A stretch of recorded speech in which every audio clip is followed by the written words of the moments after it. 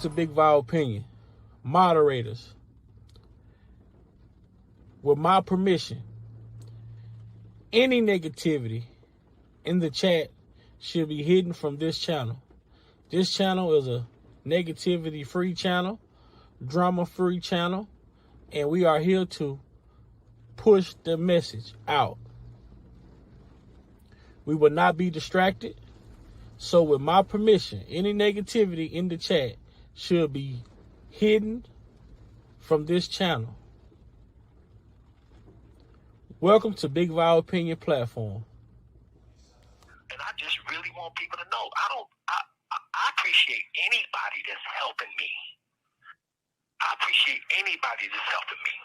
A lot of people have been there for me. I just don't want people going back and forth, being mad at each other because one person did this for me and another person did that for me.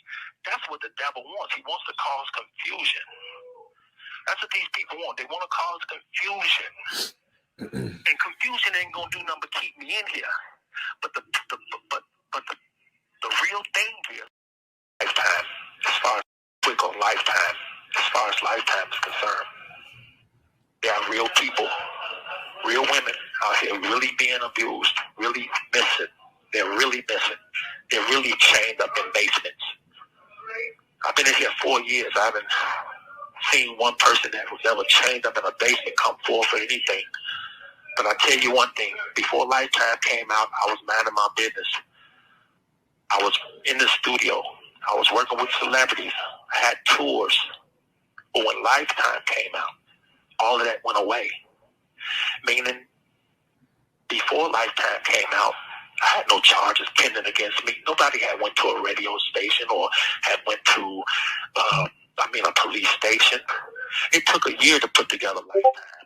If all of the things they said I did on Lifetime were true, it only take a minute to go to a police station. But when there's a crime committed, you don't go make a movie on it. You go to the police station. Nobody had done that.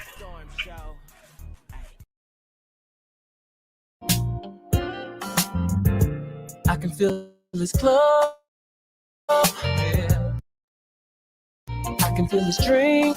Yeah. I can feel a good vibe coming over me. Oh, I can feel a party. Yeah. It's somebody's birthday. Happy birthday. I can feel a groove. Yeah. I feel a DJ. Yeah. I can feel joy. I can feel trust around me. I can feel people. And I can feel the love. And it's all in the air tonight. And it's all in the air tonight. It's all in the air tonight. It's all in the air tonight. I can feel a high, and I can feel a shot. Oh, I feel all the ladies in here looking so hot. Oh, I feel them on top. Yeah, feels like a good day. Oh, it feels like everybody is happy, and it makes me feel great. Oh, and it's all in the air tonight. Yeah, and it's all in the air tonight. Yeah, oh, it's all in the air tonight. Yeah, oh, it's all in the air tonight. Oh, so come on, let's stop all this hating and let's start celebrating. Life is too short for all this drama, pain, and madness. Let's have drinks and party up until we see the morning. Let's make a toast to change, cause I feel it's coming. It's all in the air tonight. Hey, it's all in the air tonight. Yeah. Welcome, everybody. Welcome. It's your boy, man. I'm back. I'm feeling better, man. When I tell y'all, the last line we had was so great, man. The last line we had was so great. I really appreciate each and every one of y'all for coming over on the last live. I appreciate each and every one of y'all for hitting that like button on the last live. I appreciate each and every one of y'all for hitting that share button on the last live. Man, when I tell y'all, I'm very, very, very, very grateful for each and every one of you all as subscribers, as supporters, as fans of Mr. Kelly. I really, really, really appreciate you all. And I want to say thank you to each and every one of you that sent prayers out for your boy. So when I tell y'all, I had an earache that was so bad. When I tell y'all this earache I had was so bad, you know, I'm one to not want to go to the doctors. I don't like doctors. I don't like going to the doctors. I don't like going to the ERs. I don't like none of that.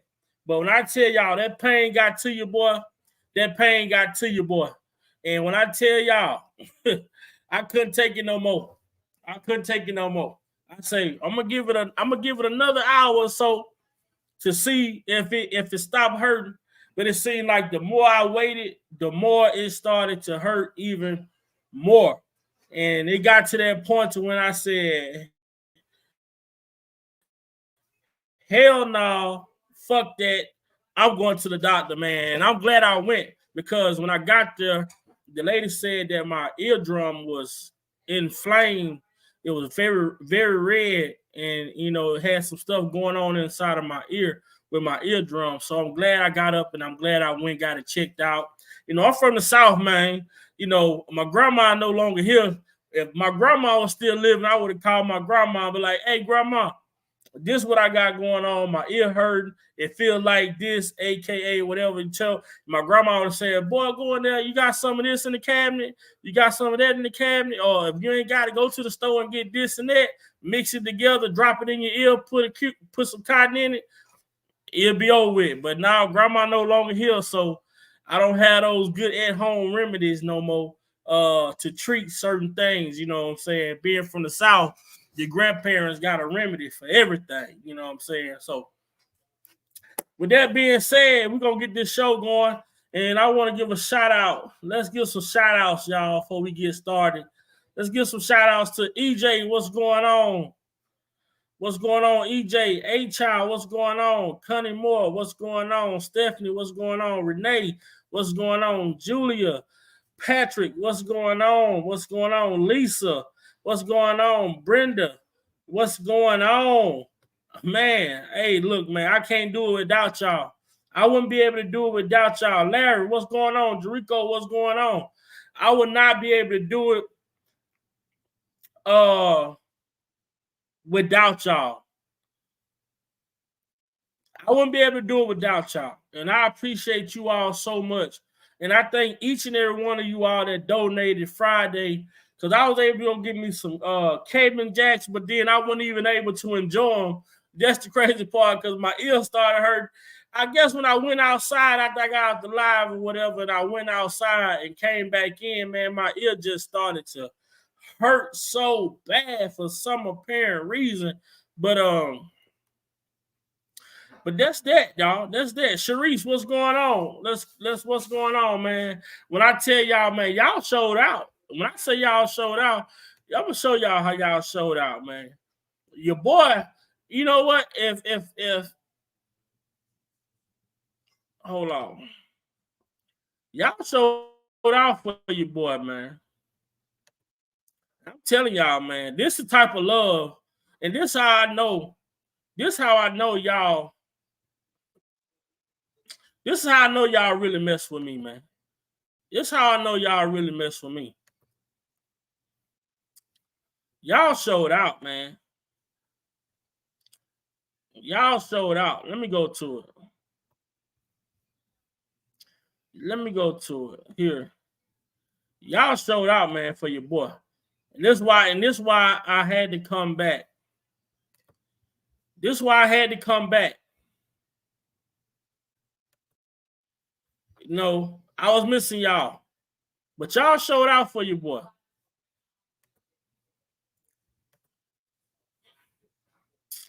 Y'all showed out for your boy, man. I put this up, send up prayers for your boy. Started feeling like crap, man. And I'm talking about, look, man, 140 people, 60 comments, man. You know, people. Shout out to all these people, man. Let me give a shout out to all these people who send up prayers for your boy, man. Look at that. We got Sir Miguel. We got Uncle Muse. Man, we got Petey. What's going on, Petey? Lisa, Miss Lady T, Tamika, shout out to you. Stephanie, shout out to you. Tiffany, Big Ma, what's up? Trina. I can't pronounce that name. Dayton. I can't pronounce that name. I don't want to butcher it. I don't want to butcher it. But this name, Clemadra. I can't pronounce that name. Sorry if I butchered that name. Darlene, shout out to you.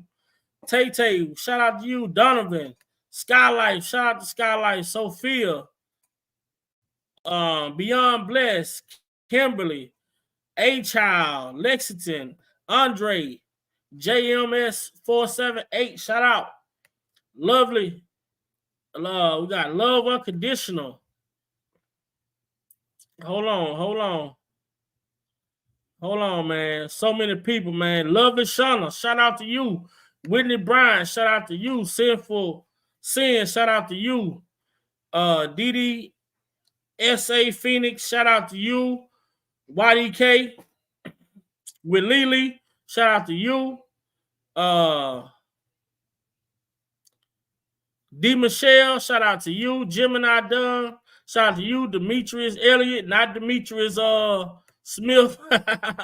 Gail Hardaway, Sweet K9973, shout out to you.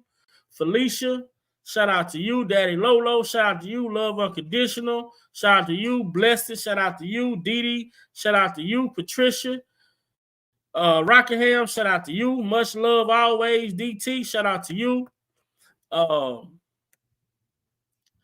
on, y'all. Hold on. I gotta get these shout outs, man, because I'm grateful for you all prayers. Jeff Taylor, shout out to my boy Jeff. Lula Jones, Sweet T, shout out to y'all. Regina, shout out to you. Julia, shout out to you. Ray Johnson, Uncle Ray, shout out to you. Cynthia, shout out to you. T. Glenn, shout out to you. J. Rock, oh, that's Jericho. Okay, shout out to you. Ashley Davis, Shantae, shout out to you. Man, I can't pronounce that name. I'm gonna say Miss Givens, 666443. Shout out to you. Casey, shout out to you. Willie Jones, shout out to you. D Map, shout out to you. Man, Theresa, shout out to you. Tremere Allen, shout out to you. My Louisiana partner. Zena Jones, shout out to you. And J Rock, shout out to you, man. Shout out to y'all for all the prayers and all the support through my situation that I recently was going through over the weekend, man. I just want to say shout out to each and every one of y'all for sending out prayers for your boy. I am back, and we got a show today. We got a show today, y'all. We got a show. So let's see where we at. We got 55 people in here. I know we got 50 likes. I know we got 50 likes. We got 55 people in here. I know we got 50 likes in this thing. I know. Let's see where we at. We got 58 people here, 32 likes, 33 likes. Come on, y'all. If y'all didn't hit that like button on y'all way in, please go out and hit that like button for your boy, man. Please go out and hit that like button, man. We get 50 likes, we're going to get this show on the road.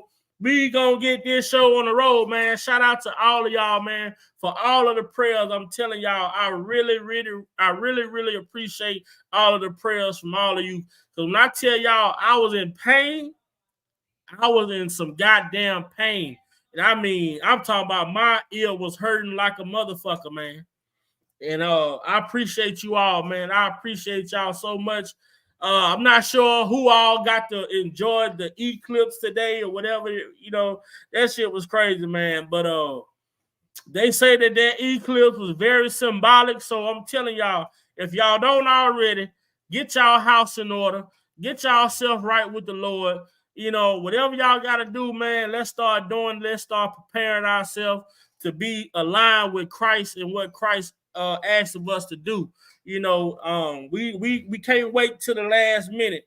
With so much going on in the world today, and you know they don't like when we talk about Christ. They don't like when we talk about Jesus. They don't like when we talk about Christianity. They don't like it. But guess what? We're gonna keep talking about it, and we're gonna keep on walking the right way. We're gonna keep walking the righteous way, and that's that, man. If y'all don't, if people don't like it, hey, we're not asking you to do it or deal with it. Just don't come trying to interrupt me in my faith in the way that I choose to walk. You know what I'm saying? I never try to tell somebody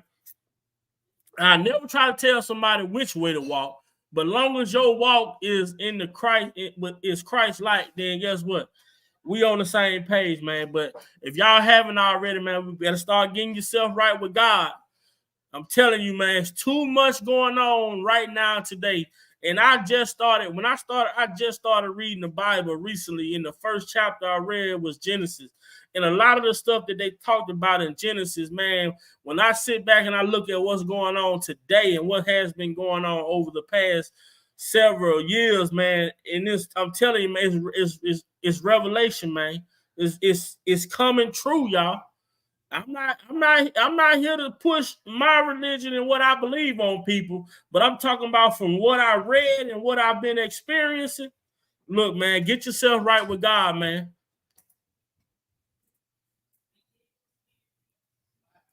Get yourself right with God. One more like. We have 49 likes. One more like. One more like. We have 49 likes, man. One more like.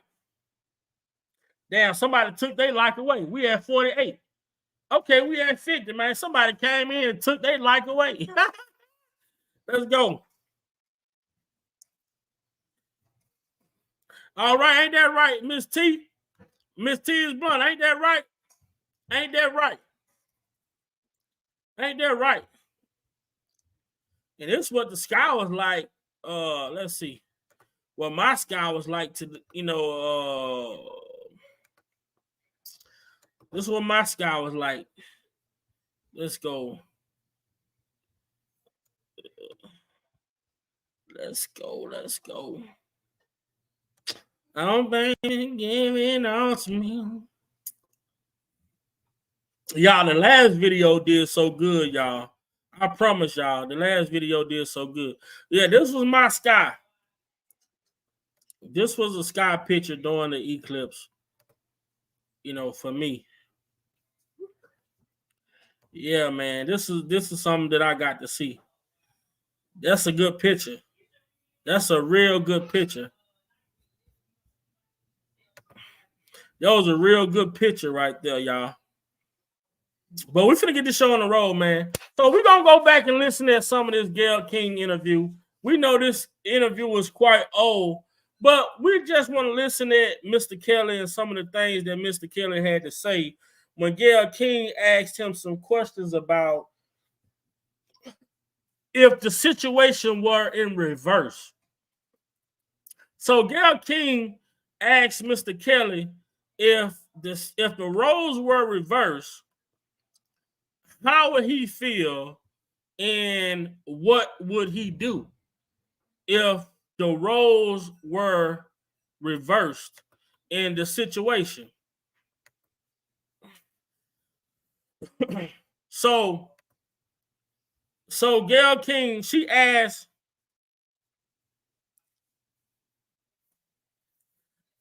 Mr. Kelly, what would he do if the roles were reversed?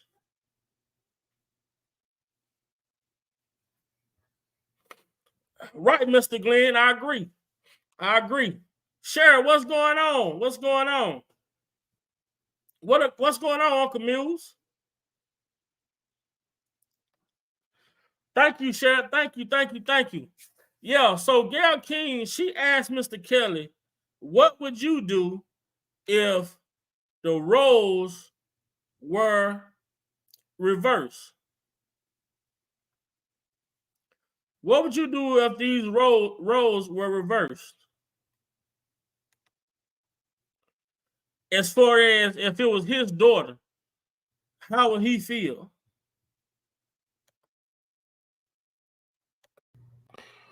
How would he feel if it was his daughter in the situation that, the parents were claiming they were going through? Ronell, what's going on? So let's take a look and a listen at this, and hopefully it's where everybody can hear it. What's up, DV? What's going on? Hopefully, let's see if we got audio. For my rights, and I'm fighting to have a relationship. Hold on, y'all. For my kids, most of all, more than in my career here. Y'all. I'm fighting for my rights, and I'm fighting to have a relationship with my kids, most of all, more than anything. I want a relationship with my kids because I've missed a lot of years of their life. They love me. I love them. And they want a relationship with you. I bet you they do. Yeah. I bet my breath on it. But they're pressured, and I get it. They're pressured. Hold on, y'all. Let's just bear with me. Bear with me, y'all.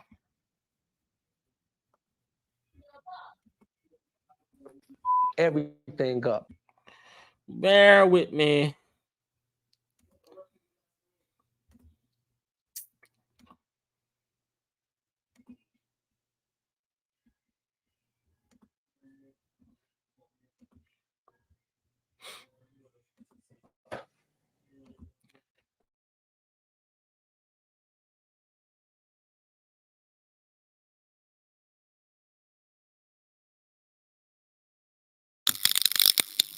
Really not.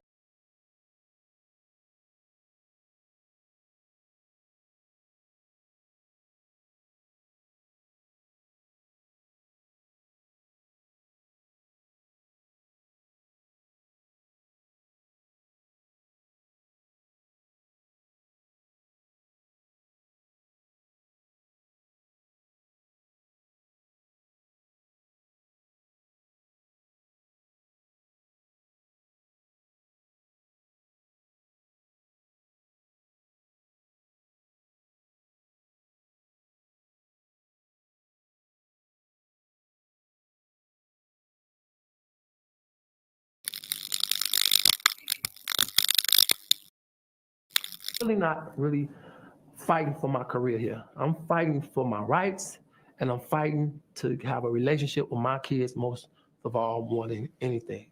I want a relationship with my kids because I've missed a lot of years of their life. They love me. I love them. And they want a relationship with you. I bet you they do. Yeah. I bet my breath on it. Really not really fighting for my career here. I'm fighting for my rights, and I'm fighting to have a relationship with my kids, most of all, more than anything. I want a relationship with my kids because I've missed a lot of years of their life. They love me. I love them. And they want a relationship with you. I bet you they do. Yeah. I bet my breath on it. But they're pressured, and I get it. They're pressured, so I get it. But I believe that's going to change in due time. You have daughters. If your daughters called you and said that somebody is doing to them what the allegations are about you, would you be okay with that? Let me tell you something. I'll be up in that mother, everything up. I had to bleep myself, but I would Yes. be everything If your daughters up. came to you and said, look, this guy is doing to me what the allegations are against you. Then I would have to arrest myself after I did what I had to do.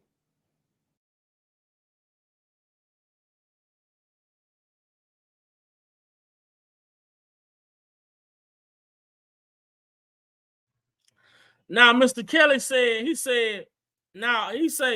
she asked him, what if it was your daughters in a situation that these young ladies were in, alleging that they were being held by someone? What would you do? They said, she asked him, what would you do? He said, I would be in there fucking everything up. He said, I had to bleep myself, but I'll be in there fucking everything up. He said, and I'll arrest myself and wait on the police. For the life of me, and for the life of me, and the life of any of us, we still have been trying to figure out why is it that these parents, they were doing the bare minimum to say that their daughters were being held captive, being held hostage, being starved, being mistreated, being beaten on, being made to sleep with other men, all of these salacious allegations that were being put out against Mr. Kelly. So if she asked him the same question, if it was your daughters, what would you have done? He'll say, I'm fucking shit up. I'm going in and I'm fucking shit up. Ain't no ifs, ands, buts about it. I'm going in and I'm fucking shit up.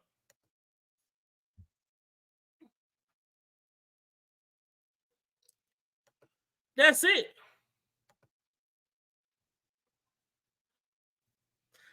That's it.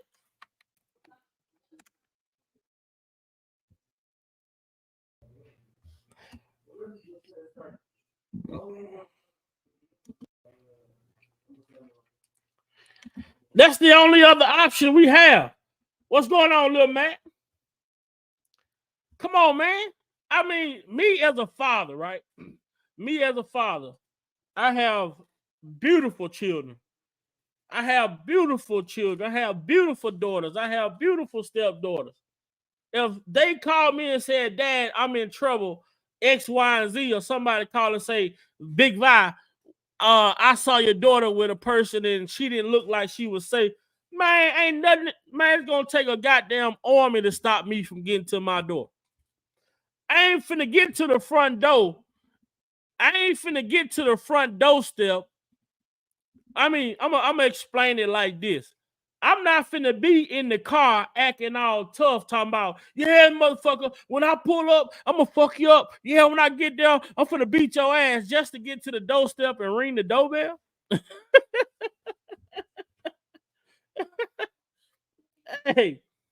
Hey, I'm not finna be in the car talking shit. Talk about, yeah, when I get there, motherfucker, I'm gonna beat your ass. Yeah, man, I'm gonna fuck you up. I'm gonna put a cap in you. And soon you get to the goddamn house, you go up to the door and you ring the doorbell. No. That's not how that go. If my daughter is in your goddamn house and she's being held captive, she's been held hostage, somebody say she didn't look good, she didn't look safe, I'm not finna talk all that shit all the way till I get to your goddamn house just to get to the front door and ring the doorbell. Hell no. I'm finna break in this motherfucker. I'm finna force my way in. I gotta kick the door. Hey, we know. Now we know Daryl Johnson wasn't shit. We know Daryl Johnson, aka Baby Powder, wasn't shit. We knew he wasn't shit when we saw him have a bald fade, a taper fade, and dreadlocks on the same head. Like he had 3 different haircuts in the same head. We know that. We knew that. But one thing I can agree with Daryl Johnson about is Daryl Baby Powder Johnson said, well, if it was my daughters inside the Trump Towers, he said, I would drove that truck through the front door. Now, that's the only thing I can agree with Baby Powder Johnson about. Because if motherfucker got my daughter held hostage or treating my daughter in a way that's not appropriate that I see, or someone tell me that my daughter is being mistreated, going through things or inhumane situations, I'm driving my goddamn truck through that door. I'm getting in. Security, who? Security ain't gonna, man, the only person who gonna stop me from getting to your ass is God. As they say in the South, I'm coming, your ass is grass and I'm the lawnmower. Point blank period. What's going on, Unc?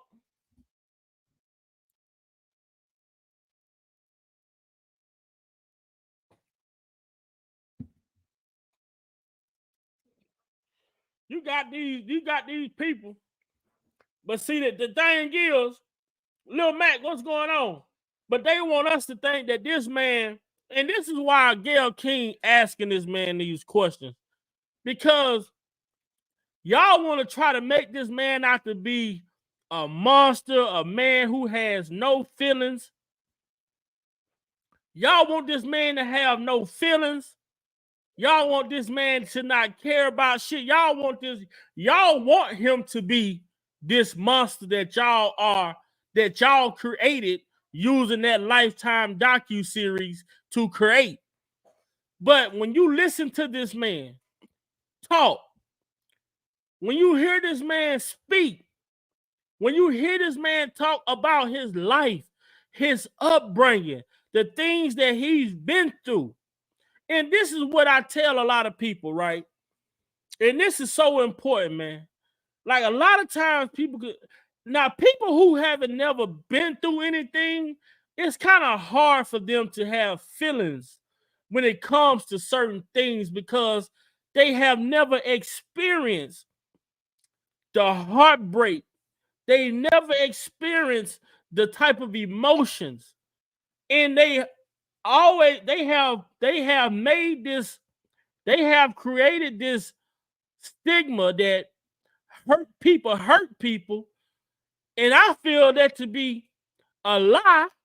And I do understand in some cases that may be the case, but most people who have been hurt, they try to help people avoid them from being they try to help people to avoid from being hurt. When you listen to Mr. Kelly,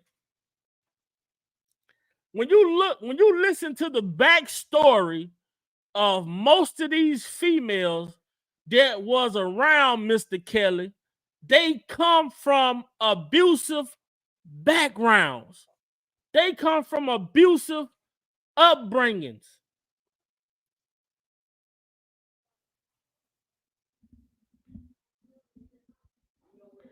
They come from abusive upbringings. They come from abusive backgrounds. They were already going through trauma. They were already going through domestic violence. They were already going through the things that they were going through before they ever even met Mr. Kelly. And what he did was he sympathized with the shit that they were going through. This right here is no different than the story of the lady who saw a snake, the pet snake, the lady and the pet snake. When they tell you the story about the lady saw a snake crossing the street, the snake seemed to be sick, ill, or whatever the situation may be. The lady picked the snake up, took the snake home. She nursed the snake back to health, feeding the snake every day. All of a sudden, the snake stopped eating. The lady couldn't figure out why the snake wasn't eating no more. So she called somebody in to come look at the snake. So they decided to say, hey, we need to do a observation on this snake, a 24-hour observation on this snake. So the lady trying to feed the snake not eating. When she go in the room, when she goes to lay down and go to sleep, all of a sudden the snake is getting up at night. The snake is in her room. The vet come back the next day and say, well, we got some disturbing news for you.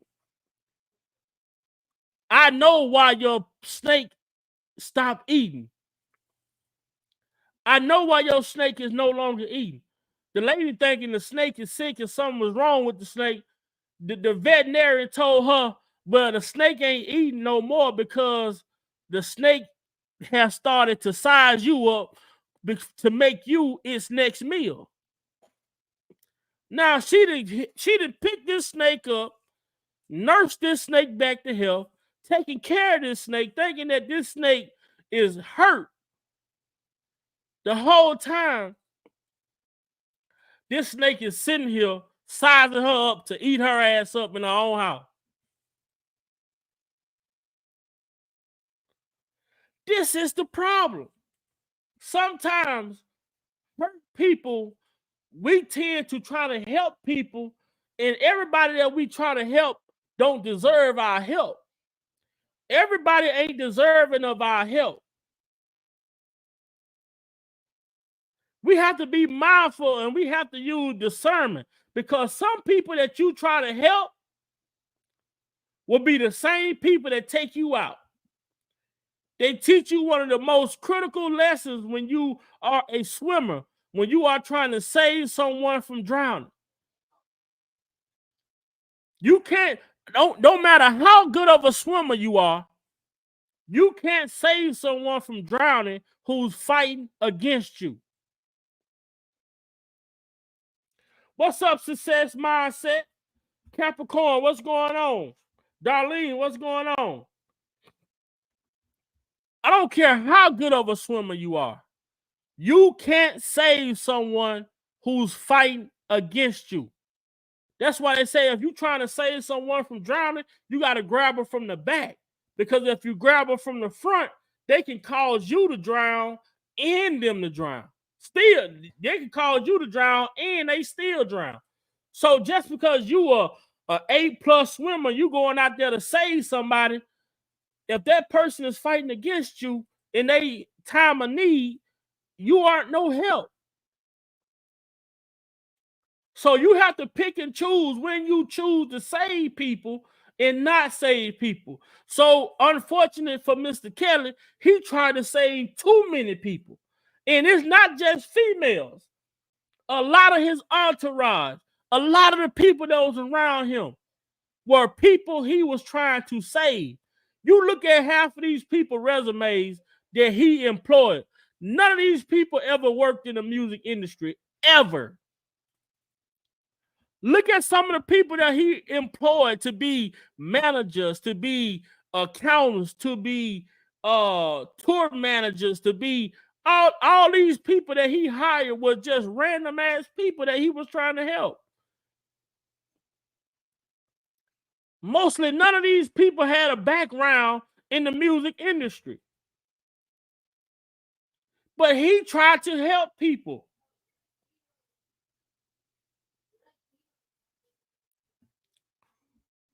Let's go, man. I had to bleep myself, but I will. Yes. If your daughters came to you, have daughters, if your daughters called you and said that somebody is doing to them what the allegations are about you, would you be okay with that? Let me tell you something. I'll be up in that mother, everything up. I had to bleep myself, but I will Yes. be. If your daughters came to you and said, look, this guy is doing to me what the allegations are against you, then I would have to arrest myself after I did what I had to do. you've been very candid that you are a sexual abuse survivor yourself. You've talked very candidly that you were molested from the ages of 7 to 13, 14. How do you think that has affected you? It hasn't affected me at all. I mean, it has affected me in a way, though. Yeah. It affected me in this way. Anything that I've been through, that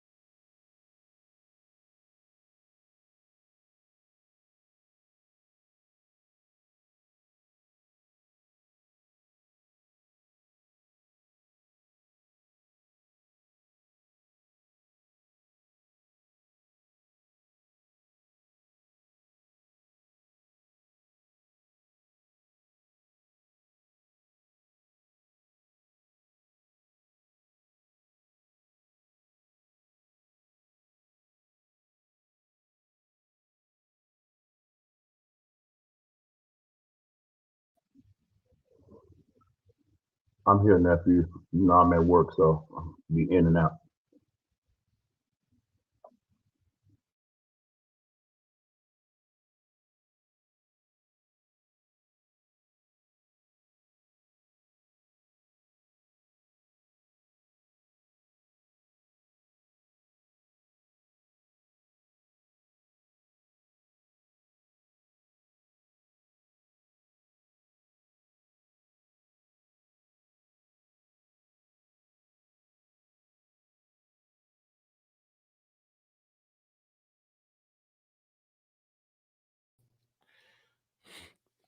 Man, you know what, y'all?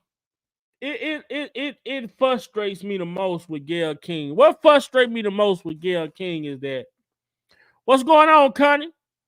Gayle King, every time she asks Robert a question and he didn't answer it the way that she wanted him to answer it, she goes off and say, Robert, are you serious? Like, she did this interview and she didn't do this interview from a unbiased standpoint. She did this interview, which we all discovered that a while ago. Capricorn, what's going on? What's going on? Nice to see you. I'm trying to get caught up in the chat, guys. Brenda, what's going on? I'm good, nephew. This interview from a biased standpoint. And I'm telling you all, every time she asked him a question and he did not answer it in the way that she wanted him to answer it.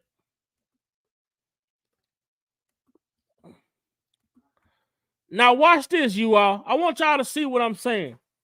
Every time she asked him a question, if he didn't answer the question the way that she wanted him to answer it, she hit him with the Robert. Let's take a look at it.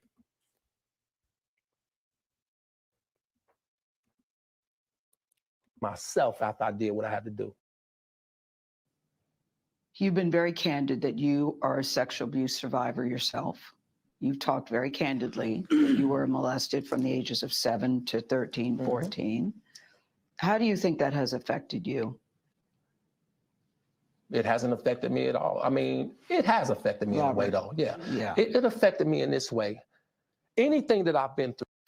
You've talked very candidly. You were molested from the ages of 7 to 13, 14. How do you think that has affected you? It hasn't affected me at all. I mean, it has affected me in a way, though. Yeah.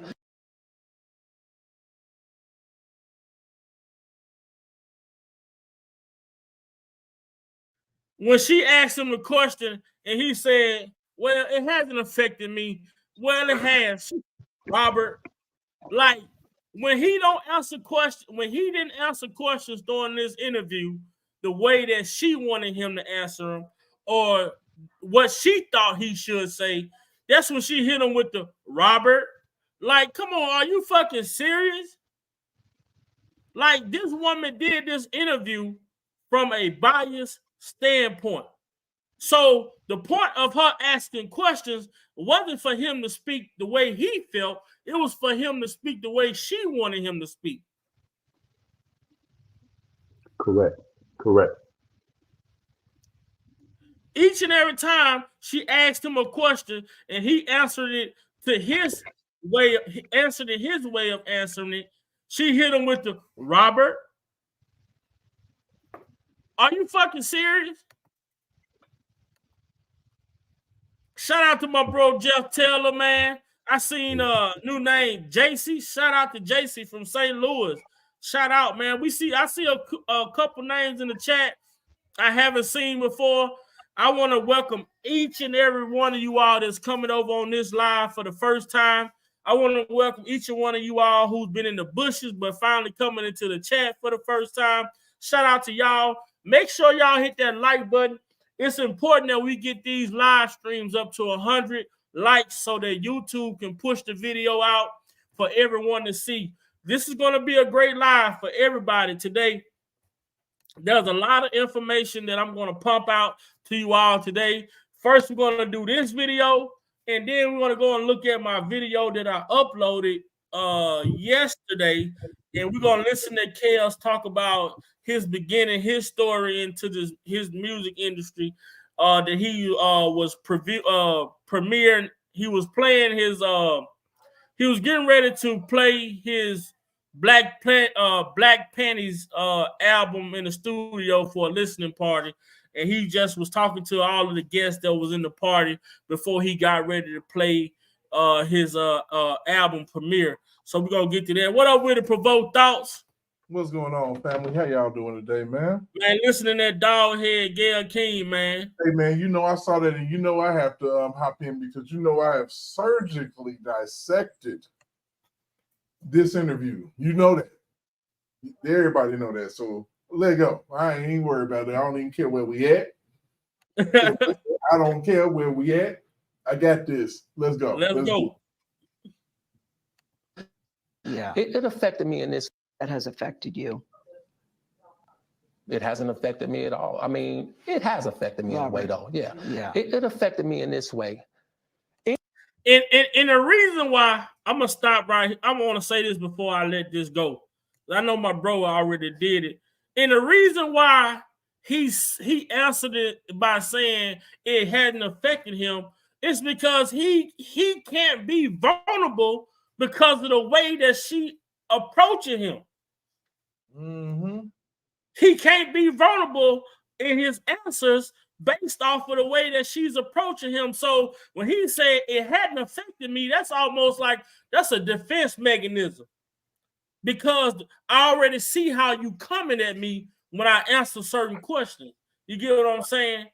So for him to say it hadn't affected me, but then change it to, well, it have affected me in a way. It's all about the interview person. She's not making him comfortable enough to be vulnerable and speak how he want to speak. So he's trying to be careful about how he speaks. I mean, because literally, bro, she coming at him in an accusatory fashion. She's accusing him right there live, bro. When they did the interview. What up, Sylvia Mikes from B-More?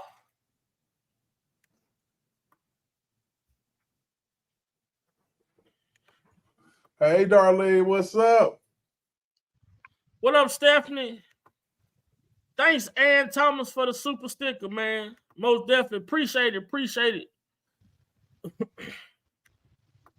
Let's look at what Shantae Boston said. I actually hate that he did the interview with that witch. Right, I agree. He should have never done that interview without his attorney still sitting beside him. Oh, his attorneys was in the other room. They was in the other room, but I think he should have had someone more professional like Andrew Wyatt, who seemed to be one of the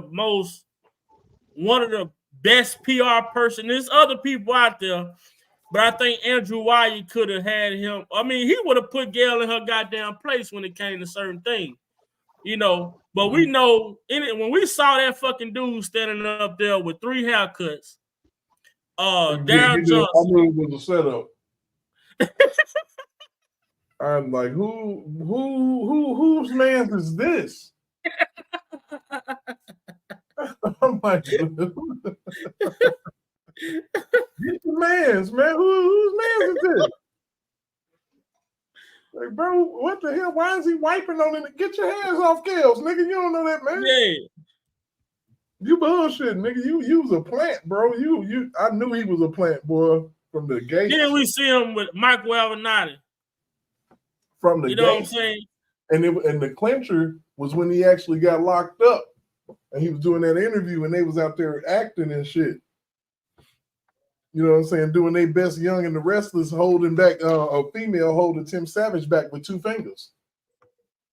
That shit was crazy. Where my daughter at? Where my daughter at? Good evening, y'all. I just wanted to speak. Blessed to your nephew. How was your visit after you got released from the hospital? How did everything go? And everybody in the chat, blessed to you. I'm at work. So I'm just Yeah, gonna yield. man. You That's all good, I baby? wanna- yeah, that's all I want to say. Blessings, Good? blessings. Man, straight up. Hey, Muse, man, how you feeling, baby boy? You all right? He done yielded all the way back, I see. Yeah, I'm good, man. I'm just gonna yield back today. I'm just gonna yield back to just listen. Most deaf, man, most deaf. You'll be back. Hey, man, but back, check this shit out, man. Like the way she was coming at him, and he was already in defense mode at this point. We Right. kind of early. We kind of early in the game on the interview, from what I see.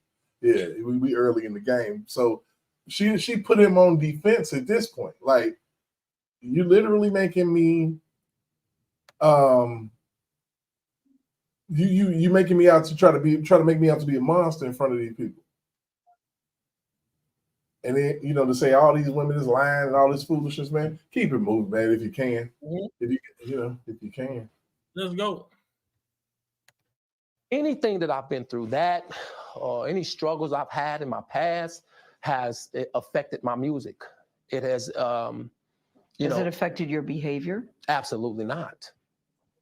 Because I'm gonna tell you something. I know people think, oh, well, he was abused. Exactly. Well, that's why he's doing that. No. No, the experts will tell you this. Most people who are abusers have been That's abused. That's a lie, though, man. Where are y'all doing these goddamn studies at?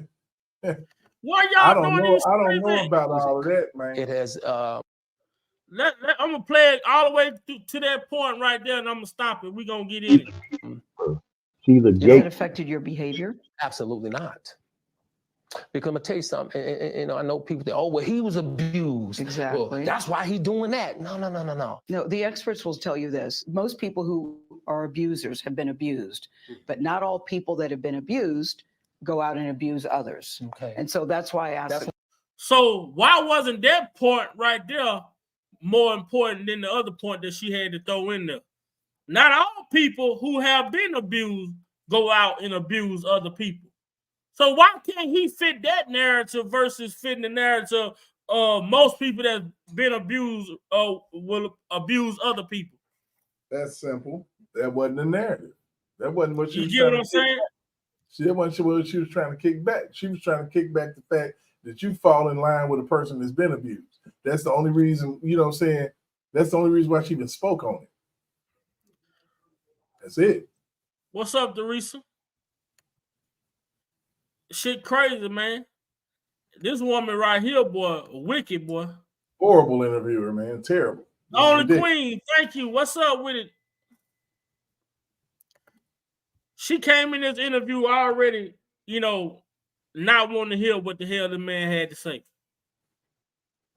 What the experts said. That is what the but they experts didn't say said. all, did they? No, they didn't. So, and that's another thing, chat family.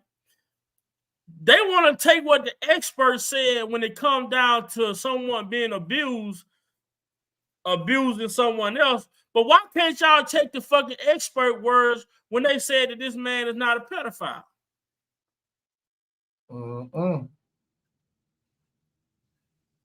Why don't the expert opinion matter then? Especially when he really ain't been convicted of anything that had to do with an actual child. The actual child at the time, because the fool's been lying, man. Right. What's up, little TT? Why don't the expert opinion matter? Because my thing is this.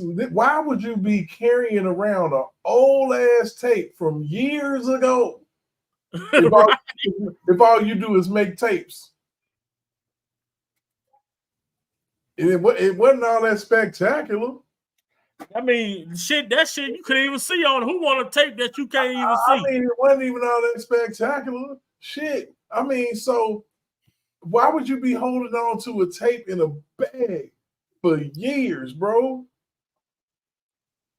Like, straight up. Like, because it had been some years the way they want to play it. You feel me? This tape pops up in what year? What, 2000? And this is from 98, 97? You're right. What are you talking about? So this man I got to keep this tape. Why did I do that? Let me hold on to this. Don't burn it. I'm talking about don't set the thing on fire. Nothing. Hold on. That's some stupid, man. Come on. Ain't nobody That's what they want us to believe. That's what they want us to believe. Ain't nobody that damn dumb, man. Bro. I'm smart enough to know this. Back in the day, when you bought a VHS recorder, the last thing you was thinking about doing was changing the date and the time on it. Now, think about a dyslexic person. They don't give a fuck about none of that shit. Just as long as that bitch press play, the date don't mean a damn thing on it. So I believe that was a fresh tape of a grown female with a child's body. But the thing is, we'll never even see the tapes that they had. We don't know the issue where these tapes come from. The issue I have with females is they can come out their mouth and say, "Oh, that's a prepubescent child. She didn't have no hair down there." What? Most cats don't like no hair down there on a grown woman. But how could you see that on the old tape? That's what females will say. The pixels on that old tape was so fucking off, and you gotta look too. Man, it was pixelated like crazy, and it had been recorded over and time over again, to which makes me almost certain that the person that even had the tape and was doing all that might have forgot which copy was the original copy or lost it or anything. So you can't tell me in the future that you got superior tapes, DVDs, that from the past when it was on the VHS number one and it was grainy number two. But who? But you know why they did that? Because in this century, they train our eyes to see clear shit. So we're not even finna look at a tape that you gotta strain your goddamn eyes to watch. It's like watching that 2000 tape is like it looked like R.kelly. It looked like R.kelly in a thunderstorm with sheets of rain coming down across the fucking street. It looked like that old tape in today's time is equivalent to us trying to watch the goddamn solar eclipse with no glasses on. Boy. You just can't do it. Man, look, so I look at it like this. These people went off that tape and they went off that faulty marriage license that they claim got annulled in a whole nother state. People need to do their research, because I promise you, that ain't what goes down. You can't go, even on Martin, when they went to the island to get married, they had to go back to the island. They weren't able to do that shit, no damn Detroit. But people argue that down. They'll argue that down when you can go and pull up the law in Illinois, the statutes in Illinois when it comes to marriage and annulments, and it'll tell you that you can only get a marriage annulled in the state in which you got it, that it was officiated in. I'm like, these goofies. I'll be like, come on, man. But you can't argue with them, man. All we can do as content creators is put the information out there, because we can't go back and forth. Because at the point, the simple fact that when we come with something, we come with receipts to show what we're talking about. We're not on here to debunk people who may say otherwise. But we're gonna come on here and say, well, by law, this is how this works. Now, if it was different for him, then somebody else, where are all the other people who allowed this shit to go on? Where are the people who allow it to happen? What makes him so much different from any other citizen in this country that he can just, all of this shit, he can just avoid everything. And everything is okay. You talking about a man who's been on the radar. And this is why he made so much sense when he said, why would me, after everything I've been through in my way past, decide that I want to hold someone hostage? That means this man understand that he's been being watched for a period of time. After So all why would I I be out been here through. fucking up, breaking laws? Right, after all I done been through, you know, it's crazy. What up, Vi? What up with it, J-Rock? Hey, how you doing, my guy? Man, what's going on, Derek? How you doing? Shout out to everybody in the chat also. You know, let's go ahead and contextualize this the way it is. Take the word interview out. This was not an interview.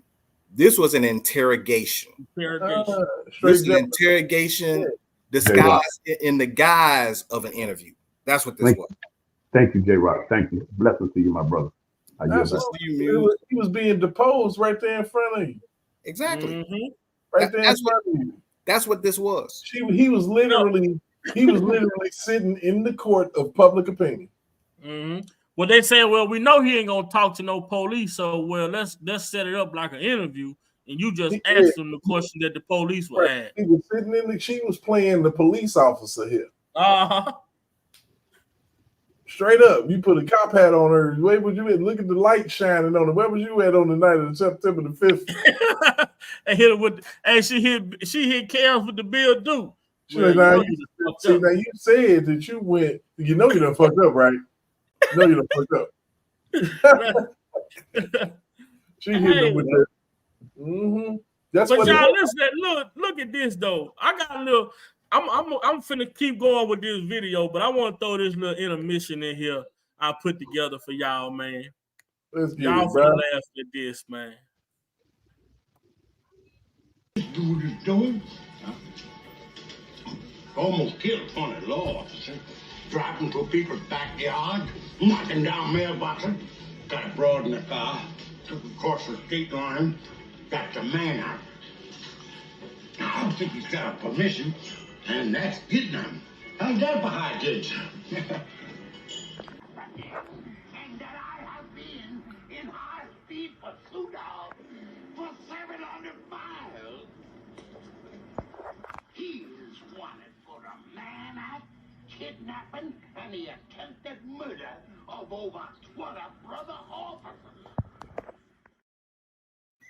For the man that kidnapping, huh? I'm so glad you have played that. Man, shout out to Jackie Gleason and Burt Reynolds, though. How long ago this movie came out? This movie came out in 1977. This is the first time. The bandit was wanted for the man act? Yep. I heard that. You heard this is the first time I've ever heard about the term man act. It was based on this movie. I had never heard of a man act before until that movie. Right. I was a little, and I was a little kid. After, up until recently. Yeah, I forgot he said that in there. That's classic, man. That's one of my favorite movies. The man act and kidnapping now. Because he took across state lines, so that's the man act. Then he didn't have a permission. That's kidnapping. Come on, man. And you don't even know that for sure. Against the will. And see, you know the crazy part about it? He went all that by pure speculation. Because hell, the girl was supposed to marry his son, and she said, I ain't about to marry this fool. Right. That's the reason why he was trying to lock the bandit up. Because the bandit took the bride. Well, she asked to go with the bandit. Yep. Yeah, man. Yeah, I watched that today. I was watching that shit today, and I'm like, man, let me record these two clips right here because it's so ironic. This shit came out in 1997, man. And they talking about the man act and fucking the other shit he called it. Man act, kidnapping. Man act and kidnapping. The same shit they talked about with Kels. The man act, kidnapping, sex trafficking. You know what I'm saying? This shit's crazy, bro. How this shit come in and Derek over on his platform said something a couple of nights ago, and he was talking about how Trump pardoned Jack Johnson, which was locked up for the goddamn man act law. Yep, for the man act. Straight up. And what's crazy? A man act is purely based on the prosecutors assumption. You know And what I'm saying? And let's go a little bit further, man, with that shit. Y'all don't even know, man. Trump was accused of having a P tape out there. Well, he peed on somebody allegedly. Man, The crazy. it's just too crazy. It's too crazy, and it's too obvious to what's going on right now in today's society when it comes down to taking a powerful person. I'm not gonna even say powerful. When it comes down to taking important person who has financial benefits in this country, man. Right now, any man of power should be on edge. That's why I'm telling y'all what Uncle Luke did that live. He went in the garage and pulled out all the paperwork. Uncle Luke say, I'm letting y'all know right now, I got all my paperwork, consent forms and everything. Yeah, relief forms he was talking about. Hell yeah. Uncle Luke said, I got all my shit. So y'all come want to fuck with me because guess what? One of the women they were interviewed with this P. Diddy shit come out talking about she first met P. Diddy at a Freaknik. Right. I say, oh Lord, now they bringing the Freaknik up in this shit. Man, because that was some ridiculousness that popped off down there. Like, I'm sure if you want to talk about some females getting assaulted, you think that it didn't happen at a fucking Freaknik? Then she say she was 16 when she went to. Now you 16, you snuck out of the house to go to the Freaknik and end up in a freak party, but you still don't want to take no accountability for what you did. You were 16 and you snuck out the house to go to the Freaknik. Pretending you was grown, acting like you was grown. You wasn't telling nobody in no grown-up scene that you was a child. You wasn't doing that. It just wasn't. It wasn't going down like that. I'm telling you. You out here telling lies, fake IDs, everything. And then when Shout out to the chat. Shout out to the chat, man. We hit 100 likes, man. Shout out to the chat. Shout out to everybody who was hitting that like button on their way in. Shout out to y'all. I keep on telling y'all, we got the best chat on these YouTube streets. I take this chat with me to go against any goddamn chat out there who think otherwise, man. Because my people, these people in this chat gonna step. Well, my goddamn ear was hurting. I say, I need prayer warriors right now. Well, I felt them prayers coming down. I'm telling y'all, I was in some pain. What happened? Did you have an ear infection, son? My eardrum was inflamed. I don't know, man. I got off the live and went to go get me some Cayman Jacks, and by the time I came back in the house, boy, I was on there with y'all, but I really wasn't saying. I was listening to y'all, I wasn't saying nothing because my shit had around that time it had started hurting. I said, boy, man, what the hell is going on, man? This is just random. I guess I'm talking too much good stuff, man. And when you talking that good stuff and you putting that good energy out into the atmosphere, man, things try to stop you, but at the same time, man, you're gonna have to lay me down to stop me. Right. You take get you some turmeric. Turmeric is good for inflammation. Yeah, I got me some. I got it in the day. Some turmeric, sea moss, turmeric, ashwagandha. There you go. Black seed oil, everything. So got it. Hey, man. You got it. You're back on that. You got it. Oh, yeah. Let me say this real quick. I want everybody to hear me with their heart, not with their ears. Hear what I'm saying. Nephew just referenced Uncle Luke's energy. Let me show you how powerful that is. He gave $1 billion worth of game.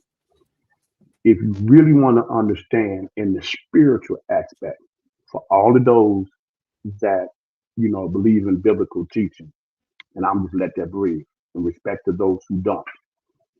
If you want to understand the depth of what Mr. Luke was saying from a spiritual aspect, here's how simply I'm going to lay this down real quick. I'm not going to unpack it until the 24-hour live. What Lucifer did in heaven, and the reason he got cast out of heaven and quarantined to planet Earth, and the reason why he was allowed after the Father and the Son and the Holy Spirit and the rest of the council of heaven got together. And it said he must be allowed so that it will be able to determine whether or not God's justice and government is fair, or the allegation that Lucifer has spread throughout the angelic kingdom is so or not. So that was allowed to all the way down time when Christ died on the cross, when he was buried for all humanity and came out of the graveyard. When he was on that cross dying, all sympathy throughout all the spiritual realm of God's holy angels had no more sympathy for Lucifer. They understood now him to be a liar and the father of lies. He was totally exposed, but he is permitted to be allowed. And so now, as Joshua said, as for me and my house, we will serve the Lord. So you have a choice to pick God's righteous path, or you can take the road that's the broad way that leads to death and destruction. You have the human free will and the power of choice to do what you will. So this whole battle, everything that's going on this planet Earth, is between good and evil. It's because Satan is still pissed off about getting kicked out of heaven. He couldn't be equal with God and set his throne above God, and he's still feeling some type of way. So humanity is created in God's image and after God's likeness. So every time God looks at us and we're fulfilling his purpose, God is lifted up and glorified. Anytime the enemy can trick you and get you in bed with demonic people that are in government, in the music industry, and you go sit in these rooms and you make these deals, maybe aware or not aware. And then maybe the light bulb comes on and you say, oh, no, this ain't what, no, I'm not compromising my money. You know what? I know I make it, I'm get out of that. No, it ain't that easily. The enemy will take your bloodline and your lineage if he's being allowed to destroy everything that you agreed to. You ain't gonna just come out like that. It's like you're not here in these streets to get in this game. Blood in, blood out. You die in this. You don't just walk away like that. You know what kind of information you got? You know how many kind of stocks and shares and people we got? You know how much money you finna affect? And now you're gonna come and try to sue me? You're gonna try to make havoc good? We'll destroy you. We control the media, we control the minds.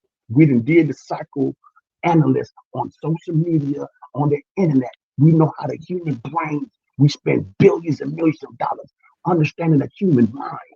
The only way you can break free from that is to accept what you have done, repent of that, and turn to God.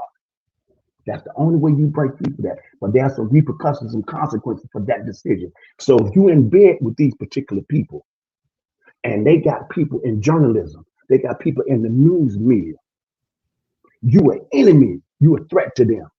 So everybody that's in alliance with them come after you. They send the people to you. So they're called a senator. They're called the senators that he's in bed with that particular law firm that appointed that particular judge, that particular federal judge, that particular state judge. That's how this stuff works. So that's why when people get big, and I get back on this point, and you start growing like Pop was doing, all the other conscious rappers was doing, the good activists, you start dumping money and you see someone who deems to be a person of integrity in a position. So when they want to come at you and call their senate, you go call your senate. You know what I mean? That's how this stuff works when you're working around in this demonic world. Let that breathe. We'll unpack that in the next 24-hour live with Big Bye. I yield back now. My man say promote. Let's get that live cracking. 24. Hey, no. Yeah, I stand. So that's why I'm asking. I'm in the not all. I'm in the not all. Okay, but they are also. I asked that's the what question. The experts said. That is what the but they experts didn't say said. all, did they? No, they didn't. No, all right. No. Here I stand. So that's why I'm asking. I'm in the not all. I'm in the not all. Okay, but they also didn't say when you're R.kelly, okay, and you're famous and your name is ringing 25 million times a day all over the world, okay, of people trying to get money from you, okay, and they're using your past. They're using the past allegations, the past case that he beat to link it on to that, okay? They're using that. When you say that you need help, she can't accept when he make it make sense. She Right. cannot accept that he make it make sense. Are these experts the same body language experts that everybody keep talking about? Because Right. evidently these body language experts don't know a damn thing They either. got it wrong, buddy. Now listen at this. Okay, and you're famous. Abused, go out and abuse others. Okay, And so that's why I asked that's the what question. the experts said. That is what the But they didn't experts say say. all, did they? No, they didn't. No, All right. no. Here I stand. So that's why I'm I'm asking in the you. not all. I'm in the not all. Okay, but they also didn't say when you're R. Kelly, okay, and you're famous and your name is ringing 25 million times a day all over the world, okay, of people trying to get money from you, okay, and they're using your past. They're using the past allegations, the past case that he beat to link it on to that, okay? They're using that. When you say that you need help, do you think you need to go to therapy? Have you been to therapy? Absolutely. At this point, I'm definitely talking about that. About going? Oh, absolutely. Yeah. You know, it seems like, some could say you might seem out of touch to a lot of people. What do you mean? Well, I mean, your perception of the charges against you. I know it's your side and it's your story, but you have a different perception that most of the world has about you. No, People I have a think that truth. People have perception. People have the perception. I have truth. Do you think you're invincible? Thank you. What the hell? People got the perception. He had to correct her. No, people got the perception. See, Gayle got pissed because R. Kelly started contradicting every narrative she came at him with. I mean, He but straight up, it's like it's so crazy. He straight up undercut it. But it's so crazy, J. Rock, because the climate of the moment was set up so everybody was on her side. Like these people was on her side about it. Because everybody was coming from that emotional state of their perception. And a docuseries and all of that. So people was feeling like everything that was coming out of this man's mouth was a lie. But like I said, once you get away from the situation so far away and we come back, you see more than what you saw before. Because I didn't even know how profound that statement was back then.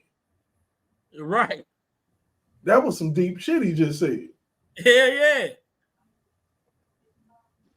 Yeah, I have my earphones off. I apologize, nephew. It's extremely difficult for me to listen to anything she says. I don't like the sound of her voice when she forms anything come out of. I don't know if she's saying. I don't care if she's saying hello. The weather is 90 degrees. Anything come out of her mouth, I have an issue with trying to even hear it. I can't even let it enter my spirit. The spirit, the demonic spirit that's on this woman is extremely strong. It's extremely strong. Muse, it's funny you should say that because I got a question. Which one of these individuals do you think is worse as far as the point you just made? Gayle King or Tasha K? Well, yeah, both of them. They two peas in a pot, man. You know who was just like this? Nancy Grace. Yeah, she kind of falls in that category too. Nancy Grace, oh my God, Wendy Williams. Let's get it, man. Let's try to get through this interview, man, so we can go to the next clip.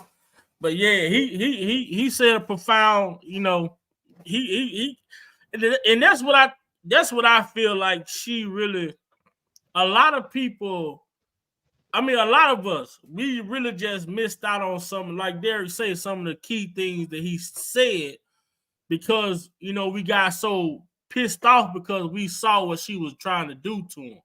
And when he got to that point, like, fuck it, I don't even want to watch this shit no more. But Derek, you done went through the whole interview. Man, multiple times, bro. Yeah. Ooh, let's get it. You know what R. Kelly should have did? R. Kelly should have pulled a Russell Simmons on Gayle King. He should have just said, "Thank you for coming out. God bless you. Good night." Man, he should have never let her in the door, bro. Straight but up. It's the $2 million that they stole from him. They gonna pay you. They paying you $2 million to set you up. Right. And you never got the money. And the 11 million she got from the damn network. Right. Man. Let's get it, man. Might seem out of touch to a lot of people. What do you mean? Well, I mean, your perception of the charges against you. I know it's your side and it's your story, but you have a different perception that most of the world has about you. No, People I have a think that truth. People have perception. People have the perception. I have truth. Do you think you're invincible? Oh, absolutely not. I just think I'm human. Your relationship with them. I love them, and it's Where the fuck did that statement come from? Talking about you think you're invisible, We have invincible. a relationship. It's She's a witch, man. She's a witch. And I know guys, like I've known guys all my life to have 5 or 6 women. Okay, so don't go there on me, okay? Because that's the truth. The fact that they're much younger than you. I don't look at much younger than me. I just look at legal. I just look at you're you. Ha! Make that say that again, Kale. Go there on me, okay? Because that's the truth. The fact that they're much younger than you. I don't look at much younger than me. I just look at legal. I just look at you're you, I'm me. Now, I don't know if you're married. I don't know. I don't know if you had a relationship. I don't know what I don't know. But one might be older than the other. One might be younger than the other. Okay? So I just look at legal. Okay? People, there are older men that like younger women. Is that there you? are younger women that like older men. Are you an older man that likes younger women? Older I'm man. an older Oh, man that love all women. Okay. Man. I didn't go looking for a Jocelyn Savage. I was doing my show. He brought her and asked a friend of mine to put her on the stage with R.kelly. He said he bought her. He bought her. Make sure she's on the stage. Israel Clary, what can you tell? What is your relationship with her? Hold on. He said, because Tim Savage said he never met Mr. Kelly. I didn't go looking for a Jocelyn Savage. I was doing my show. He brought her and asked a friend of mine to put her on the stage with R.kelly. And Jocelyn Savage was of age during that time. So let's go. What we got? We got Jocelyn in here. I know somewhere. I know I got Jocelyn Savage in here. Angeline and Timothy Savage say it's been nearly 2.5 years since they last saw their daughter, Joycelyn, in person. They say Joycelyn enjoyed singing growing up, and they believed R.kelly could help their daughter with her professional career. Kelly was acquitted of child pornography charges in 2008. So you felt comfortable because he had been acquitted of the charges? Not only had he been acquitted of charges, but I felt comfortable because of at the time, I wish I didn't, but I separated the artist from the man. The Savages say Joycelyn first met R.kelly at one of his shows in 2015. Kelly claims Joycelyn's father brought her to the concert. I didn't go looking for a Jocelyn Savage. I was doing my show. He brought her and asked a friend of mine to put her on the stage with R.kelly. Never have that ever happened. So you didn't bring her to the show? No, I did not. Have you met R.kelly? I've never met Mr. Kelly. You have never met R.kelly? Never in my entire life met Mr. Kelly. I've only talked to him one time on the phone. And that one time, you know what he told me? He said, you're gonna have to wait to see your daughter. Trust the process. How can you tell another father to trust the process, but you rampant and raging on TV that you want to see your kids, but you won't allow me to see my own daughter? How do you think that makes me feel as a father? Joycelyn. Trust the Hold up. Why in the hell? How can I put this? This dude here, Mr. What'd you call him, Big Vibe? Mr. Yes, Mr. girl. 128 hours. 120 hours. Yeah, Mr. 120 hours. How the hell he gonna get up there and start quoting the Philadelphia 76ers general manager? In there talk about trust the process. Nigga, we know first of all, we know where you got that from, number one. And number two, how you gonna talk about you ain't never met R.kelly when the whole damn time you kept saying to your daughter, he said, yeah, we supposed to meet up. Yeah, Mr. R.kelly, Robert Kelly, you got 120 hours. But Now, you see, he said, it's Gayle King said you took your daughter to the concert. You took your daughter to the R. Kelly concert, all this. R. Kelly said he didn't want had his daughter put on stage. It wasn't, and to say that your daughter was grown during the time of this concert as well. Right. And so he go come ahead. out with the narrative of, see, the Gayle King interview was first. So now this is what Tim Savage did. He looked at the Gayle King interview and said, well, this nigga on there crying about seeing his kids. So when we go to Gayle King, I'm gonna make it my business to make people to say, well, then I asked him to see my daughter, and he told me to trust the process, but he on here crying about not seeing his kids. So they want to make the man seem like he got feeling. He want people to have sympathy for him, but he don't sympathize with other folks. Just pretty much more so creating that narrative that this man don't give a fuck or whatever. Trying to, because why would Tim do that knowing that he done met this man? We just seen on the picture. That's his whole family on the picture with R. Kelly. Who took the picture? Right, and also too, go back to what he was saying when he had that tight ass brown suit on with the baseball bat, talking about Mr. Robert Kelly, Mr. R.kelly. You got 120 hours. You ain't gonna have that kind of smoke and talk that kind of shit like that if you ain't meet that man face to face at some point. Because you're not just gonna draw the energy just out of nowhere. He came to the Trump Tower. 3 haircuts, Baby Powder Johnson told him, well, if it was my daughter inside the Trump Tower, I would have drove that truck through the front door. But what did Tim decide to do? Stand outside and say, yeah, R. Kelly, yeah, let my daughter go.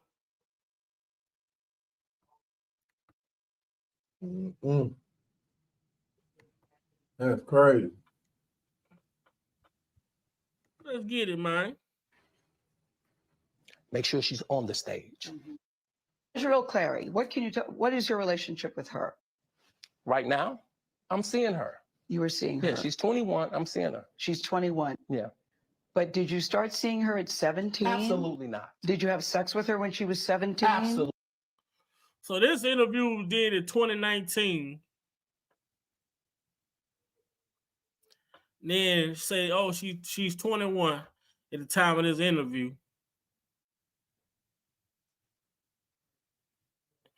This shit just crazy, bro. But it was so important for them to push this 16 narrative, 15, 16 narrative. They had so many people working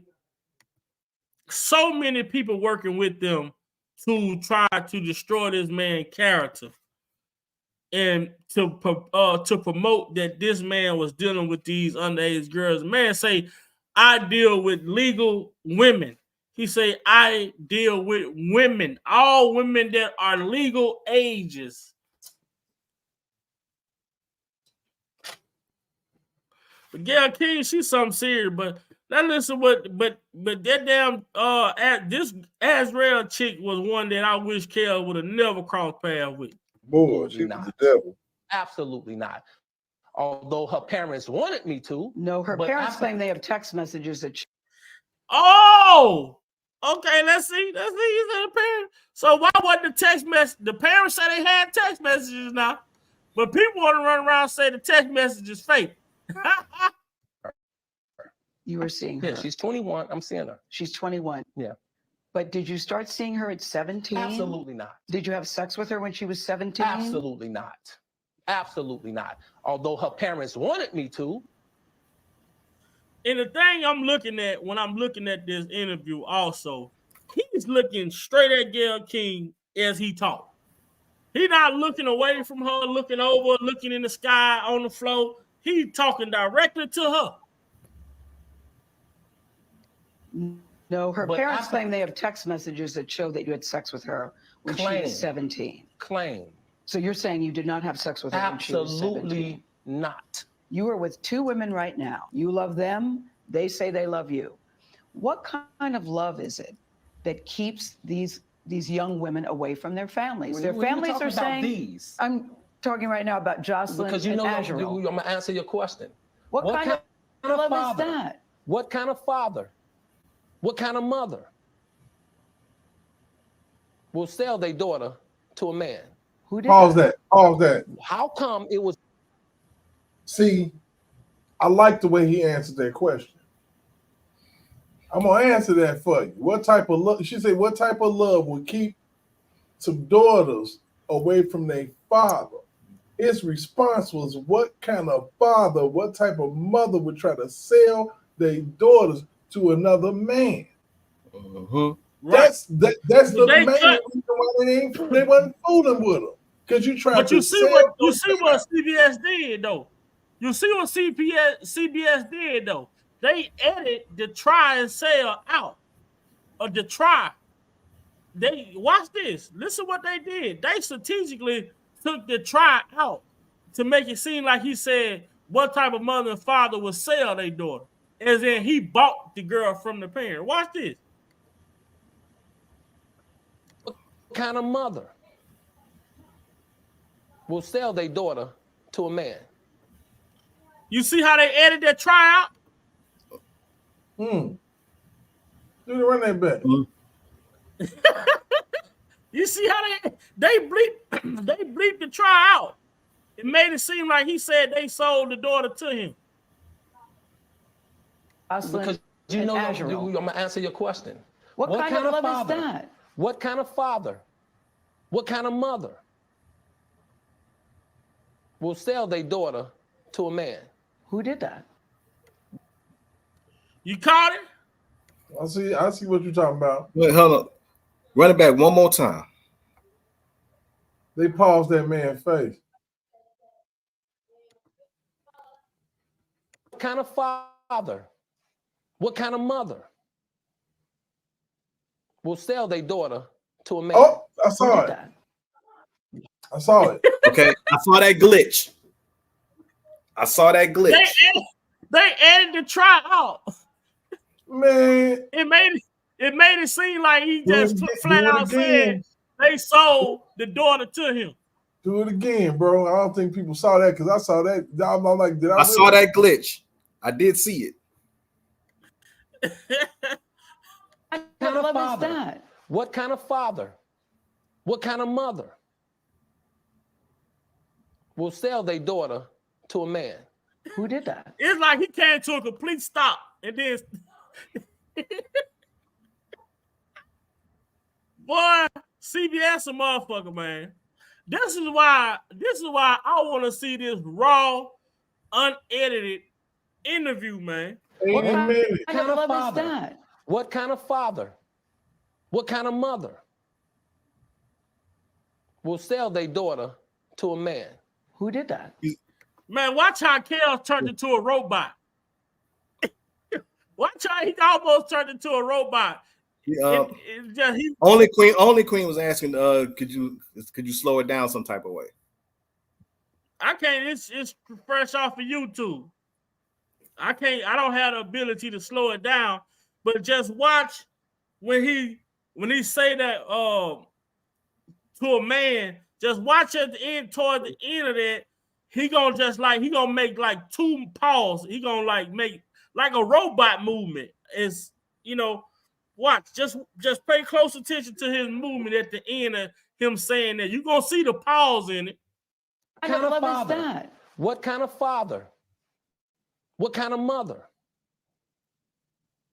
will sell their daughter to a man? Who did that? Sell their daughter to a man. Man, man, this CBS shit, bro. This shit crazy, man. She said go to settings at the bottom. Where it say HD. How come it was okay for me to see them until they wasn't getting no money from it? why would you take your daughter? If I were going to take my daughter and she's 19 years old to a 49-year-old icon, whatever, celebrity or R.Kelly concert or whoever it is, I'm not going to put her on the stage and leave her. I'm going to take her to the concert. Their father is more into my music and know about my music than they do. You're saying the parents handed their daughters, Azurel and Jocelyn, over to you? Is that what you're saying to us? Absolutely. Are the cameras still going? Yes. Absolutely. We're still talking about you with underage girls. Why would he have to ask, are the cameras still going? Something must have went on with the camera behind her that he saw that she didn't see. For him to ask that question, are the cameras still going? He been seeing them lights go on and off. That's what the problem was. He was seeing the lights go on and off. So that's when he was like, in that one spot, is this camera still rolling? Is this camera on me? Right. Or maybe he knew, maybe he picked up what was going on and she knew what was going on, but she didn't think he was going to pick up on it. That's another thing. Man, yeah, he caught. That's why he asked that question. Are the cameras still rolling? People thought he was just being, irate about certain shit. He asked that question because he saw something go on behind her that she wasn't seeing. That's why he had, if that camera's on, either the red light or something with that camera that he was paying attention to either went off or whatever the situation was that he saw. And are these cameras still rolling? You gotta, I need reassurance, something ain't right back here. You know what I'm saying? Something happened for him to ask that question about, was that camera still rolling? Boy, buddy. It's tough to get through this thing. It take a minute to get through this. Do you still sit here and say you have never been with underage girls? Can you really say that? I sit here and say this. That's an interrogation question. What did I tell you? What did I tell? See, and there are people don't like when I say that this was an interrogation, not an interview.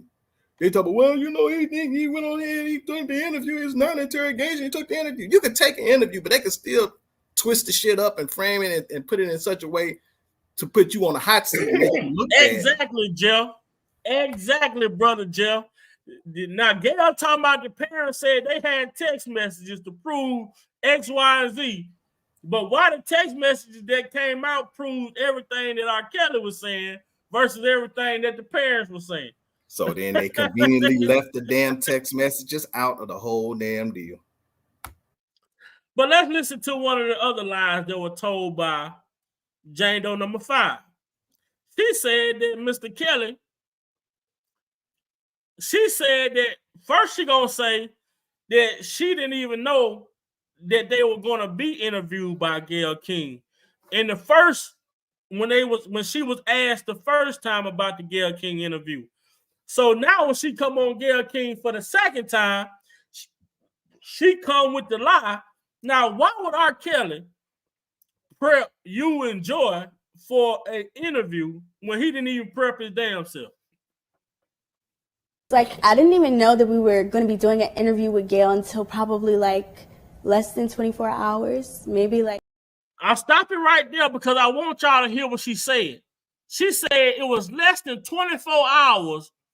She didn't know they were going to be doing an interview with Gayle King. And she said she didn't find out, or they didn't find out. Say it was less than 24 hours before they find out. Now I'm going to let it play through. Like, I didn't even know that we were going to be doing an interview with Gayle until probably like less than 24 hours, maybe like the morning, like the night before, going into the morning of. So, and it's like, I don't watch news anyways. I didn't know who she was. I was just like, everything, yes. You know, before that interview, he had us practicing every single day. Practicing what? Answering questions. And if he didn't like our answer, he would tell us exactly what to say and how to say it. So anytime you mention anything, Azriel, I'm stunned by this. Yeah. So anytime you mention anything about sexual preference, we already know to say, I'm not here to talk about that. Because that's what he told us to say every single time. That's exactly what you said. First of all, I'm not here to talk about my personal life. Okay. And I would never share with no one what it's like. They want us to believe somebody like her. You go, the first time you go to Jason Lee, you said you didn't know about the interview until the day before. But then when you go on Gayle King for the second time, you said he had us practicing for this interview every single day, preparing us on what to say. So just show you how goofball she lied. In precedent, she said that he beat Dominique with a shoe. Turned around and did another interview saying that he beat her with the shoe. Right. What up with and the red butterfly? And then she get in court and say that it was like for hours. And now you got Cassie saying that P. Diddy stumped her in the face repeatedly with no fractures or nothing. Not a broke nose. Nothing. No black eye. We almost through it, man. We almost through it. Hey, bro, ain't nobody tripping. We breaking it down again. Break it down. Please. Are the cameras still going? Yes. Absolutely. We're still talking about you with underage girls. Do you still sit here and... But he answered that earlier in the interview. He said, I'm R.kelly. He said, my name is being ran 25 million times a day. And people are attaching my past to things that are going on in the current. He answered this shit already, and she want to repeat it again. And say you have never been with underage girls. Can you really say that? I sit here and say this. I had 2 cases back then that I said in the beginning of the interview that I would not talk about because of my ongoing case now. Okay. Right? Okay, fair enough. But I will tell you this. People are going back to my past. Okay? That's exactly what they're doing. They're going back to the... Because for one, I beat my case. When you beat something, you beat it. You were acquitted. We can't double jeopardy me like that. You can't. It's not fair. It's not fair to nobody. When you beat your case, you beat your case. But I'm not talking about the one... Well, Kel, you said what they can't do, and they showed what they can do, I guess. They double jeopardy you. And not supposed to. Case in which you were acquitted. I'm talking about the other cases where women have come forward and said, R.kelly had sex with me when I was under the age of 18. R.kelly was abusive to me, emotionally and physically and verbally. R.kelly took me in a black room where unspeakable things happened. This is what they're saying about you. These aren't old rumors. And when the man went through his house in Atlanta, when they broke in the house, the man went through every room in the house. We didn't see not one black room in that motherfucker. Nope. Nor a basement. We didn't see no basement. Yeah. Oh, I'm sorry. I think R.kelly is such a magical Negro. He can build a basement overnight. You know, tunnels under Diddy's house. You know. True, whether they're old rumors, new rumors. Why would they say this rumors, about you? Not true. And correct me if I'm wrong. That you have never held any. But when he correct you when you're wrong, you still don't say you're wrong. You was wrong. Buddy against their will. I don't need to. Why would I? Well, how stupid would it be for R.kelly with all I've been through in my way past to hold somebody, let alone 4, 5, 6, 50, you said. Why, how stupid would I be to do that? I didn't say you That's were holding. Stupid, guys. I didn't. Is this camera on me? Yes, it's on. That's stupid. Use your common sense. Don't. Chaos told us best. Man, that's stupid, guys. I didn't. Is this camera on me? Yes, it's on. That's stupid. Use your common sense. Don't forget the block. Like if I go in the store and get caught stealing, what sense would it make for me to go in that same store and steal again with no identification, no disguise on, no nothing. Just go on here. Man, these people already, as soon as I walk through their door, they spot me like a sore thumb. Oh, there you go. He's back in here again. Call the authorities. That statement right there with R. Kelly, that statement right there that R. Kelly said pretty much contextualizes everything he's been saying. It boils everything down to the point that what he said, as far as use your common sense, that it shows what a lot of these people out here lack and been lacking it for a very, very long time. And if you go back to, like, you going back to this interview, Vi, everything R. Kelly said, I can't detect one lie in it. There's not one lie in this whole damn interview. CBS did that shit to make R. Kelly look bad, but you know, and you notice Jerika Duncan, who's also another agent involved in this shit. And I hate that because she's so fine. And she wound up, she's doing like the week, she's like the head anchor on the weekend on CBS News on the weekend. So I guess tearing down an innocent man or an innocent black man has its privileges. I hate that Jerika Duncan doing that shit. That motherfucker's so bad. Sexy. Yeah, but like I said this a while ago, where did all these black news reporters come from when R. Kelly case came about? So many black news reporters came out of nowhere reporting on this R. Kelly story. Like, I never seen these motherfuckers. Yeah. We almost through this shit, so we can move on to the next clip. Forget how you feel about me. Hate me if you want to, love me if you want, but just use your common sense. How stupid would it be for me to, with my crazy past and what I've been through, right now I just think I need to be a monster and hold girls against their will, chain them up in my basement and don't let them eat and don't let them out unless they need some shoes down the street from their uncle. Robert, stop it. Y'all quit playing. Quit playing. Robert, I didn't do this stuff. Robert, I didn't do this stuff. This is not me. I'm fighting for my life. Y'all killing me with this. I gave y'all 30 years. And at this point, we know he was talking to other people, not her. He wasn't talking to her at all. He was talking to other people when he was looking at that camera saying what he was saying. Saying y'all want to do me like this because I asked for my bread, man. That's crazy. I gave y'all all them billions. For real. Billions of dollars was made off that man. Y'all trying to kill me. You're killing me, man. This is not about music. I'm trying to have a relationship with my kids, and I can't do it. Y'all just don't want to believe the truth. You don't want to believe it. At this point, we briefly pause the interview to give Kelly a moment. And he wasn't talking to her. Ain't that baby Powder Johnson right there? Yeah. Hell yeah. His publicist helped. Yeah, Greenberg kicking his head out the back. Look at old Greeny Green.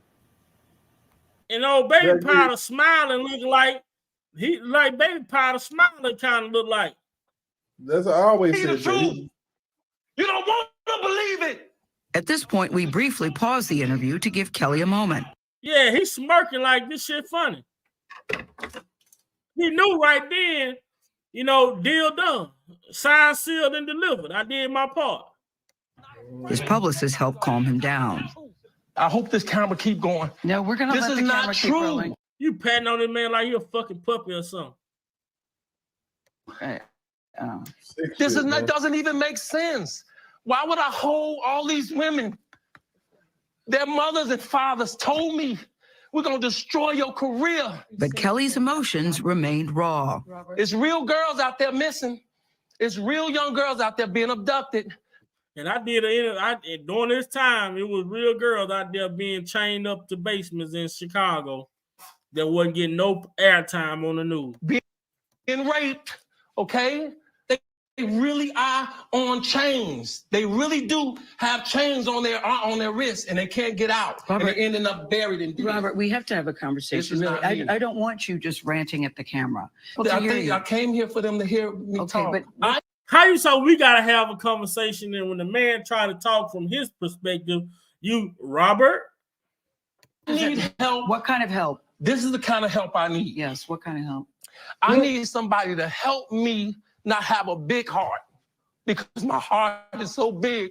People betray me, and I keep forgiving them. You sound like you're playing the victim here. You sound like R. Kelly. You do.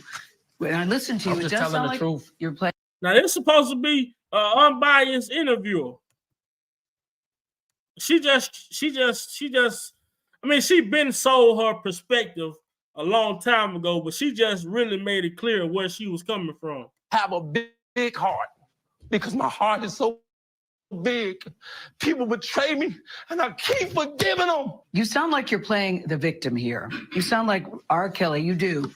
When I listen to you, I'm it just does telling sound the like truth. you're playing the victim I'm just card. telling the truth. And the reason I'm emotional, Robert, and I apologize for that, is because this is the first time I was able to say speak. something. Yeah. I've said nothing.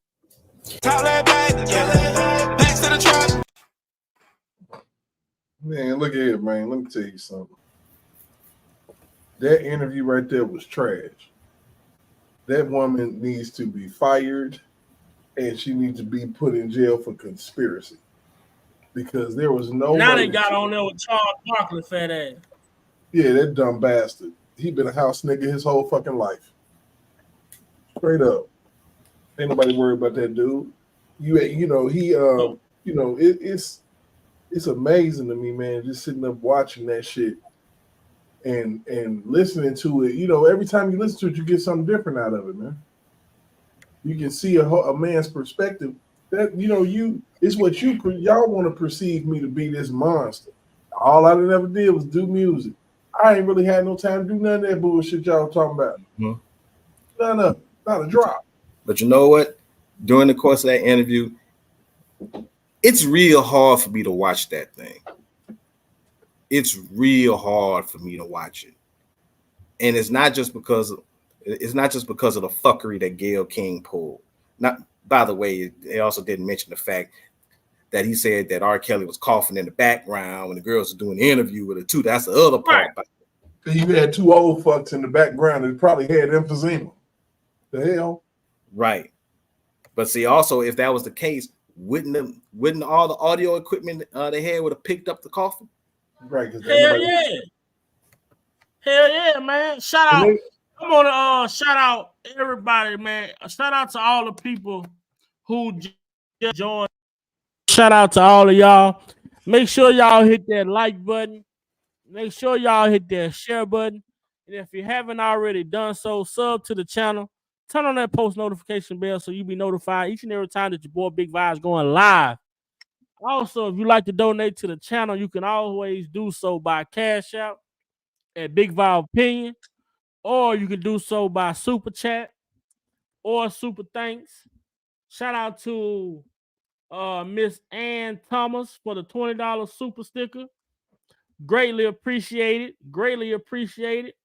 And shout out to everybody that's in the live stream that's coming, chatting respectfully. Man, we here for one reason and one reason only, and that's to show the injustice that was served to Mr. Kelly.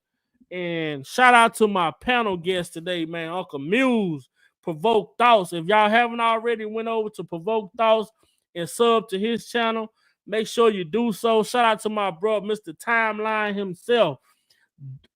J Rock, the time machine, goddamn me. And we're gonna keep going, man. Red Butterfly, shout out to you. This is my first time seeing you over. I seen a couple other names in the chat that I have never seen before. If I come across you all name again, make sure I'm gonna shout y'all out. Because I really appreciate each and every one of y'all for coming over and kicking it with us as we do what we do over here. We just come over here, we play audio videos, and we give our perspectives. But I'm about to play a video that I uploaded the other day. And we're going to listen to Mr. Kells just give a speech. You know, and we're going to take this speech that he was speaking to people that was in this studio. And these are the type of messages that his music sends out to the world. you know, but they want to make it seem like this man music was solely about, you know, promoting sex and different things like that. So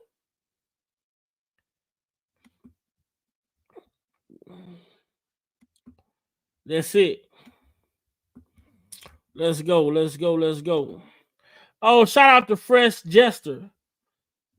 G-ster. Man, these braces be having me. Who in Man, there I said be R. trying to Kelly pronounce some of should these be in names. jail? Who said that? Oh, she said, she said then why is she in jail? Good Who said something about the music. I feel good about the music.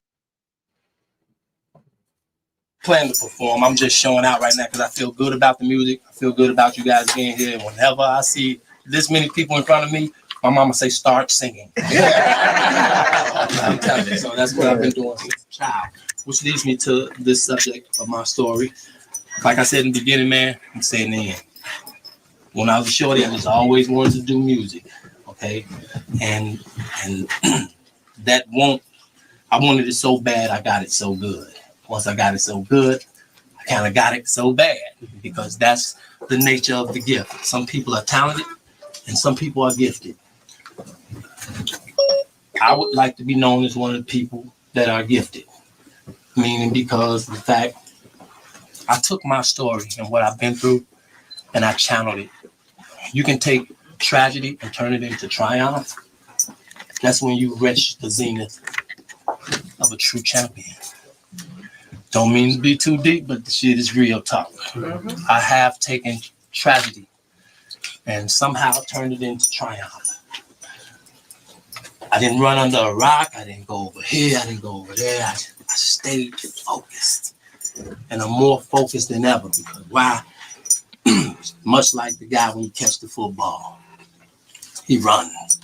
And that's what I got. I feel like I got that ball in my hand still, and I'm still running. So my story is all of this: sex, money, broke, women, clubs, and even church. It's all of those things mixed up into one. I'm not afraid of it. I understand that it is the nature of life. This gift I have is a beautiful disease, and I'm glad I got it. Thank y'all for coming out, man. Yeah.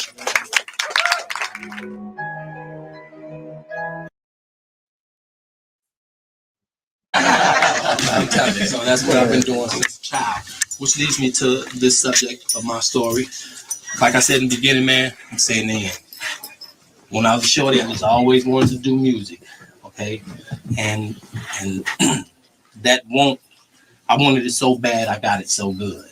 Once I got it so good, I kind of got it so bad. That won't, I wanted it so bad, I got it so good. Once I got it so good, I kind of got it so bad because that's the nature of the gift. Some people are talented and some people are gifted. I would.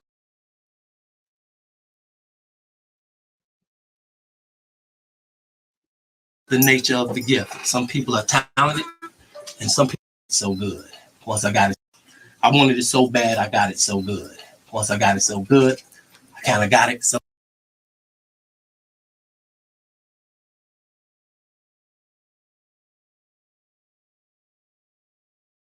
I wanted it so bad, I got it so good. And when I got it so good, I got it so bad. Like, that's just the way that this man, the way that he look at things, the way that he's able to analyze perspective. It goes to show you pretty much if you listen to him talk, you can kind of get a glimpse of how he perceives things in life. So this is like even more so when you hear him talk in the way that he phrases certain things, you can kind of tell like this man, he's a like he really think things out. But they want us to believe that this man, when you talk about somebody being a monster, man, those are reckless people. Mm-hmm. Like they don't give a damn how it turned out. They going head first.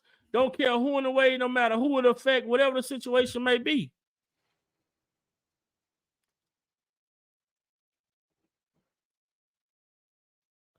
Yeah, it's all about them in their moment, in the moment that they in. Shit, they don't This give a fuck gift about came with a curse. And that curse don't mean, his curse don't mean that, oh, you know what I'm saying? It was a bad curse. His curse was the gift of him being able to sing and him having the type of heart that he have and wanting to help people. And the curse was the people that he was helping, they wanted to be the helper. They did it. They took whatever help he gave with an envious heart. You know. Okay, Zola, what's going on?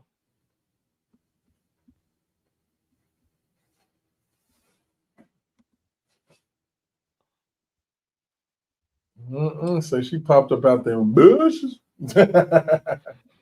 Okay, Zola. That's what's up. Uncle Sir Miguel, what's up? What's up with it? Yeah, man, shit. That was all right, good, Fresh. That was a damn good examination of that. You know, it gets better every time you go through it. You know, it's hard to watch, but some, you know, it's like it's like watching your homeboy get shot up and shit over and over again. Yeah. So what y'all think about this, man? What y'all fellas think about this? You talking about the whole tape thing? Or what?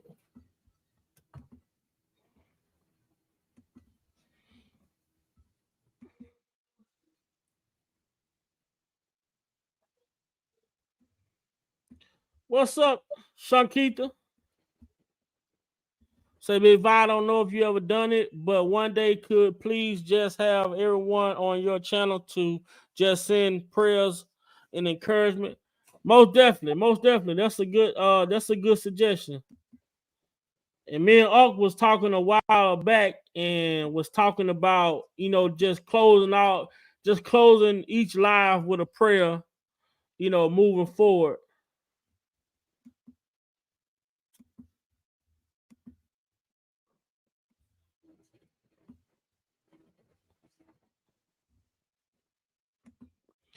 We're gonna start closing the lives out with a prayer moving forward.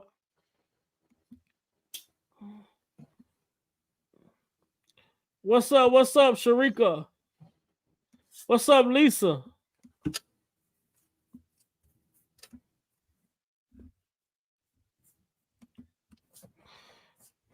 Okay, we got a Dolphin fan in here, man. Mountie, what's going on?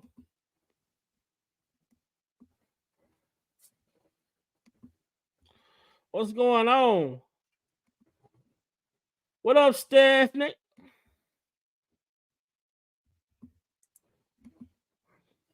Yeah, man. So, you know, this is critical though. We look at stuff like this as well. I think it's substantial if you don't feel like justice is served. So I feel like one fucking day is too much. Y'all didn't prove shit. All this case showed me, and what it should have showed everybody in our community, is that your father, your brother, your nigga, your son can get put in prison and be facing time like that with no evidence. And people should be fucking terrified. I can get into some shit right now and blame you. And if enough people like me, your ass can go to prison. That's very sad. With no DNA evidence and with non-credible witnesses, you can go to prison. And they're cheering? That's insane to me. And I agree. It is very insane. It's very, very insane. Tremaine, what's going on? Louisiana in the building. What's going on, Louisiana? And that's all you're saying. You know, you laughing. You know, when R.kelly said that shit, you laughing. You're sitting around making comedian jokes and shit while you secretly listening to his motherfucking music, you asshole. And your ass to be next.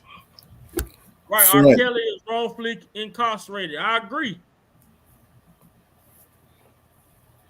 Your ass I could literally agree. be next, man. It's crazy as hell. People don't even realize that shit. Your ass could be next to the next. And be sitting up there. I mean, just look at Diddy, man. You know what I'm saying? Look at that. You know what I'm saying? That's next. Period, man. Yeah. That's next. You know what I'm saying? And they ain't done. And they want us to sit around and call people like this victims. What R.kelly said the parents did. But get the contract first. Like, so thirsty for money. She even went on to say in this series of sick text messages how her daughter should seduce R. Kelly and then have his child and marry him second, saying that her daughter is coming to her saying, I'm catching feelings. I know it's not right. He's much older than me, but you know, I'm starting to feel things for him. And the mother starts to say, well, that's great. You know, in so many words, well, that's good. You can go ahead and marry him and have his kids and do all this stuff, but get the contract and marry him and have his kids and do all this stuff, but get the contract first. Like, so Ghetto. Have his kids. But get the contract first now. Not marry him first, then have his kid, then get the contract. Get the contract first, then get your club shot up so you can't, you know what I'm saying, do everything backwards. And this is from a specialist who testified in Gayle's case. The government clearly seeks to rely on Dr. Turner's testimony to bolster credibility of certain minors who the evidence will show were not minors at the time of their sexual relationship with the defendant.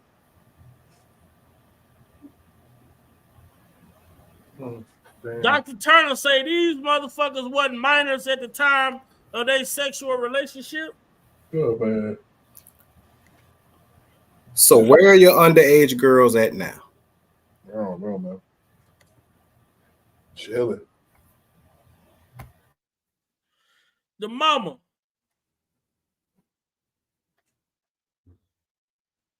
I'm talking about she giving the daughter 101. She asking the daughter, who is his service with? So now she telling the daughter she need a phone. Who is his service with? Then she said, Happy Mother's Day. Thank you for all the ups and downs, arguments and laughter. I love you. I love you are such, you are, I love you. What the hell? She retarded too. I love you so much and I hope you enjoy today, even if it's just relaxing. You should talk to your mother from afar and wish her a happy Mother's Day and thank her for another year of keeping you safe and well. That's the old father texting her anytime. I already did. Thanks. Are you going to school or a push? Both. School first. Oh, okay. You drove? No. You need to let him know your age because he in public doing stuff because he think you of age, so he don't care. But when it comes out that you're not and you did not tell him, he's gonna look stupid and will be really mad because you will make him look like an idiot.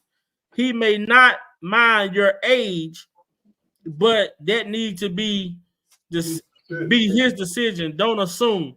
Now you say if he might not mind the age, why would you tell her to lie?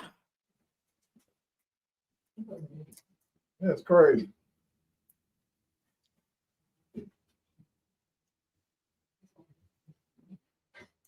Why would he tell a lie? Why would she tell her daughter to lie if she just to go back say? Now the mama say, that's too much. No, they was talking about the ID. She told her to find it. She said, nah, that's too much. No, it's not, girl. You better get with the program. This is the mama telling her to get with the program about the ID situation. She say, you better stop taking shit for granted. That man just spent $20K or better on you, ain't get no coochie, and then you not at his show. That's disrespectful. A slap in the face. Really? You better do some crocodile tears. Then she say, do you take anything serious? Let me know what you decide to do. This is the mama telling her, you know, how to lie about not having the ID. You better cry crocodile tears. Didn't they just come out talking about, well, the first time she was exposed to the sexual, the STD was in California, but they want us to believe that the first time they had sex was at the Dolphin Hotel. That's what they originally said. But people want us to come on here and argue back and forth, you know, go back and forth with them to say, oh, this, no, we just gonna come out here and say what we say, and we just gonna stand on that. Because a lot of people don't want to have like a common sense conversation. Like, when do it come a point to where where people are gonna say, well, then people involved in this situation need to be held accountable? Not just R.kelly, everybody. You can't hold one person accountable and not everybody.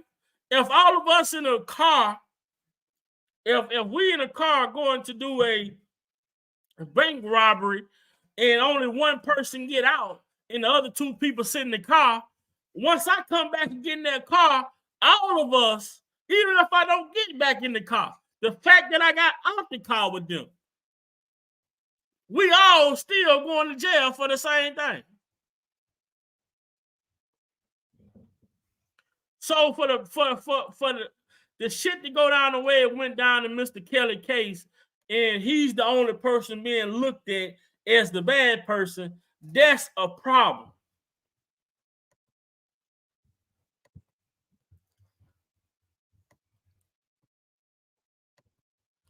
That's a problem. Right, Jeff? Them text messages.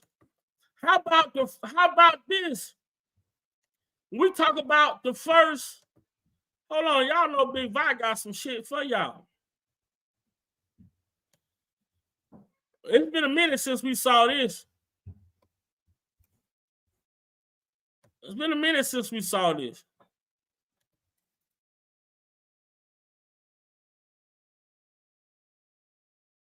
A lot of people want to know what I think about R. Kelly getting sentenced to 30 years with the revelations about the parents coming to fruition. Well, I think it's crap. I think it's not fair. I think it's unethical. Let me explain. Starting with surviving R. Kelly. While I support several survivors in the series, I do not agree with how Boonham and Murray decided to air untruths on the series. I think we should interview the first editors that claim they quit over creative differences. This statement release is more than likely a far cry from the original editors that quit the show. Daisha Broadway, Stephanie Philo, Braden French, Michael Griffin, and Stephanie Lyra were the first editors to leave the show. The reason I am now questioning the series is because of certain revelations from the series and the unbalance concerning the text messages, police reports, personal interviews, and just flat-out lies told for no apparent reason. How much did Lifetime know? How much did Lifetime conceal? I have had a glimpse at the Lifetime contract given to the parents and survivors, and basically they cannot even speak out against the show or sue, while contracts like these are usually broken. It will be interesting to see who will challenge the series on how they sat them on camera with what we know now as liars. Some people will say, well, how do you know somebody lied? The amount of lies told in this show is negligent and also criminal. I do not understand the reason for lying on a show when there was not even a criminal investigation while filming the show. To bring awareness against caged victims, kidnapped victims, starved and depraved victims, why would there be a need to lie about the events that you are a part of? Furthermore, to flat out lie about why you were at the venue is insane. How to got into the venue, your employment at the time of the event, your birth date, your child's mental state, the lies about your child's mental state, the events of your child going to the Dolphin Hotel, how she got to the Dolphin Hotel, what you knew about her attending the Dolphin Hotel, what was the plan concerning the Dolphin Hotel. We, the public, would like to see the text messages between you and your daughter during this time. We would also like to see the text messages between you and your wife during this time, and also the group text messages that should have been admitted since they were mentioned in Exhibit GX 233 from the original transcripts. The inconsistencies in that one interview was enough to have these parents take the stand. Never in American history has parents been excluded from taking the stand in their very own child's trial alleging sexual abuse. We have all been threatened recently for searching for the truth in this situation since we was lied into supporting in what seems to be an habitual liar. When it comes to I'm conflicted. Yes, I do believe R. Kelly is guilty of crimes, but I'm not the judge, and I can state him in things I personally think he is guilty of, but it would not matter. This is his case, these are his crimes, the transcripts explain the events, and everyone in the case and trial story was exact, and they took the stand to corroborate the events. They are brave, and they did nothing wrong. I have to weigh the pain I know they suffered at the hands of R. Kelly, and the brutal commentary done on them all around the world for 4 years. Should I let these, they are what they are, parents get away with hiding the facts from the public? Or should I talk about this and enlighten people on just how much I have discovered as a lie, or just plain out weird? While I have talked to several survivors and some are in agreement, some are not, we have went from the truth is the truth to he is guilty and just let things be. Very difficult situation, especially how my wife and kids and family has been attacked by the same person that paraded his family through my house, the same as he did Mr. Kelly. Me, these parents also had a great personal working relationship until I didn't agree with the lies told, the integrity towards people that supported him. One Color, One Voice did not sign up to have blind faith or hide lies. I think the story of these parents should be told the same as we felt compassion and sympathy for their child. You can tell they are guilty from the complete silence and the steady dose of threats we are receiving. This parent tells us he is coming to our town. He now says he is going to sue us for speaking on a very public situation. He tells us his family is going on a very large platform and we are going to get our truth. What truth? We are begging for the truth. We look like idiots for listening to you. You hid behind us. You knew that it was things out here that contradicted your story. My next video will be in parts to discuss those events. These words is not my opinion, but words that came from your mouth. In my book, your family is a family of liars.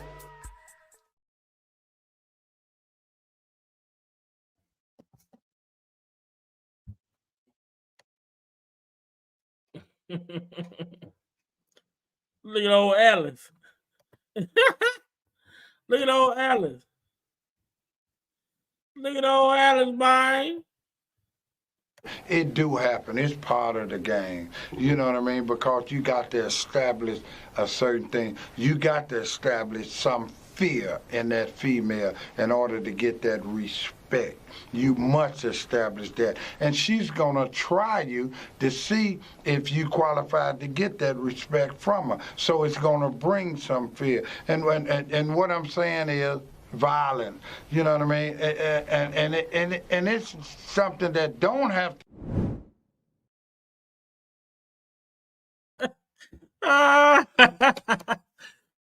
Ricky, Talking about violence, man. yeah, options, what's going on, man? Violence. Man, hey, Rock, provoke thought. Yeah. You going live, ain't provoke?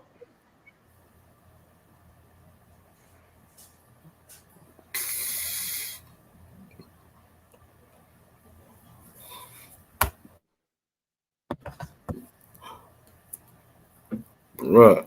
Provoke thoughts, you about to be going live, man? Man, I ain't going live tonight. Yeah. I ain't about to do it, man. I got some things I gotta handle, and plus, I start this new job, so I'm trying to get my legs underneath me, man. Oh yeah, I feel you on that. Yes, sir. You know what I'm saying? So in the meantime, in between time, concentrating on that, giving that kind of my all. I'm about to catch y'all probably on Wednesday. Tell the sex trafficker, so are the parents. Otherwise, ain't no exchange without so two parties. As a matter of fact, I'm right. going to go ahead and eat me some, so I'm going to jump off. And all right, man. Look, I salute you, man. Yeah. Shout the channel out, man. Tell people where they can find you. Hey, chat, look, you know what I'm saying? Y'all can find me over on Provoke Thoughts Live on YouTube. Y'all can find me on Provoke Live on X and Provoke Thoughts Live on Rumble.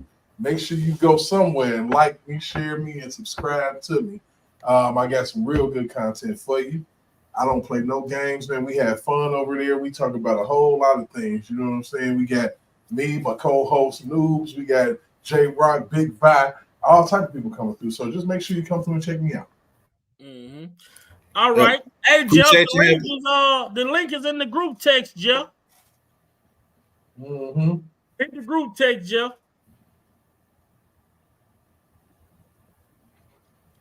Oh, it was up, man. They put the video up over on X, where X, formerly known as Twitter, is where I got that video of them talking about challenging the docuseries. It's actually an article. If you all want to see it for yourself, it's an article of they talk about it. The first writers, the original writers of Surviving R.kelly. Yeah, talking about how they walked out.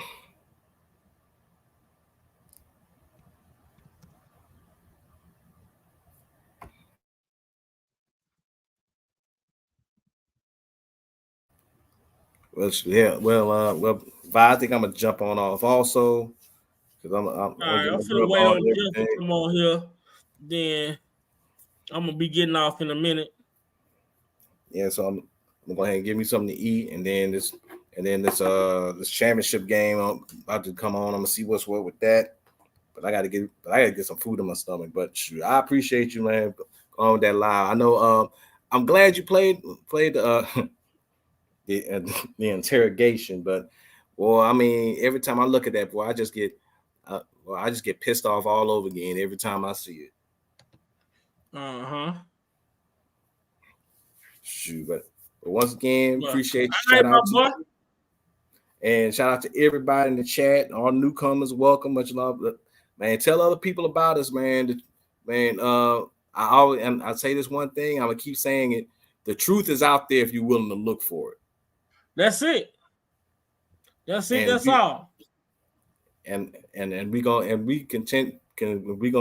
continuously push this truth that we got. Much love to everybody. I'm gonna catch you on the flip. Already. So for those who are seeking how to get this information, here's the title right here. All you have to do is go and you search the title on Google, and it's going to tell you about original editors of Lifetime Surviving R.kelly walked out over creative disagreements. Yeah, so they got the beefing inside. They had a little family beef going on inside. You know what I'm saying? They had a little family beef going on inside.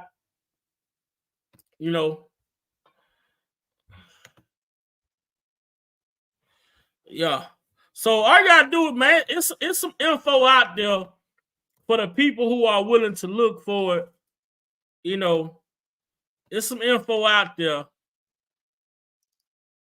And like my brother J Rock just said, shout out to everybody, man. Shout out to all the new people who came over. Shout out to all the new people that came to the channel for the first time. If you would like, could you if you don't mind doing so, make sure you hit that like button. Make sure you hit the share button. Make sure you sub to the channel. Turn on that post notification bell so you be notified each and every time that your boy Big Vi go live, man. If you like the content, you appreciate the content, and you feel the content is worthy of your donations, you can donate by Cash App at Big Vi Opinion, or you can hit the super chat, or you can hit the super thanks. If you have any information, I got to get caught up on my emails, but if you have any information that you feel is that could help the channel and help the direction that we're going with the channel, you can send it to me at bigviopinion88@gmail.com.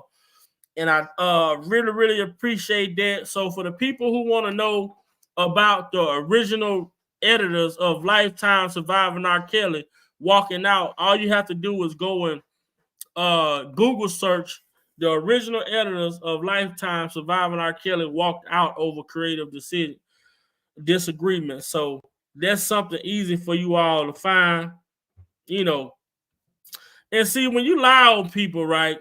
One thing about that karma train, man, that shit comes back around, man. Now y'all see, like this look like how you go from looking like that to looking like that. You know what I'm saying? I ain't gotta say too much about it. But how you go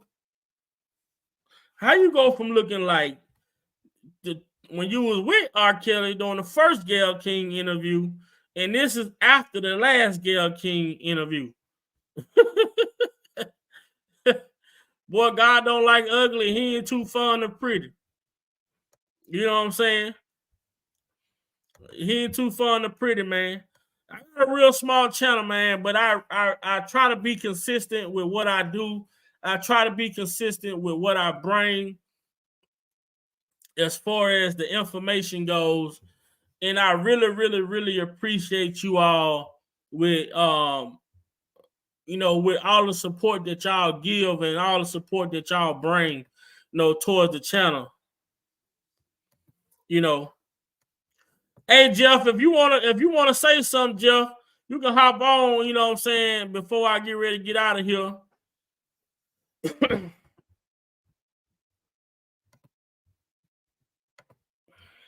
And this link is for Jeff.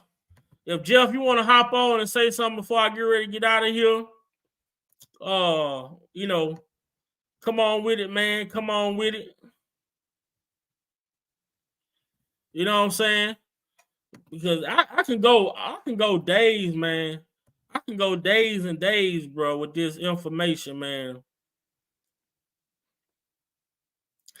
I can go days and days with this information. Because we got it. Even this cat right here. Let's see. I could drop a simple one. So y'all know how they said that they wanted us to believe that Robert was talking about Aaliyah when he put out this song. They wanted us to believe that Robert was talking about young girls and he was infatuated with young girls. He couldn't help himself, and that was the reason why he put out this song. My mind is telling me no, but my body's telling me yeah. But hey, let's debunk the lies, man. Let's debunk that lie right here. And there you have it, man. A lot of people has taken this man music and made his music directly about him and made it personally about him. And a lot of this man music was written for soundtracks to some of the most popular movies that we were watching back in the 90s, early 2000s. This man has wrote so much music for so many people. And a lot of music that he's written and a lot of movies that he's written soundtracks for, we don't even know about. When we listen to Fortunate to Have You, Girl, that was the soundtrack for life. What Maxwell sang in the song, but who wrote it? I got my brother Jeff in here, man. What's up with it, Jeff? Man, big vibe, what's going on? Peace and blessings to everybody in the chat. I know I'm catching the tail end, but man, I said, man, I might as well go on here while you drop the link. You ain't dropping for nothing. I said, let me go up here and say something to the people. But I definitely appreciate the breakdown. And it's crazy when you go back and you revisit, a lot of these interviews of what J-Rock said, and I agree, an interrogation from Gayle King, which is what we would call one of those token Negroes. They use, the dominant society will use a token Negro to entrap another one. You know what I'm saying? With trickery and try to, like, they got that man. She came to that man his home at the Trump Towers and made him feel comfortable. Like, I'm gonna give you a fair shake so you could say your tape. But then when the cameras start rolling, it was the sabotage. You know what I'm saying? She sabotaged that man, and he was already frustrated dealing with so much, and and that man ain't really even said nothing in his own defense. So when you combine that with, you know, everything else he was going with, and then another person sabotaging you, you know, coming in your home, making you feel comfortable enough to speak your mind, and then they do something like that. So yeah, he blew up. But when you go back and revisit that interview, and a lot of things that he had to say ring true today, and it's Right. just refreshing. You know what I'm saying? To listen at it now that we got some other things to confirm what he was saying as far as text messages. The trials are over now. Mind you, that was 2019 before anything really hit. You know what I'm saying? So and that's yeah, what it seemed like her purpose. You know, they want to make them comfortable, but then you can tell like he wasn't even able to be comfortable because he's picked up on her, you know, her intentions. I don't say action. He picked up on her intentions early that, you know, and it's just how she say that, Robert. Like you would ask him a question and he would give her an answer, and then she would say, Robert, as if like, you know what I'm saying? Like you talking to one of the homies, like, come on, man. Now come on, yeah. bro. You In know a what I'm saying? condescending way. You know what I'm Yeah, saying? I'm your boy, man. You can keep it real with me. You know what I'm saying? Right. I see we Oh, got Mounty on here, man, for the first time.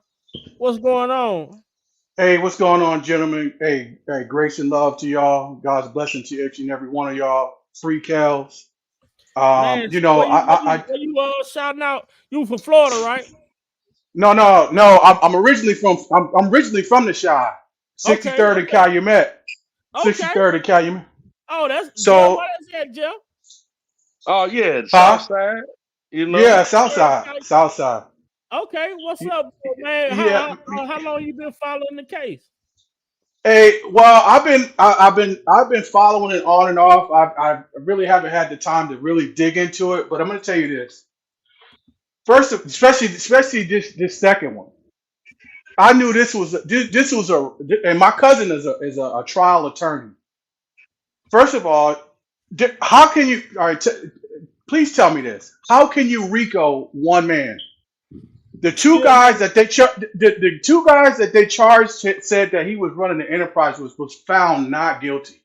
right. So how can he run an enterprise by himself? You That's can't number one. you can't make it That's make sense. one. That's contradictory on what the law was even drafted for. It was to go after enterprises, gangs, and things like that, organized crime members.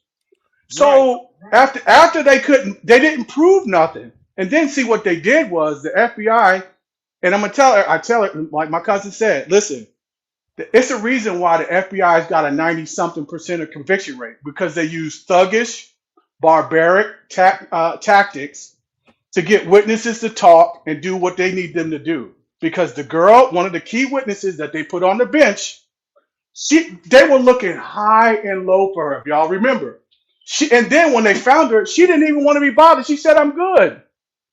Yeah. She didn't Mhm. even want to be bothered. And you cannot tell me that they threatened that girl. They said coerced They her. did. They threatened that girl with obstruction of justice. I looked at it, you know, I looked through it, and I got the document. One thing you gonna see over here, how you pronounce it? The What? name, your stream Oh, name. Mountie? Mountain. Okay. Yeah. One thing about over here, man, I'm gonna always have some type of documentations, man. You know, they investigated this man. This family testified, that girl testified before a grand jury on 3 separate occasions after the fact of him being found not guilty twice. Let me get Right. this off the screen, this comment here. And this comment you see right here, it tells you this is despite the Cook County possessing the tape, possessing the tape, and having known about the allegations for decades, the government declined to bring charges. Indeed, it declined to bring charges on multiple occasions. They try to come back at him again in 2005 after they came at him in 2002. And then they closed the case on they closed the case in 2005. Then they try to come at him again. Now listen at this date right here though, because this date is critical. They tried to come back at him again and had the same girl testify to a grand jury in May of 2018, and she denied the tape again. She denied that it was her again in 2018. And then, well, hold on a second. If I'm not mistaken, the forensic expert that examined, well, first of all, they didn't even want him to examine the tape. They didn't want to let him examine. You got a little like a echo or something. You hear that, Jeff? When you speaking, it got like a little static. It might got turned down one of the device. Hey. Well, you got to close out the window. If you still got the window open that you use to come on the link with, you got to close out the YouTube. Can you hear me now? Can you hear me now? It's better to me. I don't hear echo no more. I don't hear the echo either. Can you hear me now? Yeah, y'all. You all good, brother. Look, man. Look, first of all, you can't RICO one guy. The girl that they said that they threatened that girl to testify. Number three, when see what they do is this, and they do it all the time, especially amongst the black community. What they do is they demonize. What they did was demonize and assassinate his character. So by doing that, they tainted the bias of the potential jurors before they even get in the courtroom. So he's guilty before he even gets in the courtroom. Exactly. Right. That's exactly what they do. That's what they do to us as black. See, once they assassinate your character, they demonize your character. They throw you in jail or kill you. Then nobody will care. That's what they do. I'm not to interject, bro, but I always say, and you right on point, it's a 3-step process that we see all the time with these situations. The first step is what you said. They demonize you in the public. They slander you. It's the embarrassment stage. That's stage 1. They do all the propaganda, and then they taint your character. And then step 2 is they attack your finances. What they did with Kales, they started demonizing him in his character in the media. Really, with that documentary, really did that mockery. Yeah, they crippled his finances first. They attacked the finances first by canceling his show. Then they came with the documentary. And then they come with the charges. With the charges. So then, not even the charges too, bro. Because we got Kim Fox come out and say that they wasn't even investigating this man before the docuseries. And yesterday, I gotta go over to Successful. I think she said that channel was called Sidebar. And he had that prosecutor on his show. And he asked her what sparked them to investigate R.kelly. And she clearly said that it was the docuseries what sparked the investigation. Now, when has a television? Oh, my bad. Go ahead, brother. I just don't understand why they got crosshairs on Kels, and he's just doing what somewhat of a man would do.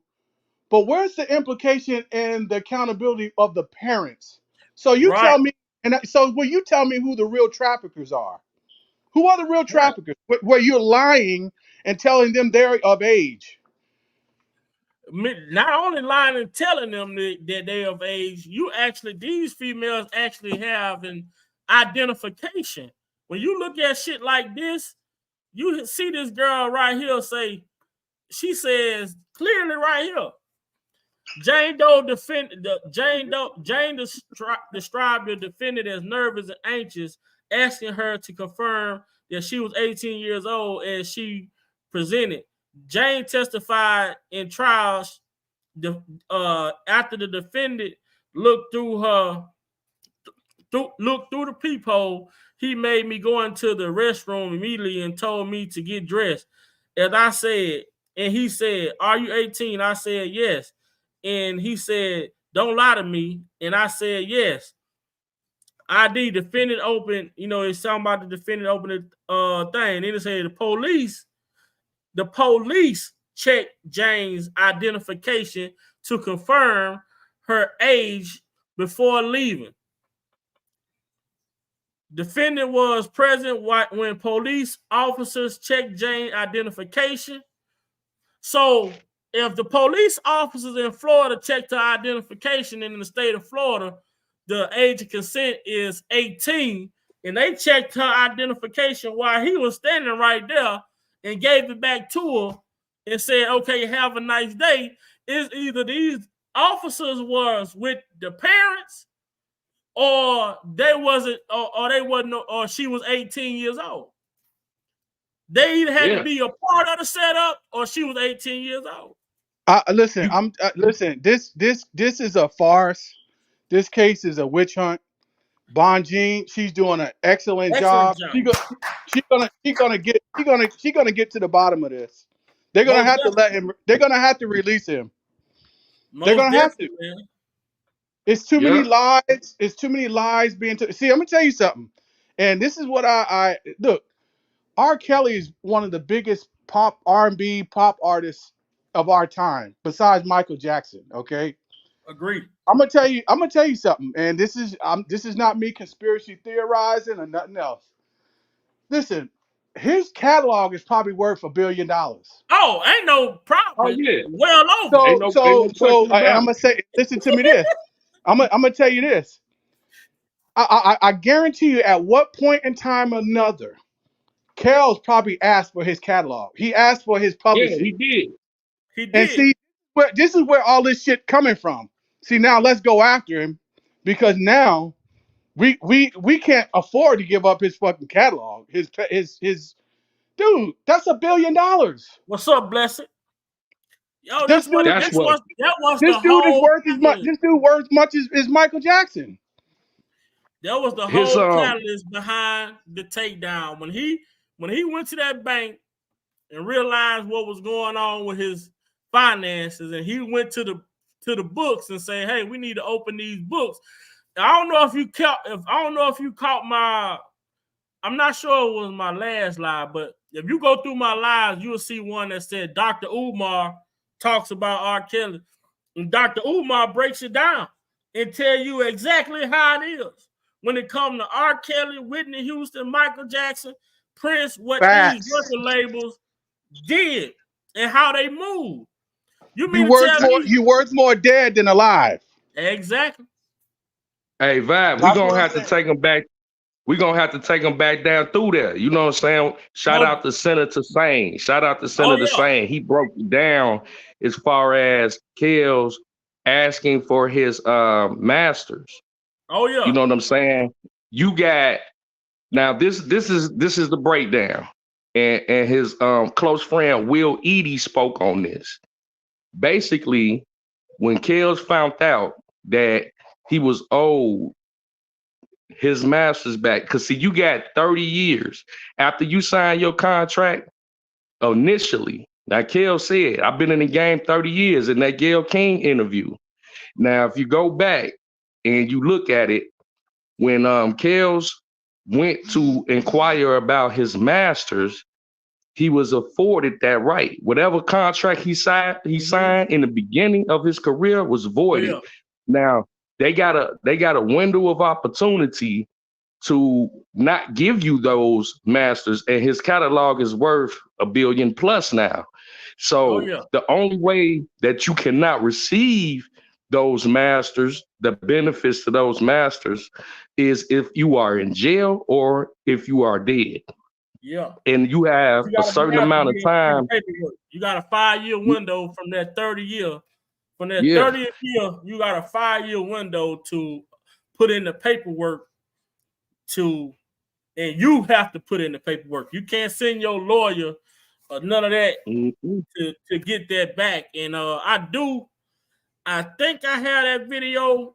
I'm not sure if I still have it in my archive, but I did do one about they talked about the new law that was passed in 2013 that all artists, after 30 years, they masters automatically goes back to them, and that's a Mm-hmm. new law that came into effect in 2013.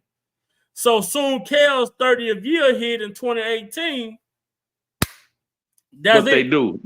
They lock him up for 5 years, and trust me, he's gonna be coming home. He just got to go through the process. The 5 year mark has passed, so now they like, okay, he can get home on appeal now because he missed the window. You know what I'm saying, to apply for that. But I would trust and believe when he come home, he gonna get that times 10. You know what I'm saying? He gonna get that. And that's what I told people the other day when we was on here. I said, when you look at the record labels, you got artists that the label make.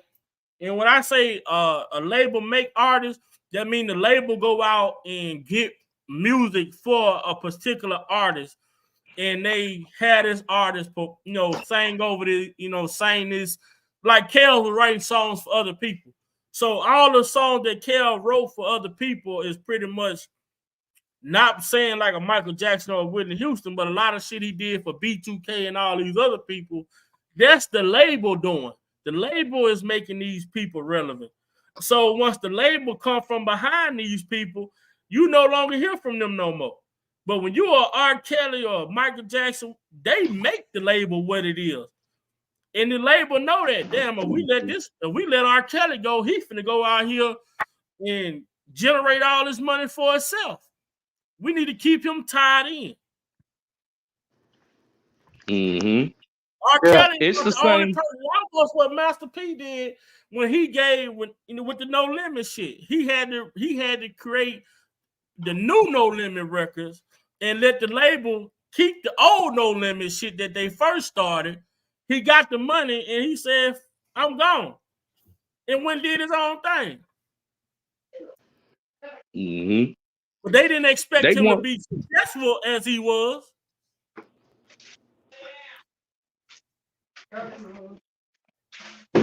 One thing Yeah, about R. it's Kelly, all. man, this man is gonna be able to create music all his life, whether he's singing or just writing and creating music. He gonna forever be able to create music for people, and they know that. So they try to keep him. He like that ace in the hole, man. That Joker. You know what I'm saying? That's a unicorn. R. Kelly is a rare artist. That's why I never understood. I never understood if I'm not mistaken, why didn't he start his own label? Well, he did. He got fucked out of the label because Black Brown Records was supposed to be in his label. But once he split up with Barry, Barry took the label. See, a lot of things with Kels was just he just kept finding himself dealing with fucked up people. And see, I don't know what the extent of it is when they saying, Kels is he's illiterate or he's dyslexic or what have you, and he signed some bad contracts. So I don't know what the extent of that is. That might be one of the catalysts of why he got in some bad situations, But but I or always tell people some lopsided deals. I say this, Mountie. I always tell people, and Jeff can back me when I say this. And R. Kelly said all the time, music was something that he loved to do. Music was a passion for him. Music for him was never about the money. It was like his therapy. Because if you really look at it, if him doing music was solely about the money, he would have never got fucked over as long as he did.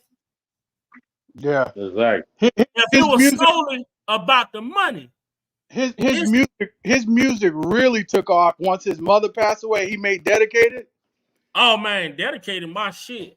Dude, Dedicated. What, dude? That's I listen to that every day. Like, dude, he made that from the heart about his mama. Oh yeah. Man, beautiful, beautiful If record. somebody had I to mean, tell you me talking right, about one of you the know, I'm most young. prolific. You talking about one of the most prolific writers of our time, dude. This dude's written for Mariah Carey, Michael Jackson.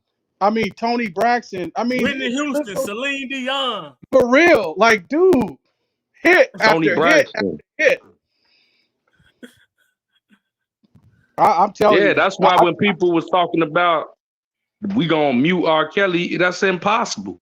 If you mute R. Kelly, you got to mute 80% of the music industry because he written for so many people. For real. I mean, Written and produced his a lot of stuff. DNA, his DNA is in the fabric of the music. You know what I'm saying? So to mute R. Kelly is to mute music. Period. Especially Dude, for a for good. real, Bro, like, it's a this dude lot of is the black culture. It's a lot of the black culture talking about we gonna mute R. Kelly, but y'all still going to school. Y'all ain't muting them history books they teaching y'all that bullshit in. for real.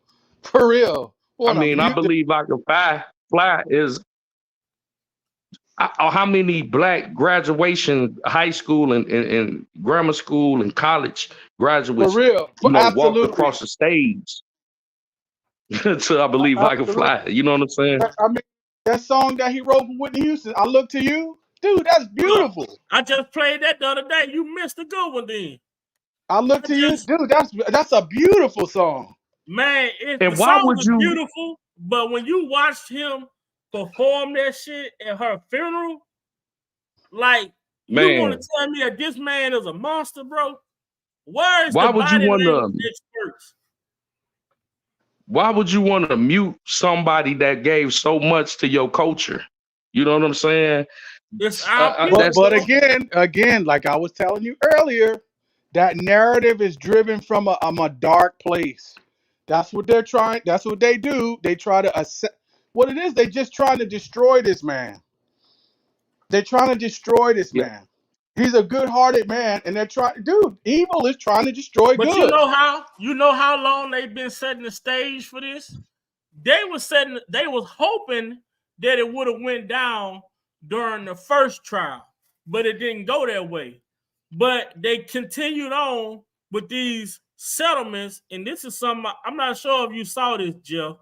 And this is why I say these artists better take heed to the shit that, and this is why P. Diddy is catching hell right now as well. I had to Google, I asked Google, I say, can a civil, I was taught that a civil case can't be like if you reach a remedy in a civil case, then that case is closed. Like you reach the remedy, that's it, it's over with. But that's not how the government looks at it. When you settle a civil case, look at what the government does. A civil case can prompt a criminal investigation if the evidence gathered indicates that a law has been broken and a crime committed. Now you see why you shouldn't settle no civil case?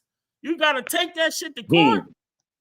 Because if you settle it, you pretty much admitting to Implicating guilt. You almost that's admission it. of guilt.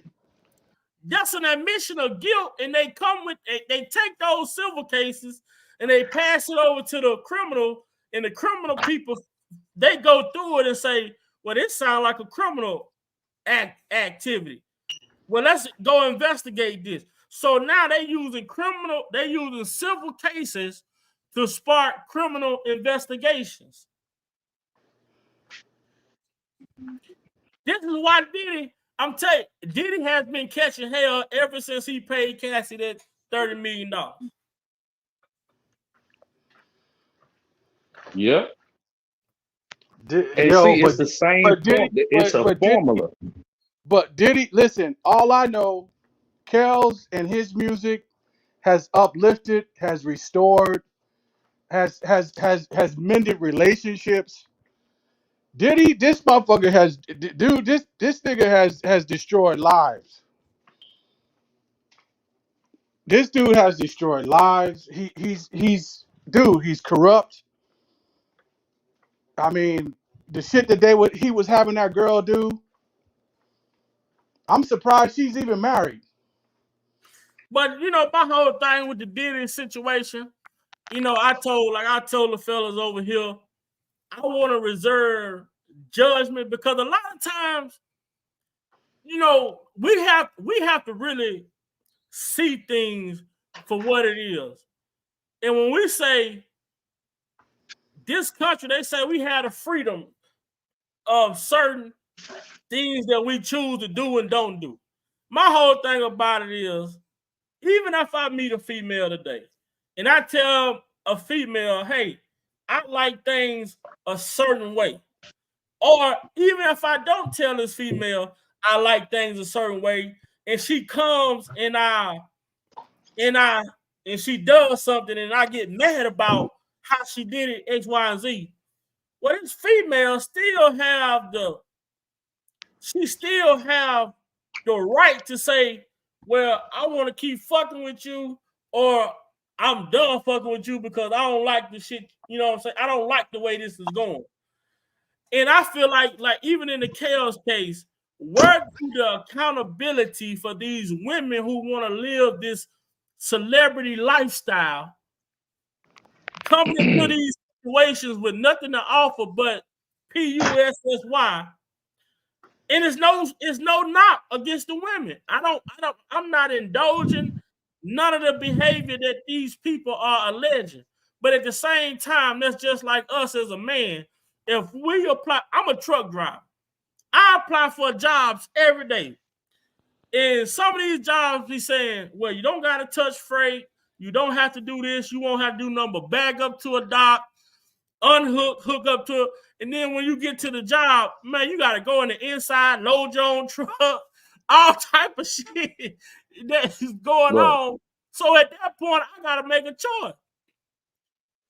Did I sign up to be on a forklift loading my damn truck, or did y'all tell me that I wouldn't have to do nothing but hook up to a trailer and leave? Right. All I know is, go ahead, sir. The whole thing with Diddy, you know what I'm saying, and I'm not trying to speak, and I agree with Val on this, especially with Diddy, you know, and I see what our brother Monty saying. You know, the thing with that is, I'm reserving judgment on innocence or guilt. I'm just looking at it from the propaganda standpoint. Like, if this man is guilty of something, or y'all feel that he needs to be charged for something, just go ahead and charge him. All this propaganda is unnecessary. You know what I'm saying? Like, raiding this man's house at 12 in the afternoon, it just seems like another witch hunt. You know, I'm not saying he's innocent. I'm not saying he's guilty, but I see the formula. I see how they're crafting their propaganda to, you know, fit a certain narrative. That's what I don't agree with. Because I think first of all, with Diddy, I think the feds are treading really lightly, because one, he even said the people that he's had at his parties and his functions are powerful, influential people in the industry, high-level politicians, you know, very dignified, you know, dignitaries. So if they bring charges against him, can you imagine the domino effect that this could have? Exactly. You know how many people? And then see, if you charge Diddy, you got to go get Jay-Z. You got to go get him. You got to do it. You got to get Jay. And that's what it looked like. And even in R.kelly case, the difference, what a lot of people say there's a lot of similarities, it is. But the difference is they didn't come to Kel's Trump Tower and say, we're going to investigate you and you free. First of all, they came at the man with the docuseries.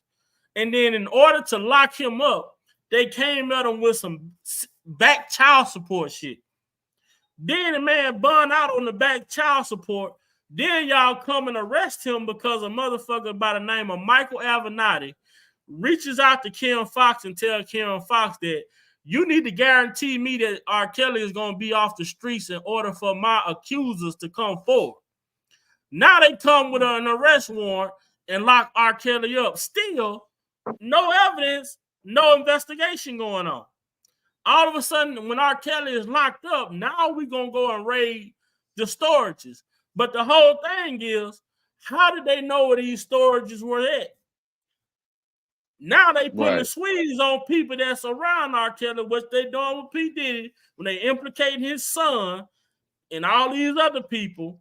They gonna put the squeeze on these people to point the finger and say, well, P. Diddy, you know what I'm saying? Oh, my dad told. That's what the feds, how the feds play a game, man. They just like we said with Roshon and Landfair. They came at her about them PPP loans that her family took out on that business that had been closed ever since 2005. What it all boils down to, what it really all boils down to is everybody has the right to due process and the presumption of innocence. Where it gets dangerous, regardless if a person is innocent or guilty or not, what it all boils down to is the right to due process of the law and the presumption of innocence. Whenever we don't afford one citizen of that, then all citizens fall victim to be preyed upon due to media pressure and propaganda. So if Diddy or R. Kelly or Bill Cosby or me or you or anybody is guilty of a crime, you need to go through the proper process to prove that. What they doing, they're sidestepping, they're trying to sidestep that with propaganda in the media, and they trying to tie that in with the judicial system. That's where the issue is at. If P. Diddy did something and he's guilty of it, he needs to be held accountable for that. But the process has to be done correctly. And that's all we saying really when it boils down to it. Because I'm gonna tell you something. My opinion on Diddy, with a lot of this stuff, he may be guilty of it, allegedly. But the process, the way that they're going about it, I have a problem with, because I see the same formula that you used against Bill Cosby. The same, we're going to attack you with all this propaganda. Y'all don't do that for their white counterparts. Y'all don't as much. Y'all don't do that for what's that boy Tom Cruise or any of these other Spacey, people, man, who doing time right Kevin now, Spacey, who was found guilty, and you ain't hear nothing about it. And see, the trickle down effect is something that Monty was saying about, was like, man, can you imagine that? When our society gets to a point where we using propaganda, they use a propaganda piece, they use the television show that says written by Surviving R. Kelly, written by, with actors. It has that in the credits. They use that as leverage to launch an investigation. That's very dangerous. That means you could do that to anybody. And then what happens if that man is found guilty? That becomes case law for somebody else. That looks like you and me. You know what I'm saying? Then I looked up the docuseries, man. And that's something else that I had to look into. I'm like, what's the purpose of a docuseries? A docuseries, if you look it up, it is the purpose of a docuseries is to target a certain audience. Right. So by any chance, and I'm assuming this was after the trial, after his farce conviction. Anybody see Andrea? All of a sudden, Andrea, I guess obviously after she got her coins for private R. Kelly. Yeah. She's $1,500, man. before. She missing in action, right? Yeah, so now But he's you this know why great she mixing the father. action, He's this Monty? great, huh? You Like know this. why she mixing the action, though? Because Roshana Landfell said she was having three-way sex with him and her. Aha. But she See, not. but Why but she? but how was he an animal before the trial? But after now the trial's over, she done got her coins. Now he's a nice guy. He's a great father, a human being. Like But what about what about the fact that? What about the fact that? And this is like me and Jeff and Brother Munch. I like the way that you really? are, and I like the way that you think. If R. Kelly was so guilty, why would y'all have 6 jurors on this man's jury panel that should have never been on there? You have 4 jurors that admitted that they watched the docuseries. Those 4 jurors. Why did y'all have to use jurors who already had a made up mind that this man was guilty before he even came to trial? That's what I told you earlier. They see what it is. They set a preconception early that listen, this is the narrative that we're going to push. This is what I need you to say. We need to stay on. This is what I need you to say. Because see, this is why when they start giving immunity, then this is when the corruption is corrupt. Okay, because these people are who knows these witnesses that they put on the stand. How do you know they're not felons? Well, we know Demetrius Smith was. So if you're a convicted felon, you cannot testify in the federal proceeding. And then the thing is, right, they got Roshana, but Roshana told them the only way that she would testify was if they gave her whole family immunity. Why did they wait till her dad died to go after her to come testify? Why did the key private investigator, and I'm gonna go on the record and say it, the private investigator involved in R. Kelly case in 2008, why was he killed? Jack Palladino. 2018, he was killed. Jack Palladino. Allegedly. He was unalive. Why was Linda Minch unalive? Why was Roshana Landfell daddy all of a sudden unalive before this man trial started? All these people were critical people in the 2008 trial. But I'm going to play a video for you, Monty, because I'm not sure if you saw this video from R. Kelly's first lawyer during the 2008 trial from Sam Adams Jr. And Sam Adams Jr., because a lot of people say, well, then, it was him on the tape, this, that, and third. It was the girl on the tape. But the thing was about this tape was R. Kelly lawyer is going to tell you that the forensics looked at this tape and they proved that the tape was edited. They proved that they said that pixels was off. They never even identified R. Kelly being on the tape.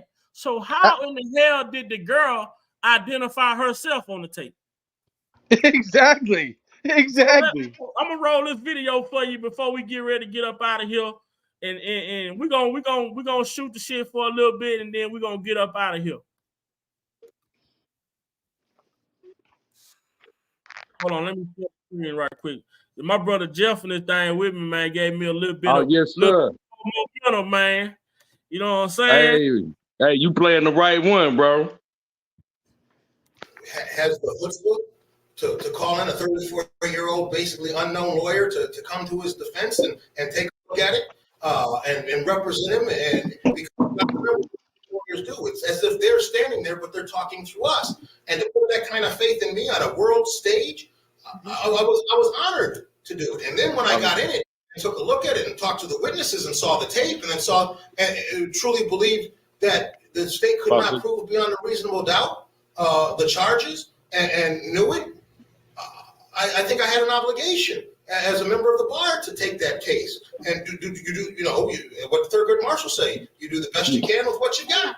And it turned out that we were pretty successful. To this day, people who weren't sitting there and saw it, who say, look, I saw the tape and all that, didn't see the experts testify that those tapes very well were doctored, that those tapes were very well, the pixels were off, and there were moles missing on him that he actually had. They didn't see that evidence. So to say that, I'm just not being truthful when I say it very well could not have been him, and certainly the government couldn't prove that it was him, they certainly didn't sit there and go through it. And that jury came back with a finding of not guilty, that the state did not prove him guilty beyond a reason. And what the third grade marshal say, you do the best you can with what you got. And it turned out that we were pretty successful. To this day, people who weren't sitting there and saw it, who say, look, I saw the tape and all that, didn't see the experts testify that those. And see what he said? He said the people that are sitting here who weren't in the courtroom but say they saw the tapes didn't hear what the experts testified to during the trial. And he gonna tell you. We were pretty successful. To this day, people who weren't sitting there and saw it, who say, look, I saw the tape and all that, didn't see the experts testify that those tapes very well were doctored, that those tapes were very well. He said what, Jeff? Hey, he said them tapes were very well doctored. There wasn't no question about it. And that's the expert, right? What else he said? That those tapes were very well, the pixels were off. And the pixels was off. What else he said? And there were moles missing on him that he actually had. It was moles missing on him that he actually had. These are three different issues they had with this tape. Three different issues they had with this tape. So not alone were they able to identify the young lady on the tape, they weren't even able to identify the man in the tape. Exactly. Listen, they need to stop all the bullshit and let this man go, bro. Dude, all this evidence points to him being not guilty. Like, dude, really? What more do we have to see? You know what's crazy about that, bro? Is that they actually brought her back and they reworded the charges so they could try to sidestep double jeopardy because he was already found not guilty on this. This is the same suit warmed over. It's the same case that happened in the federal case in Illinois and Chicago was basically about this tape that he had already beat on a state level, but they elevated it to a federal level and they switched the wording on the charges so they could be able to sidestep double jeopardy. They promised that young lady a lifetime of Section 8, $20 million. She already was being contacted by the prosecutor, Angel Crew. They were giving up pet names as Boss Baby. It's ridiculous. And then they were meeting behind. Oh, isn't that called, like my cousin said, isn't that called prosecutorial misconduct? Misconduct, yeah. Absolutely, prosecutorial. Just that alone should have quit him or had that shit thrown out. Bro, it's so much corruption. They doing everything they gotta do to try to get him. On the screen right here, it says the crew is the prosecutor working in Kim Fox's office. I said one text messages are notable and troubling for multiple reasons. The meetings and calls arranged by AUSA crew and Minor One reference to these messages do not correspond to any disclosed reports of meeting or interview with Minor One. AUSA crew makes reference to needing to contact Minor One outside of work hours instead of using the name of minor one in her contact list is in her phone. AUSA crew was without explanation chosen to identify the most critical witness in the case as Boss Baby.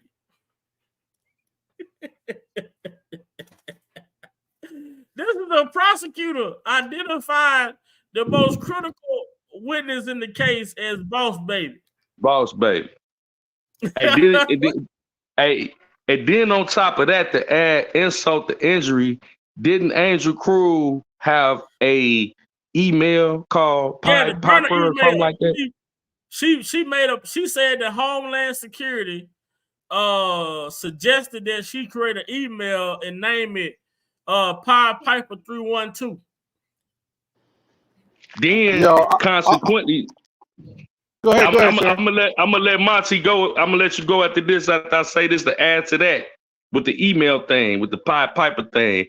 Then consequently, once they found out all this corruption was going on between the prosecutor and the lead witness, she got moved to a whole nother district. Yeah. Come on, man. This is scary. That just not even just with Kels, the shit that they can do to come after you and lock you up over some manufactured evidence, manufactured testimony. You're pressuring people, badgering people to testify. You're threatening people to testify. You're manufacturing evidence, and just to get you convicted. Like this is ridiculous, and that's why I'm saying the Fed. That's why their conviction rate is so high, because they do this type of shit. Hey, bro. Hey, that's why. Hey, That's Monty. why it's so high. Monty, you said one thing, man. A lot of things, man. Very intelligent brother. You are from Chicago, South Side. You said 60-30 Calumet. I'm already knowing. You know what I'm saying? Yeah. The area that you from and the pedigree and that's thoroughbred. When we talk about the corruption in the judicial system in Cook County, Illinois, as it pertains to how the laws are crafted and how they target us, and then when you couple that with a celebrity that's from that same, because Kels actually grew up from that area at one point. You know what I'm saying? Yeah, he did. Yeah. So when you think about that and the level of vitriol that they would have towards a poor black boy that actually rose against the odds and beat the system back in 2008, and they're able to come back in 2019 and charge them federally with the same bullshit. Mm-hmm. That's what and you they got did. The same people that are in those offices, in those seats. You know what I'm saying? It ain't no secret there was a vendetta to bring this man down. Mm-hmm. And guess what, Jeff? Well, we're gonna put Monty on the other thing that they did. So during the 2008 trial, right? You gotta pay attention to this one though. How they put this shit in our face, and people out here still don't see what's going on. They had Chris Cuomo. Chris Cuomo was what? television. That lying motherfucker. Hold on. I'm finna tell you. He was an interview personality at this time. He was on a interview show, and he come out and say, this is back in 2008. He said Mr. Kelly was facing 21 counts or something like that. Man, yeah. If he was found guilty of all counts in 2008, he would have been sentenced to up to 51 years in prison. Now, hold on. If he would have been found guilty in 2008 of all counts, he would have been sentenced to up to 51 years in prison. Now, check this out. and my brother Jeff on here. How much time was Mr. Kelly given in New York? I believe 20 years, something like that. 30 years. 30. He got a 30 piece He got in 30 New in New York. York. Okay, yeah. Then he went to Chicago. Lennon Weber gave him 20. But what else did Lennon Weber have to do after giving him the 20 years? He said, I want that 20 to run consecutive with the 30, but we're not going to add it like that. We're going to add the number, the time that he was given. So they gave him 30 in New York, turned around and gave him 20 in Chicago with 1 year ran consecutive. You Do hear the that math. bullshit? 20 plus 30 plus 1 gives you what? 51. So 51 years. he was facing 51 years of convicted of all charges.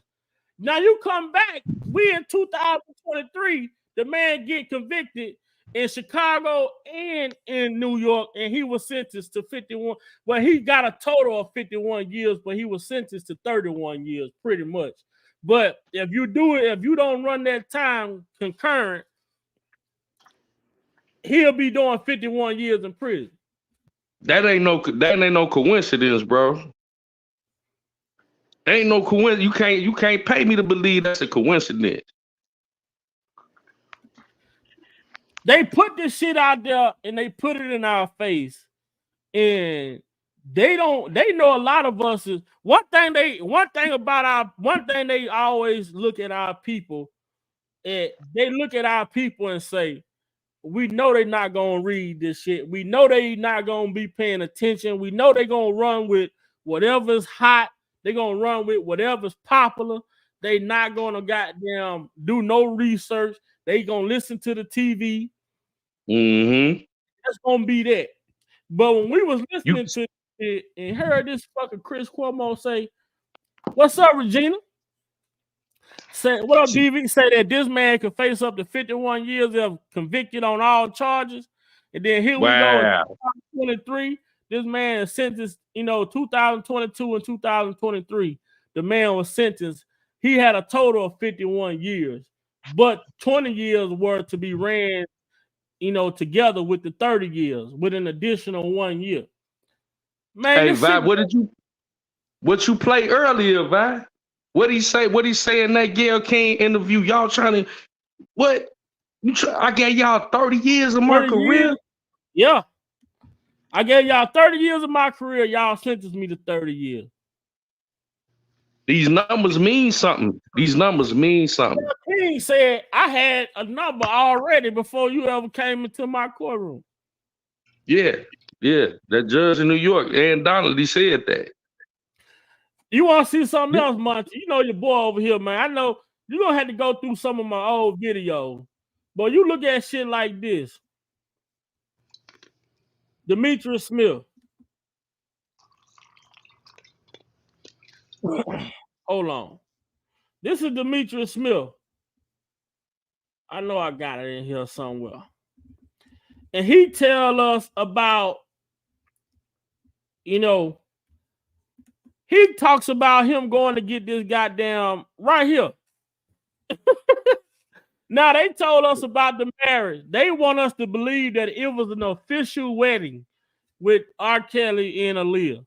But Demetrius Smith said that this is the manager testified against the singer about how he had bribed a worker at a local welfare office to make Aaliyah a welfare ID card, but it did not show her age. What was the fucking point of getting the ID card then? And that marriage, that so-called marriage shit, that was first of all, that I believe, well, from what I heard, that was a publicity stunt by her uncle to say that they were. Oh yeah. Hey, Monty on it. It was a popular thing a popular game back then. And something I looked at, Jeff, and I'm gonna challenge everybody in the chat to do this shit, bro. I'm gonna challenge everybody in the chat to do this. Because somebody said so one day who's on this live. When you hear this, when you hear the dude Nathan Edmonds talk about when the door swing open and here come R. Kelly and Aaliyah had her hair covering up her face. Man, I have yet to find one goddamn interview or picture that show Aaliyah wearing her hair covering her fucking face when she was dealing with R. Kelly, when he was working with her. Haven't seen one picture or video, one interview. Every interview I've seen, she had a cap on, her hair hanging down the side. Right. Well, what I say is this, and I know a lot of Kel supporters not going to want to hear this, but I got to say it. In the mitigation report. Oh, yeah, I got it. He admitted to it. Yeah. He admitted that it was a marriage, but it was a publicity stunt. You know what I'm saying? Yeah. It was like, that was like, when you think about at that era, because see, that's why we had a statute of limitations with things. Because a lot of things that was acceptable back in the mid-90s is not acceptable in the mid-70s. A lot of things that was acceptable in the mid-70s were not acceptable in the mid-50s, and so on and so forth. And we can fast forward to 2025. But you keeping up with the time, though, because back in that time, it's like the same time as the Elvis and Priscilla shit. You know, back then there was something they was using to promote younger artists because of the type of music. Like you say, who signed off on the type of music that she put out? Her damn uncle did. Mm-hmm. The whole thing about it is, even if they try, I read that mitigation report and he said that, and it was supposed to be a publicity stunt. That's why we can never sit here when you hear this official say that he gave a marriage certificate to Demetrius Smith. You knew it was bullshit. But one thing Kel stipulated in that report is that I never had any sexual contact with her because she was too young. And what that's the part they don't want to dwell on. They say the reason for the marriage was because she hadn't got pregnant and she needed consent to have an abortion. But y'all want us to be so fucking stupid that y'all want us to hear y'all say that y'all went through the ringers to get a fake ID. Why would I go commit a crime to cover up another crime? I just can't admit it. I just can't think about it right. That don't even sound, that don't make no sense. And then I'm going to go marry her. That's 2 crimes. Even if she having an abortion, that's still 2 crimes. That's still 2 crimes. I just what is actually refreshing. I have there's 2. I'm having a conversation with 2 black kings that choose to educate themselves, that read and educate themselves, and likewise articulate as well. Oh yeah, man, appreciate it, bro. That's what one thing about over here on this platform and other platforms that I support, we try to come with shit that we can present to the people. That you can corroborate. Yeah, I'm not gonna talk about nothing. As you see, every time I say something, I go to my notes and I put it on the stream. Because I want people to see these aren't my words. Go and look this stuff up. I always tell people, go and search this stuff for yourself, because that's what I've done. I've done a lot of research, a lot of just watching videos, a lot of studying R. Kelly interviews, a lot of the different stuff. That's why, like, when my ear was messed up, I was able, and I typed in, R. Kelly Aaliyah. And I'm looking at a lot of this stuff, and I'm looking at a lot of the interviews that they did together. A lot of Aaliyah interviews that she did by herself. She was never wearing her hair over her eye. But that minister, he lied on the stand because he did that on the stand. He lied because I don't think he was ever a part of this shit. They did a fake ceremony shit. He probably never saw these people ever. even to take it, like, even what you said is 100% accurate, bro. But to even take it even farther, I think the federal government is out of body, and they bogus for even putting Aaliyah into some mess like this. Rest in peace to the Queen Aaliyah, trying to taint that woman's legacy. She never said or never inquired publicly that she was a victim. She always said that she had nothing but anytime that she spoke about R. Kelly, she spoke with the utmost respect, that was her mentor at one point. She never said she was abused. When you look at this trial, he was never even charged with the marriage. He was never even charged with marrying Aaliyah. She always spoke highly of this man.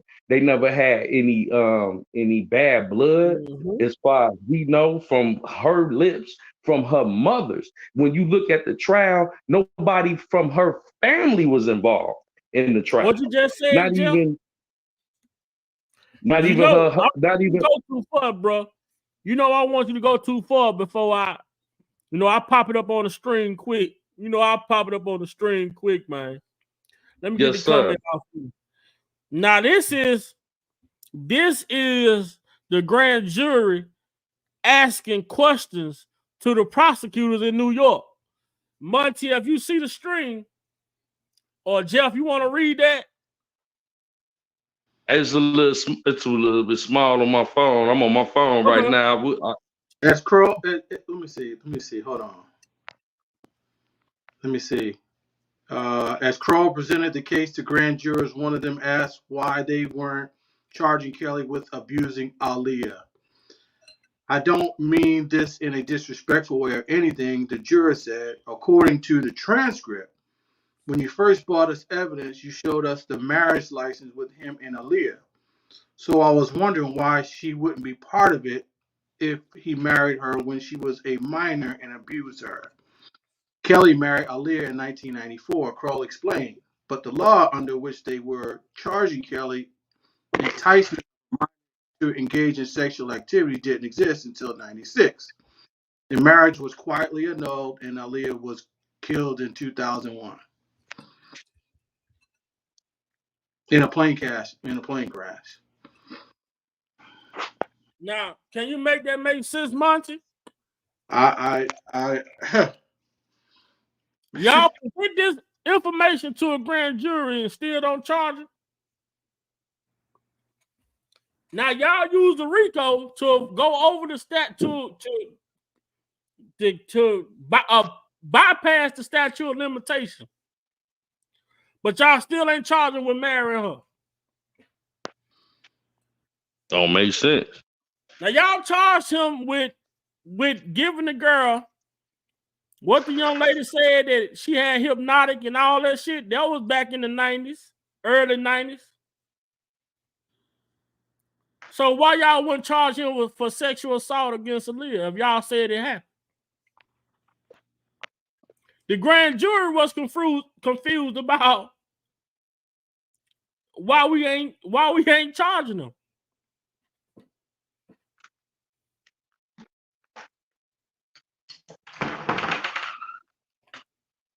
I would have been confused too if I was the jury, because it's like, wait a minute. I've been hearing this for 30 years about this marriage, but when we talk about it in a courtroom, I don't see her family here. I don't see nobody but somebody that Nathan whatever his name was, that Nathan Edmonds. That supposed to marry them, and he coming with some type of fairy tale story. I got Demetrius Smith here that's sitting here testifying that R. Kelly didn't have no knowledge of anything that was going on. So yeah, I got questions as a juror. Like, why are we here about a bribe? Like, if it wasn't for the RICO, the bribery charge is a misdemeanor. You talking about a state ID that now, Monty, you from Chicago. The state ID that we're talking about is a food stamp ID from 80, what 70? What was that? I think it was What? 83rd and Cottage Grove, where they Yeah, get the food stamp. You know what I'm yeah, talking about? Back in the yeah, day, The how can welfare you get ID. married? How can you get married with that? That don't have your age on it or nothing. yeah. Yeah, yeah. I was thinking about the same thing. Man, listen. And look at See, this. I say go to Illinois. And we know. And one thing I had put up here, let me see, because I put it up here one day a couple weeks ago about the annulment. I put it on my thing, and it tells you, hold on, and it tells you if you get an annulment, even if you annul a marriage, there still will be a court. record, a There record of will the be a annulment. record of what went on. Anytime you motion the court, there's gonna be a record. Let me see. Hey, listen, man. Seeing cases like this, it just goes to show you. It just corroborates the law will throw shit at the wall and see what they can get to stick. That's why they need that umbrella, See, man. Now they exactly, bro. abuse it. Now they abusing the Just to RICO see what law. it stick, bro. But hey, like I said, like circling back, how can you RICO one man? The guys that you said that he was running the enterprise with was not guilty. So how was he guilty? And then they Hey, How? bro, that was your only opening. charge them people in That Chicago. was They your didn't even opening. charge them in New York. Yeah, that was your opening question, and I had to I got to agree with that. Like, this the first man in history been charged with a RICO And by his convicted goddamn on self. RICO by himself. And I know, I know Bonjean is gonna curb stomp that shit. Man, look at these comments, man. What's going on, man? Man, I see some names in the chat I ain't never seen, man. Shout out to all the new people in the chat that I've seen for the first time. I want to welcome y'all to the platform. But I'm trying to get to the document, man. And I like to show it because I Googled it. Yeah. One thing I Hey, man, was using Google to my best. I use Google to my best ability, man. And I go on hey, man, Google with the hey, Vibe, huh? man, hey, Vibe, you like a source when it comes to this shit. I appreciate you, and I appreciate this brother Monty that's on the platform. Right. Hey man, hey, back at you, man. The love is absolutely reciprocated. It's absolute pleasure to be up here chopping it up with have some constructive conversation up here. And one thing we always say, we don't try to say that this man is an angel. This man has never done nothing. But we ask that if y'all gonna convict this man, convict him of the shit that he's done, not what y'all wanted him to do. Exactly. That's all. That's what the court is for. To convict, fact find, and hold those accountable for crimes, not what you think he did or what others said he did. Now, but what y'all saying that, bro? If that was the case, you know what I'm saying? If anything that they would be able to charge this man with regarding the allegations will be held in the state court as statutory rape. That's the furthest they could go with it. It should never be a federal charge. It should never be a RICO. It should never be a criminal enterprise. It should never be sex trafficking.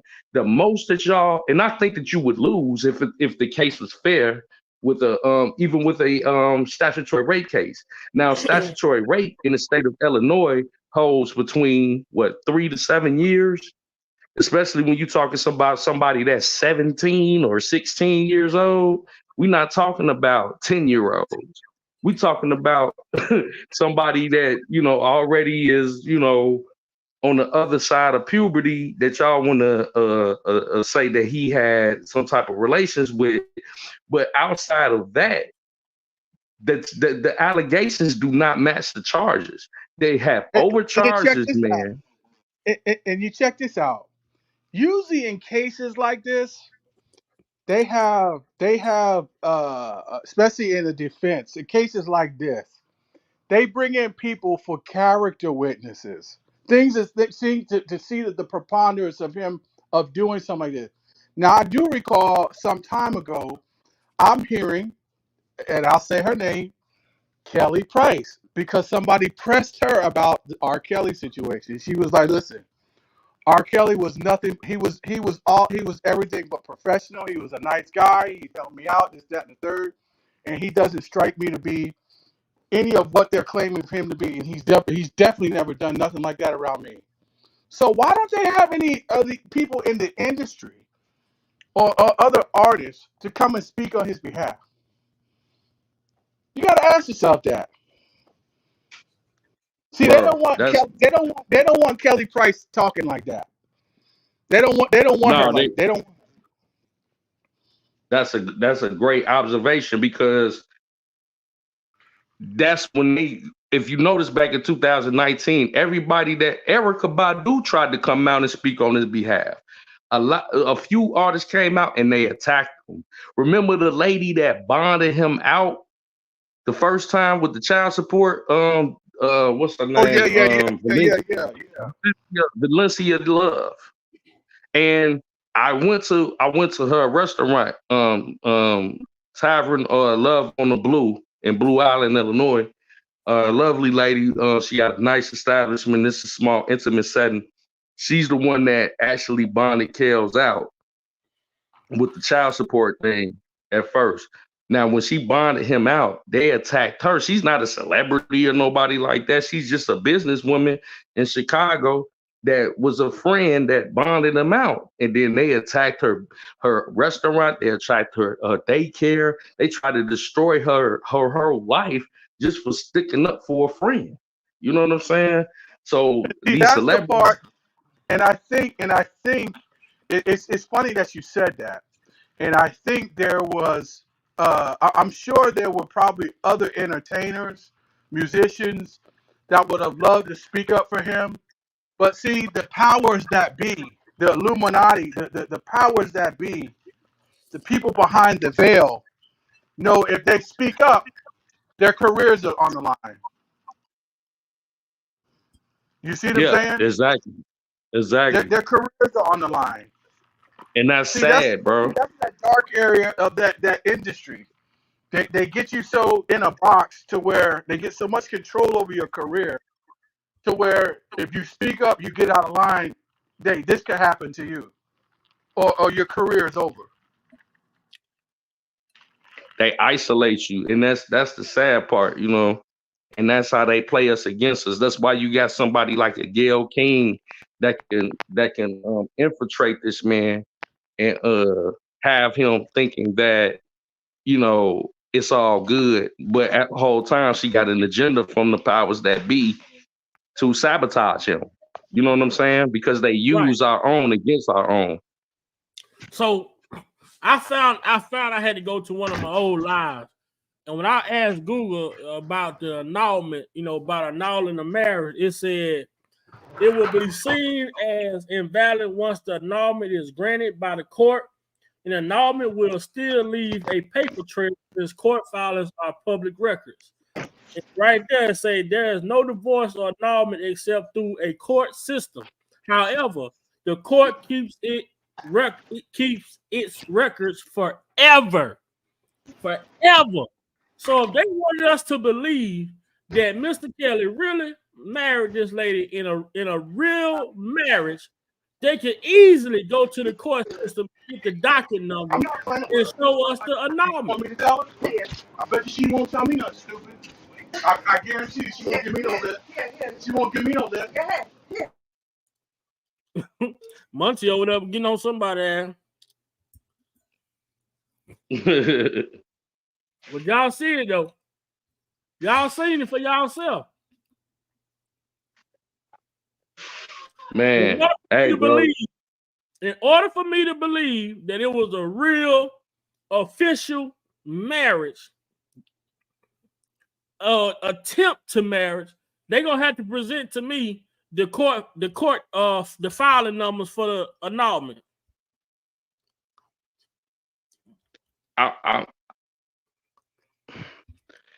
The thing about the annulment thing that I find out that's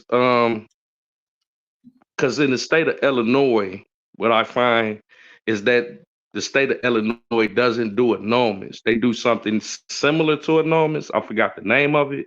They call it decrees. They call it okay. Decrees. You gotta I already, boy, look here, Jeff. Boy, vibe, man. Vibe. I've been on that motherfucker. Yeah. Why not get the decree then? You know what I'm saying? Yeah. If it's in the same state. Have to, in order for R. Kelly to have married Andrea, he would have had to present either an annulment or a divorce decree to show that he's no longer married to the person he was married to at first. So that means that's what I love about Big Vat. You come with the receipts because, like you said, he would have had to present that. You know what I'm saying? Yeah. And you can't get around it. You can't get over it. You can't get under that. And there's no way around it. How did he marry his wife? These are grounds for an annulment. Grounds for an annulment. Either spouse was already married to someone else at the time of the marriage in question. Either spouse was too young to be married or too young without required court or parental consent. Either spouse was under the influence of drugs or alcohol at the time of the marriage. So I done went through all of this shit, looking for different stuff. Hold on, because I got the rest of it in here somewhere. It's down here. The only thing I hate about this stream, y'all, man, I be having to take some of my stuff off. Even right here, they tell us that she went and got the marriage annulled. One signature annulment obtained by default can never be sealed. So if they did it, it can never be sealed. This is to allow access to be filed by the defendant. Also know that once sealed, an annulment file cannot be accessed except by court record. So they telling you they got it. That means by you too. Unless you present yourself in court with a photo identification, be sure to obtain at least 2 certificates. This is what it's called right here, Jeff. Be sure to obtain at least 2 certificate decrees of annulment before you request that to be filed by seal to avoid the hassle of obtaining one after the filing is sealed. Man, one thing about it, man, bruh, man, I'll be up researching this shit, man. I'll be up looking for the shit. Oh yeah, you got it. Because people really play on your intelligence, man. And in Cook County, man, you need official IDs. And what are official IDs? Passport, a government issued ID, a government issued driver's license, and it's one other thing that they can use that's an official ID. But I got the answers to a social security card. A social security card. That may be it. I just had to go through my phone, and I went through my phone and deleted some stuff. But yeah, man, that's my whole thing about it. And I'm not one to come on here and try to tell people they wrong or what I'm saying, what they doing ain't right, or they, what I'm saying. I just come on here and present the information that I have, and it's from the research that I find, and my whole thing is, man, when the shit ain't making sense, bro, It's just It not ain't making making sense. sense. It ain't That's making it. sense. But yeah, man, my phone about to die, man. I love the dialogue tonight, man. We turned up, gave the people some great commentary. I appreciate you, bro. Oh yeah, man. It was I great gotta on throw here, this joint man. on the side. Man, I Hey don't know man, what happened. I got y'all locked in, man. Hey, I'm sure coming back, bro. Hey, Monty, man, shoot me Man, definitely come back, an bro. email, man. Shoot me an email, and I got a text group with the fellas, you know, and we be shooting each other different things that we come across. Just shoot me an email at Big Val Opinion 88, brother. Man, I like you. I like your thought process. I like your open mindedness. I like your questioning certain things. But, you know, the simple fact that you're using your own perspectives and point of views to look at things. And that's what we try to look for over here when it comes to this R. Kelly conversation or any injustice conversation, because I talk about a lot of different injustice over here. You know, I'm so happy to have you come through tonight because shit, you sparked you made us Man. resurface some information we hadn't talked about in a minute. Yes, sir. I appreciate it, man. And at the end of the day, that's what it's all about, man. Like my man Derek say, man, provoke thoughts. We trying to provoke thoughts over here too. That's You know what I'm it, saying? man. We trying to keep the conversation going, and we trying to stimulate your intellect. We want you to think, you know, outside the box. You know what I'm saying? Anytime that I'm able to be on my brother Big Vi opinion, Big Vibe always come with the receipts, provoke thoughts, Sir Miguel, my brother J Rock, everybody that come over here, man. King I of the appreciate Truck that. Show. Yes, Uncle sir, man. Bill. Tune in. Uncle Muse, shout out to Big Brother Muse. You know what I'm saying? Hey, man, we got a brotherhood going over here, and we just trying to seek out the truth and bring that, and we gonna keep Kale's name alive. You know what I'm saying? We gonna come play with him. You know what I'm saying? Oh, it's gonna stay alive. It's gonna stay alive, and he gonna be out soon. Watch. Yes, Oh yeah, sir. Yes, man. sir. That's why we gotta make sure it's very important that we share these lives. And Muncie, when you go through my channel, you go through my lives, most definitely check out that one with you can check out anyone because all of them good, but most definitely one of the recent ones with Dr. Umar. And he's breaking it down for, you know, telling it how it is. You know, a lot of people don't like to listen to him because, you know, the way he go about things. But my whole thing is that I tell people, even though you don't like somebody, you gotta listen. It ain't about the person, it's about the message. And that's my biggest thing. You know, I don't like a lot of shit that go on, but I listen because I don't want somebody to come tell me what the messenger said. Because you know how that shit go. When it comes from one person mouth to the next person, the story change before it get to the next person. You know, so I like to listen to what people say, take away from it what I feel is credible enough for me to present, and then that's what I share with my people. But I always tell them, hey, go right here if you want to listen to this whole interview for yourself, though. You know. Mm-hmm.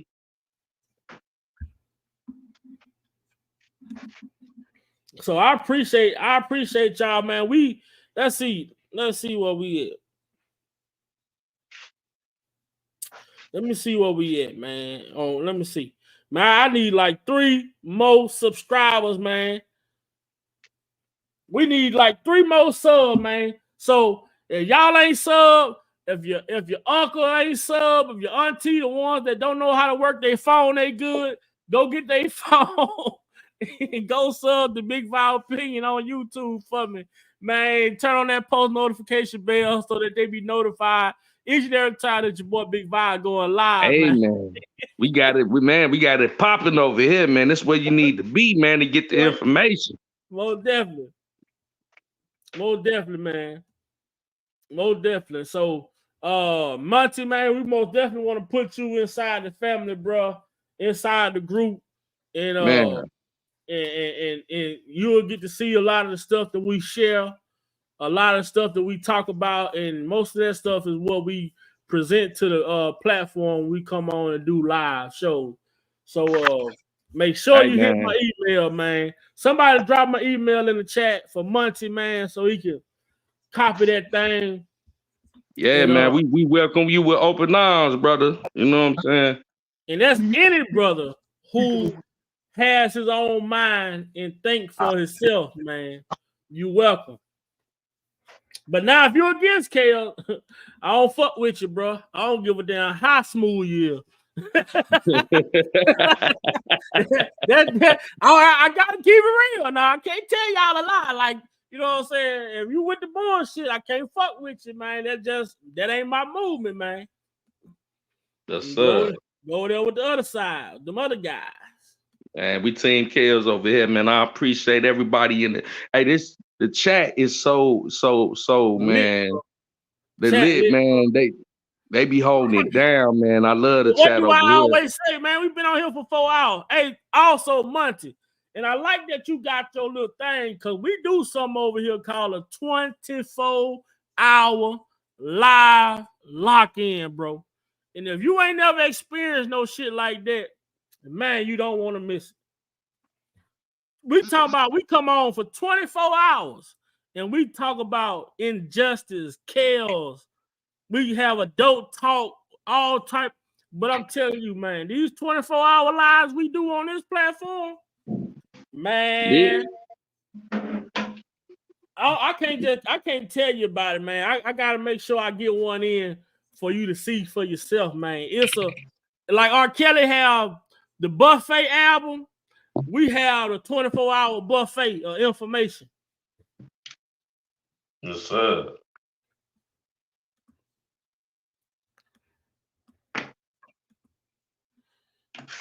What up, Blessed?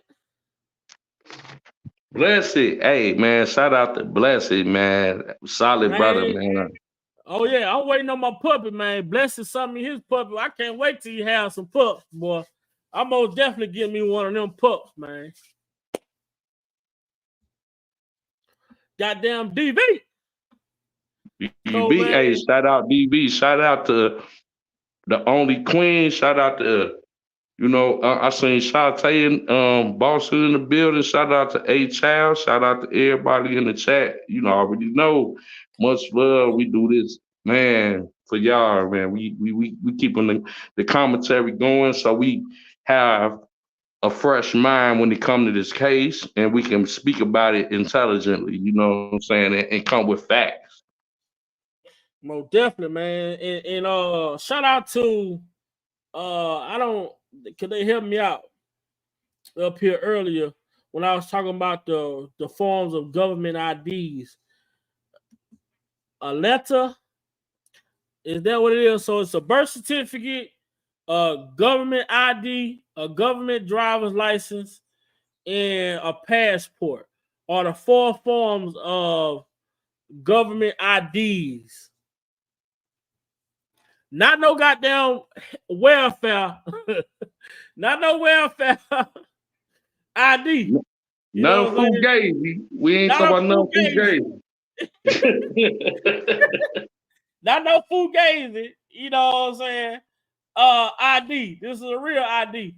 And also for the women, man, for all of the ladies in the chat, man, I can't wait till the day that y'all say, Big Vi, I want you to do a panel for the women to come on and talk and give their perspective, because y'all been on this platform for a while, and it's a lot of us guys that talk and we give our perspective.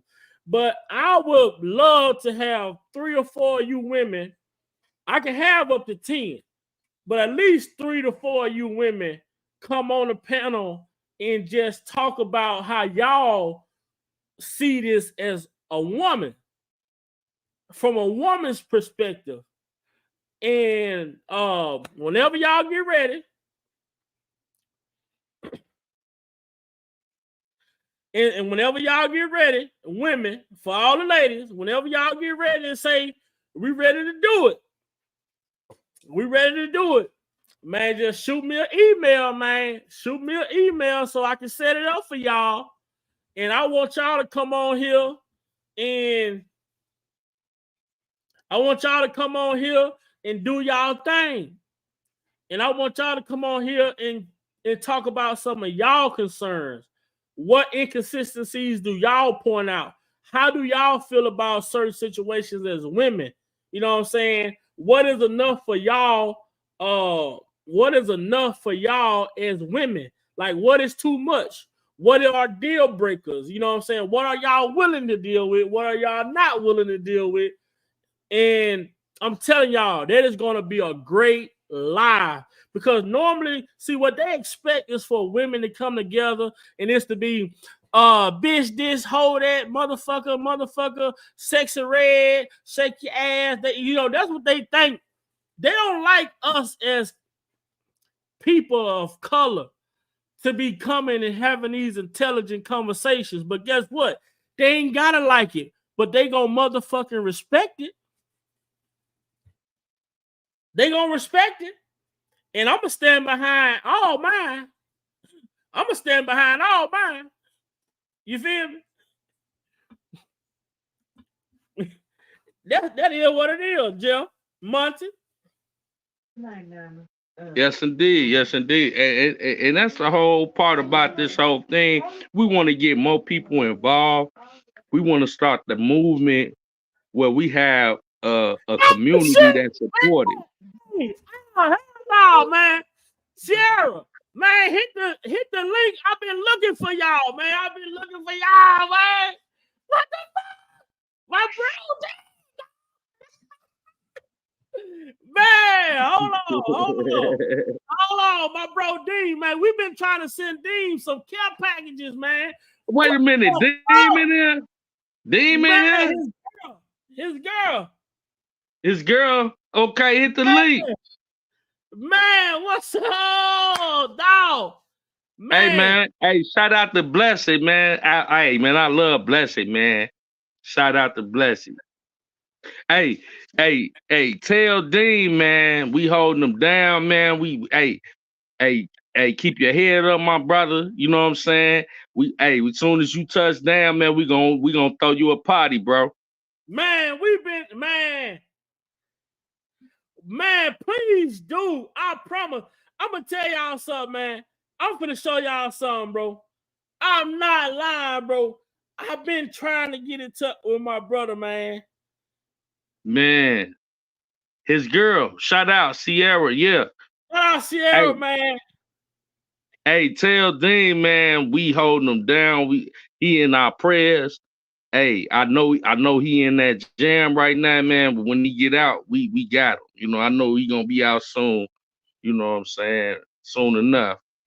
Where whatever the case is, you know what I'm saying? We holding Dean down. That's our brother. We love him. 100 grand. You know what I'm saying? No cap on that. Man, tell Dean we love him too, man. Tell him he gonna have to call in. Sierra, I'm gonna give you my number. When you email me, I'm gonna give you my number. Okay, hey, he can call in Friday. Yeah, yes, sir. I got a phone line, everything, man. Oh man, my little bro. Man, Hey, Dean, I'm sorry, y'all. hey. I'm sorry, y'all, man. That's my little bro, man. That just hit different. That hit different. Oh, hell no, man.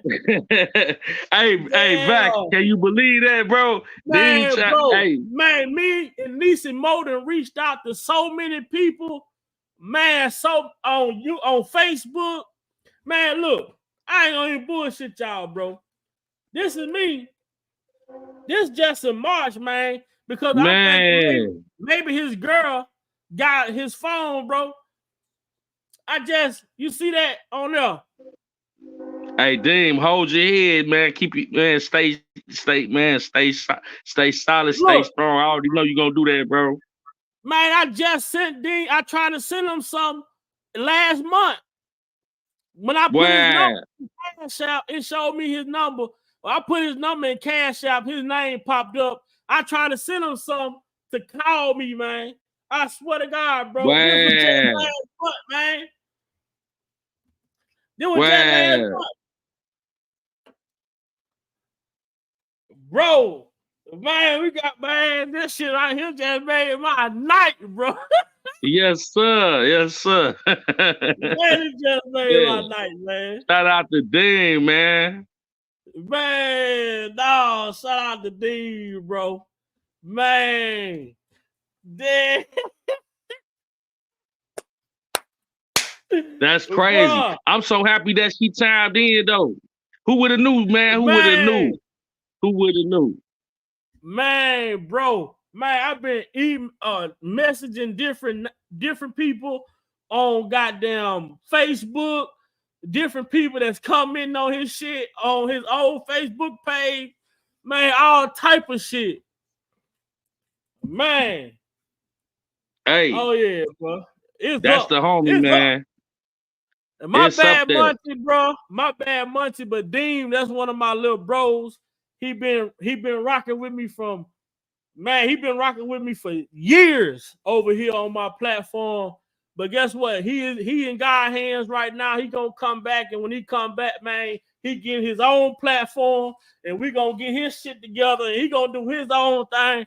Man. Hey, man. Hey, Dean. Hey, little bro got a story to tell, man. Oh yeah, most definitely, man. Most definitely, man. Damn. Yes, sir. Blessings. Yeah. That ain't nothing but God working right there. You feel me? Bro, you see, I've been reaching out. Yeah. Yes, sir. A lot of people be saying they be reaching, but they be capping, bro. I literally been reaching out trying to get in touch with my little bro. I'm like, man, I need to do something for him, man. You know what I'm saying? For real, bro. I don't do that fugazi. You know what I'm Hey, saying? man. Hey, I already know you don't. Hey, and this is what it's all about right here. What we talking about right now. Our brother Dean locked up, and we gonna advocate for all our brothers that's locked up, you know what I'm saying, to get home safely to their families, regardless of the case may be. We all black people, and we got to hold each other down. And that's what it's all about. You know what I'm saying? Right or wrong, wrong or right. But at the end of the day, man, when you look at it, if we don't hold each other down, who gonna do it for us? So And shout out to when it, Nisimo too. Because Nisimo called me one day. We started talking, me and Nisimo both. Nisimo was on one site. I was on a whole nother site. We was looking for people. We was, man, we was all over the goddamn place. But she say what? He say Dean gonna tap in on Friday, man. man, tell them tap y'all. in. Tell them It's tap up, bro. in. It's up, Yeah. bro. It's up, bro.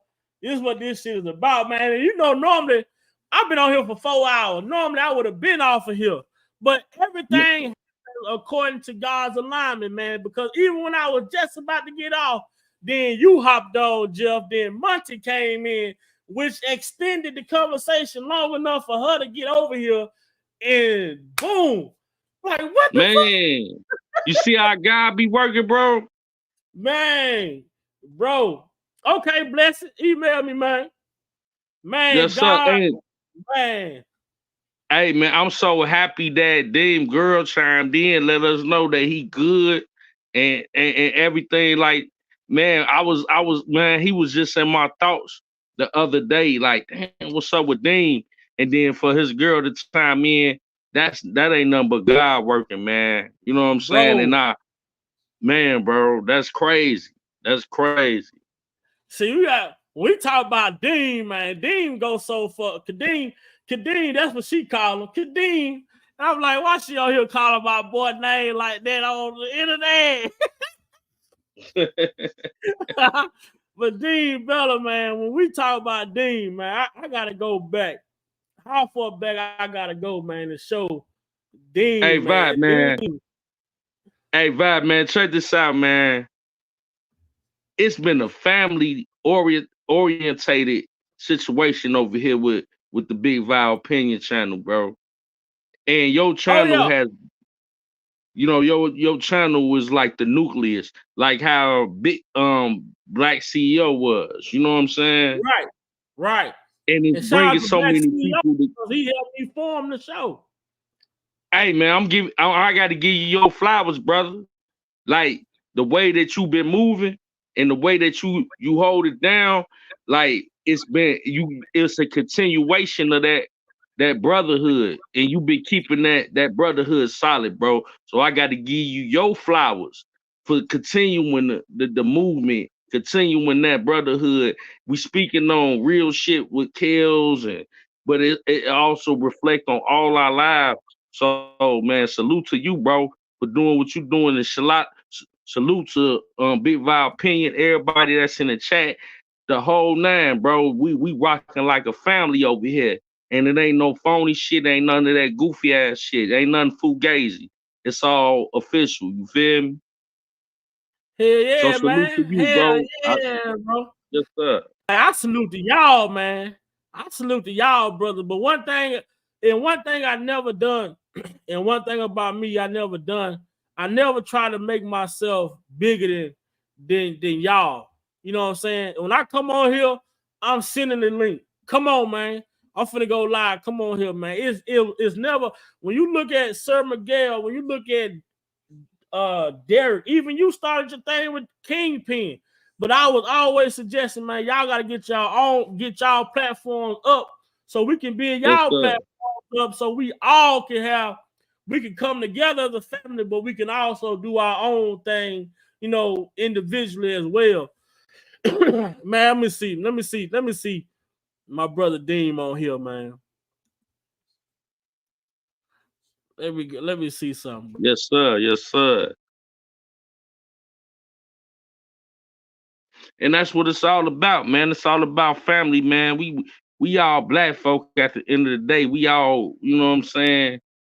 We all coming from the same struggle. So why we playing, you know what I'm saying? Like we better than one another, or all the so goof ass shit, man. Fuck that, man. We all family. Just like with Kels. That's family, bro. I look at Kels like, man, he one of us. You know what I'm saying? At this point, why the fuck would we isolate our brother just because he got fame and fortune? Nah, nigga, you one of us. You know what I'm saying? We gonna hold you down. We represent the whole, family structure thing. You feel me? That's what it's all about.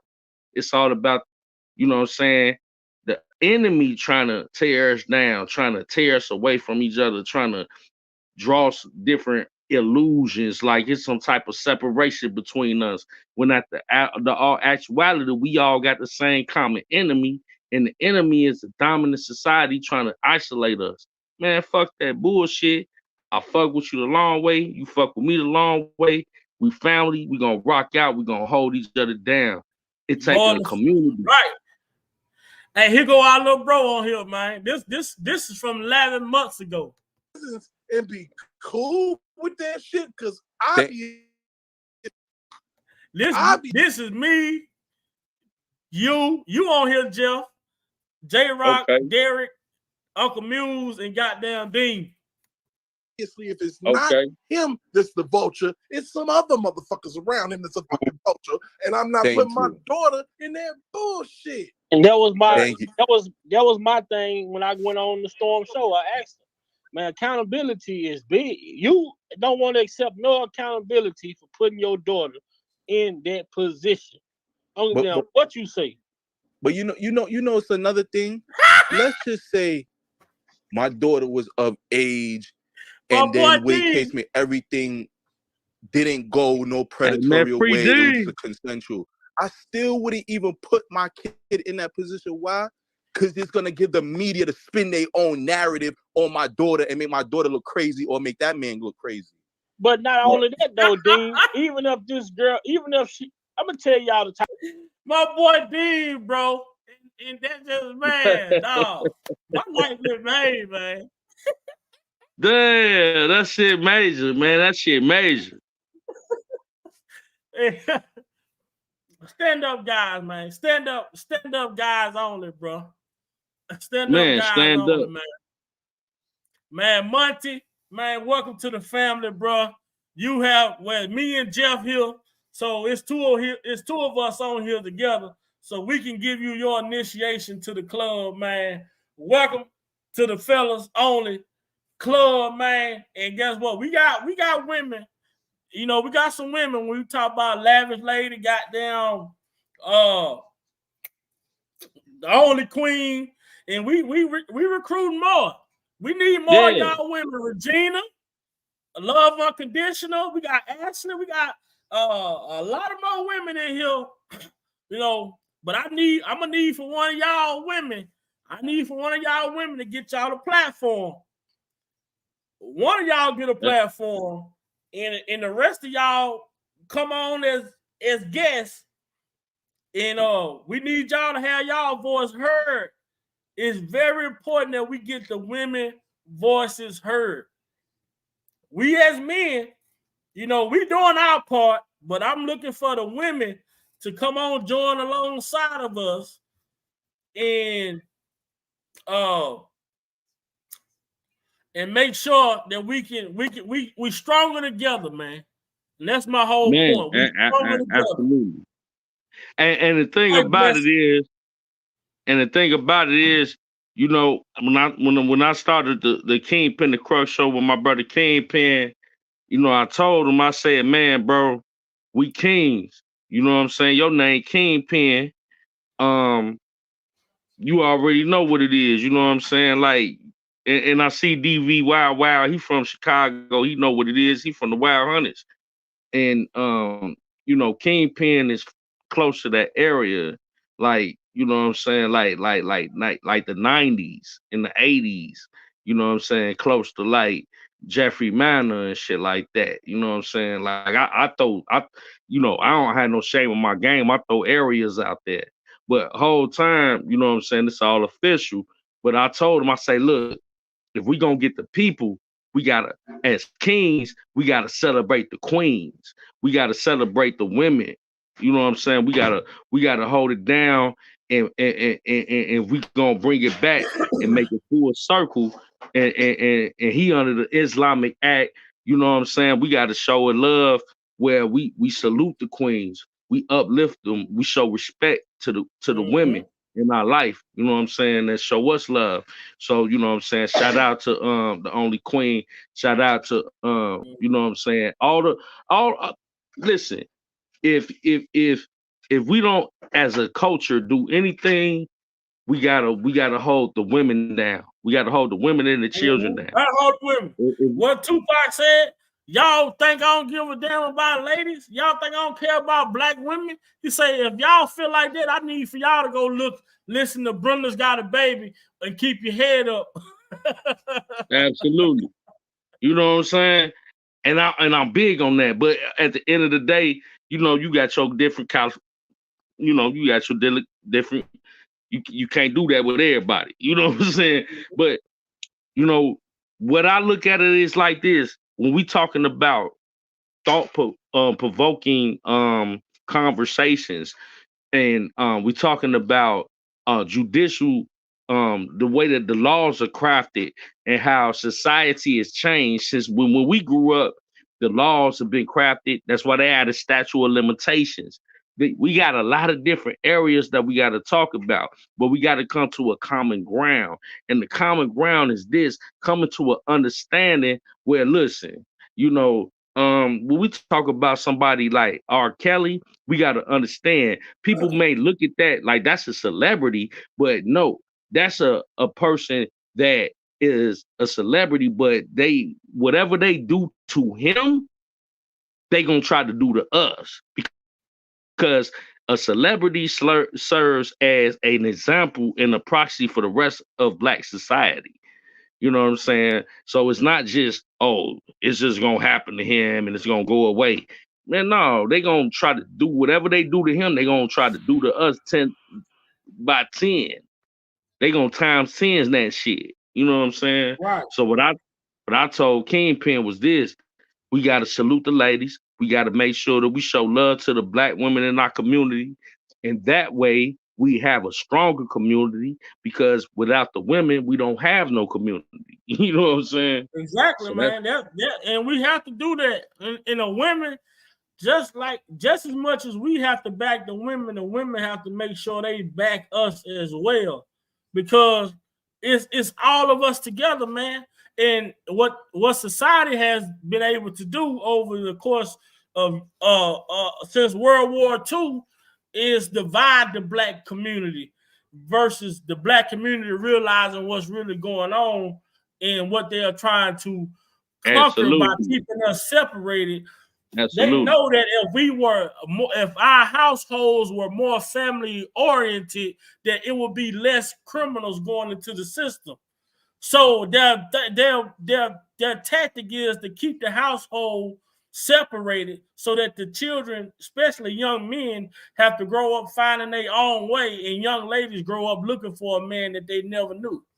And it's crazy, bro. It's crazy, bro. How they try to play it and the pressure that we be under. You know, you say it's like we look at it like, man, you know what I'm saying? We all be under pressure. Men be under pressure, women be under pressure. Oh yeah. You know what I'm saying? And it's hard. It's not gonna be easy. You know what I'm saying? We gotta stay fast, and we gotta be able to weather the storm. You know what I'm saying? And I appreciate the dialogue because it keep me sharp. You know what I'm saying? And if I stay sharp, I keep my immediate circle sharp, and we gonna go ahead and work together and network. The one thing about the shit with R.Kelly, the thing what R.Kelly has done is brought a lot of people together from different parts of the country that otherwise probably wouldn't even know each other, man. R.Kelly gave me and Vi a brotherhood that I never would even know this brother if it wasn't for him. But I fuck with Vi like he family. You feel what I'm saying? If Vi comes to Chicago, I'm gonna make sure he's straight. If he tap in with me, I'm gonna make sure he good. You feel what I'm Just saying? like when I was I just came to Chicago. You was out of pocket, but guess what? Up was right there. Saying, what's Right, up, nephew? right. What you trying to do? I'm trying to get something to eat. Okay, I'm gonna take you right here. This, you good when you with me. You know what I'm saying? I'm like, and that's what this brotherhood has created. I can go places I've never been and deal with people who gonna have my best interest, knowing I got to get back to my children, just like they want to get back to their children. Absolutely, absolutely. And that's the thing about it, because if you tapped in with me like you tapped in with Brother Muse, shout out to Muse. It'll be the same thing. I'm gonna make sure you get home safely. I'm gonna make sure you had a good time, and I know if I come to your neck of the woods, it's the same thing, vice versa. Could you imagine how many people, if everybody was on that same page, and we got so many different people from different areas that we tap in with each other? The networking is crazy. You know what I'm saying? Like we got extended family all over the fucking country. That network, and then we all really tapped in with each other. We all really fuck with each other. We all gonna make sure we all safe and have a great time. That's power. That's what the dominant society don't want black people to do. But that's what we gotta do. You know what I'm saying? Sure say we almost at 200 likes, man. That's crazy, bro. That's crazy. That's crazy. That's crazy, man. Shout out to y'all, man. Like I say, man, I've been blessed tonight, man. I've been blessed tonight, bro. With yes, sir. With that last message coming through, with Sierra Dean girl, man, they're talking about that was right on time, bro. Man, that boy, look, that man, made that was my love, night, man. That made my night, man. That made my goddamn night. Monty, man, shout out to him for coming through. That was big for us tonight. Man, my brother Jeff, man, I appreciate you taking out your time, because I know how your schedule be. And for you to take out time to come on and chop it up with me for this last hour and a half. Then you done have been on here for 2 hours, and don't even know it because you've been talking, having a good conversation, man. That's how I be. I've been on here for 4 hours and 30 minutes. It don't even seem like I've been on that long, but I normally be on here for 2 hours and I'm gone. So I'm finna get ready to get off though, so I can reach out to Dean girl and see what's up. I'm gonna text her. I did just text her. I gotta check the messages, see what she responded back. But she did say, Dean, looking forward to calling in. So brother Jeff, if you don't mind doing so, if I don't mean to done so before, I'm gonna put something in the group in the group text and just let the fella know we heard from Dean. Hopefully we all can come together and pinch in and put something together to send to him. You know, we already know, being in that situation, bro. And I know, Jeff, you more familiar with how that situation is. I can't even imagine. You know what I'm saying? But we're gonna try to give him something so he can get him some zuzus and wham-whams or whatever the situation may be. You Man, know we're what I'm gonna put saying? something together, man. That's what we need to. That's what we got to do, bro. We got to make Gotta sure do that.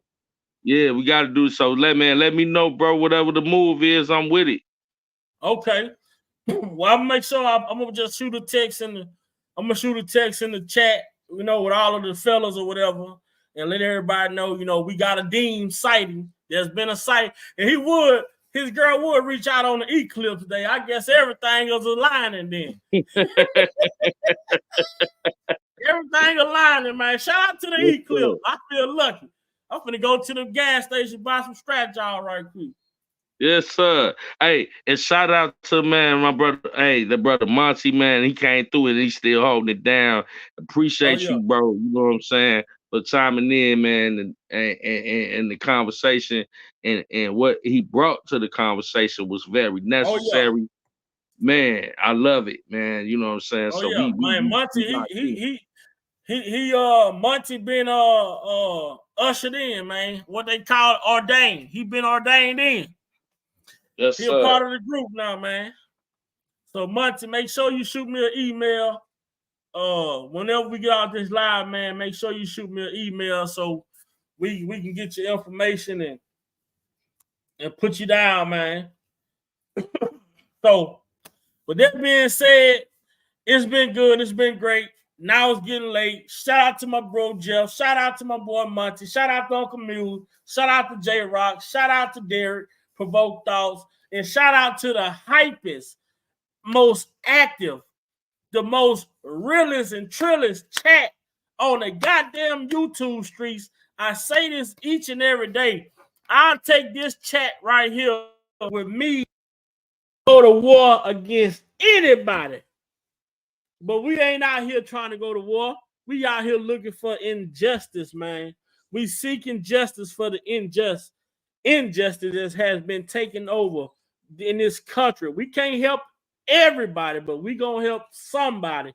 And that's our goal, man. We ain't out here trying to conquer the world overnight, but as long as we keep chipping at it, we'll get it done. Yes, sir. Hey, man.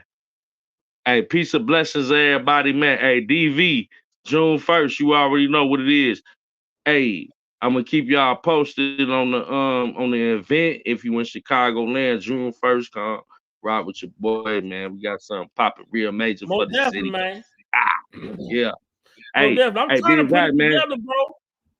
I'm yeah, trying to man. put If you able to come out their way. Yeah. If you able to slide that, that day. If not, then we gonna ask, man, it's only up from here. So it's good. Oh yeah. Hey, but blessings though, man. Much love, man. Love y'all, man. Peace of blessings. Have a good night, man. And a great morning, man. I'm gonna get up out of here, man. Let you do your thing, bro. Peace and blessings. All right, I'm out of here. All right. Brother Monty. What's good? Hey, man. Hey, be sure to shoot me an email and with your information, man, so we can make sure we keep that link active. And you'll get all, when I come on, you'll get the notifications, you'll get the links sent to you. You won't have to, it won't be, you won't have to get it out of the chat. Because we refrain from putting it in the chat so much because of the trolls. If you're familiar with YouTube, there'll be a lot of trolls out here. So we just want to make sure we be able to get you linked in with us, the fellas. It's about 6 or 7 of us, and our brother Dean. He he on a little vacation right now, but we gonna we just making sure we keep his name alive, because that brother, just like us, he was always out here, on the front line, talking about this injustice. So how you feel about the channel, man? What you think about the people? What you think about the chat? Do you think he coming back? Hey, it was a pleasure. It was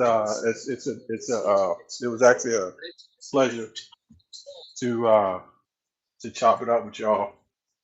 And as always, it's always good to talk to like-minded individuals, where we can compare and contrast, agree to disagree, and keep it moving.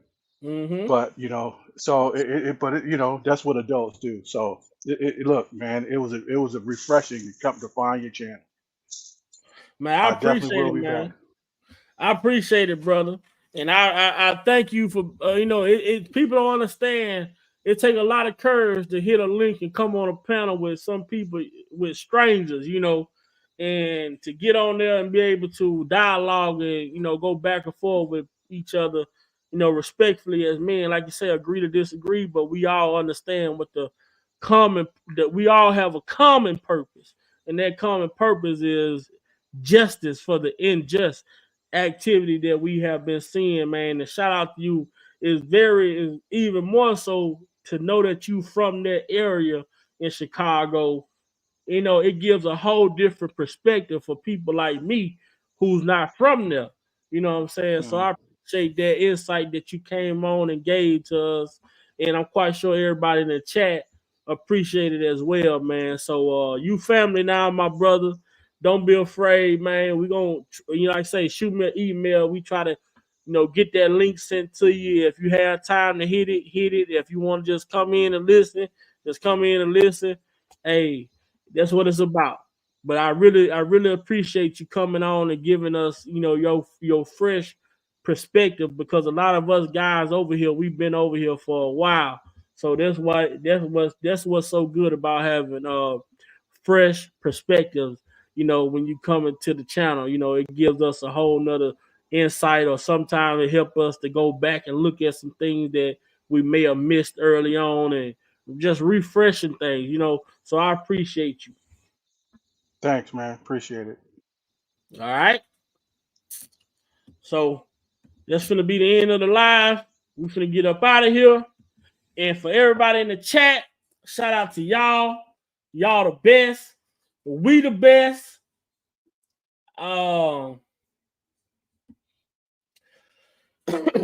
And like I say, if you like to donate to the channel, you can do so by Cash App at Big Val Opinion. Also, you can hit the super chat. You can hit the super thanks. If you have any information, any info you can send to me by email at BigValOpinion88. Thanks for all you all that came over in the chat. Thanks for all of you that came over in the chat today. I really, really appreciate it. And we're going to continue, being positive, putting out the positivity, putting out the information. And that's pretty much all I can say. Like I say, man, my night has been made. Shout out to Dean. It felt so good to see Dean.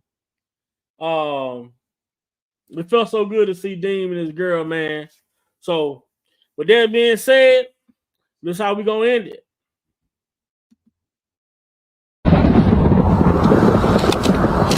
Oh, son, what does it profit a man to gain the whole world and lose his soul? I want out. But it's hard. I need answers, Mama. Robert. I need answers. Son.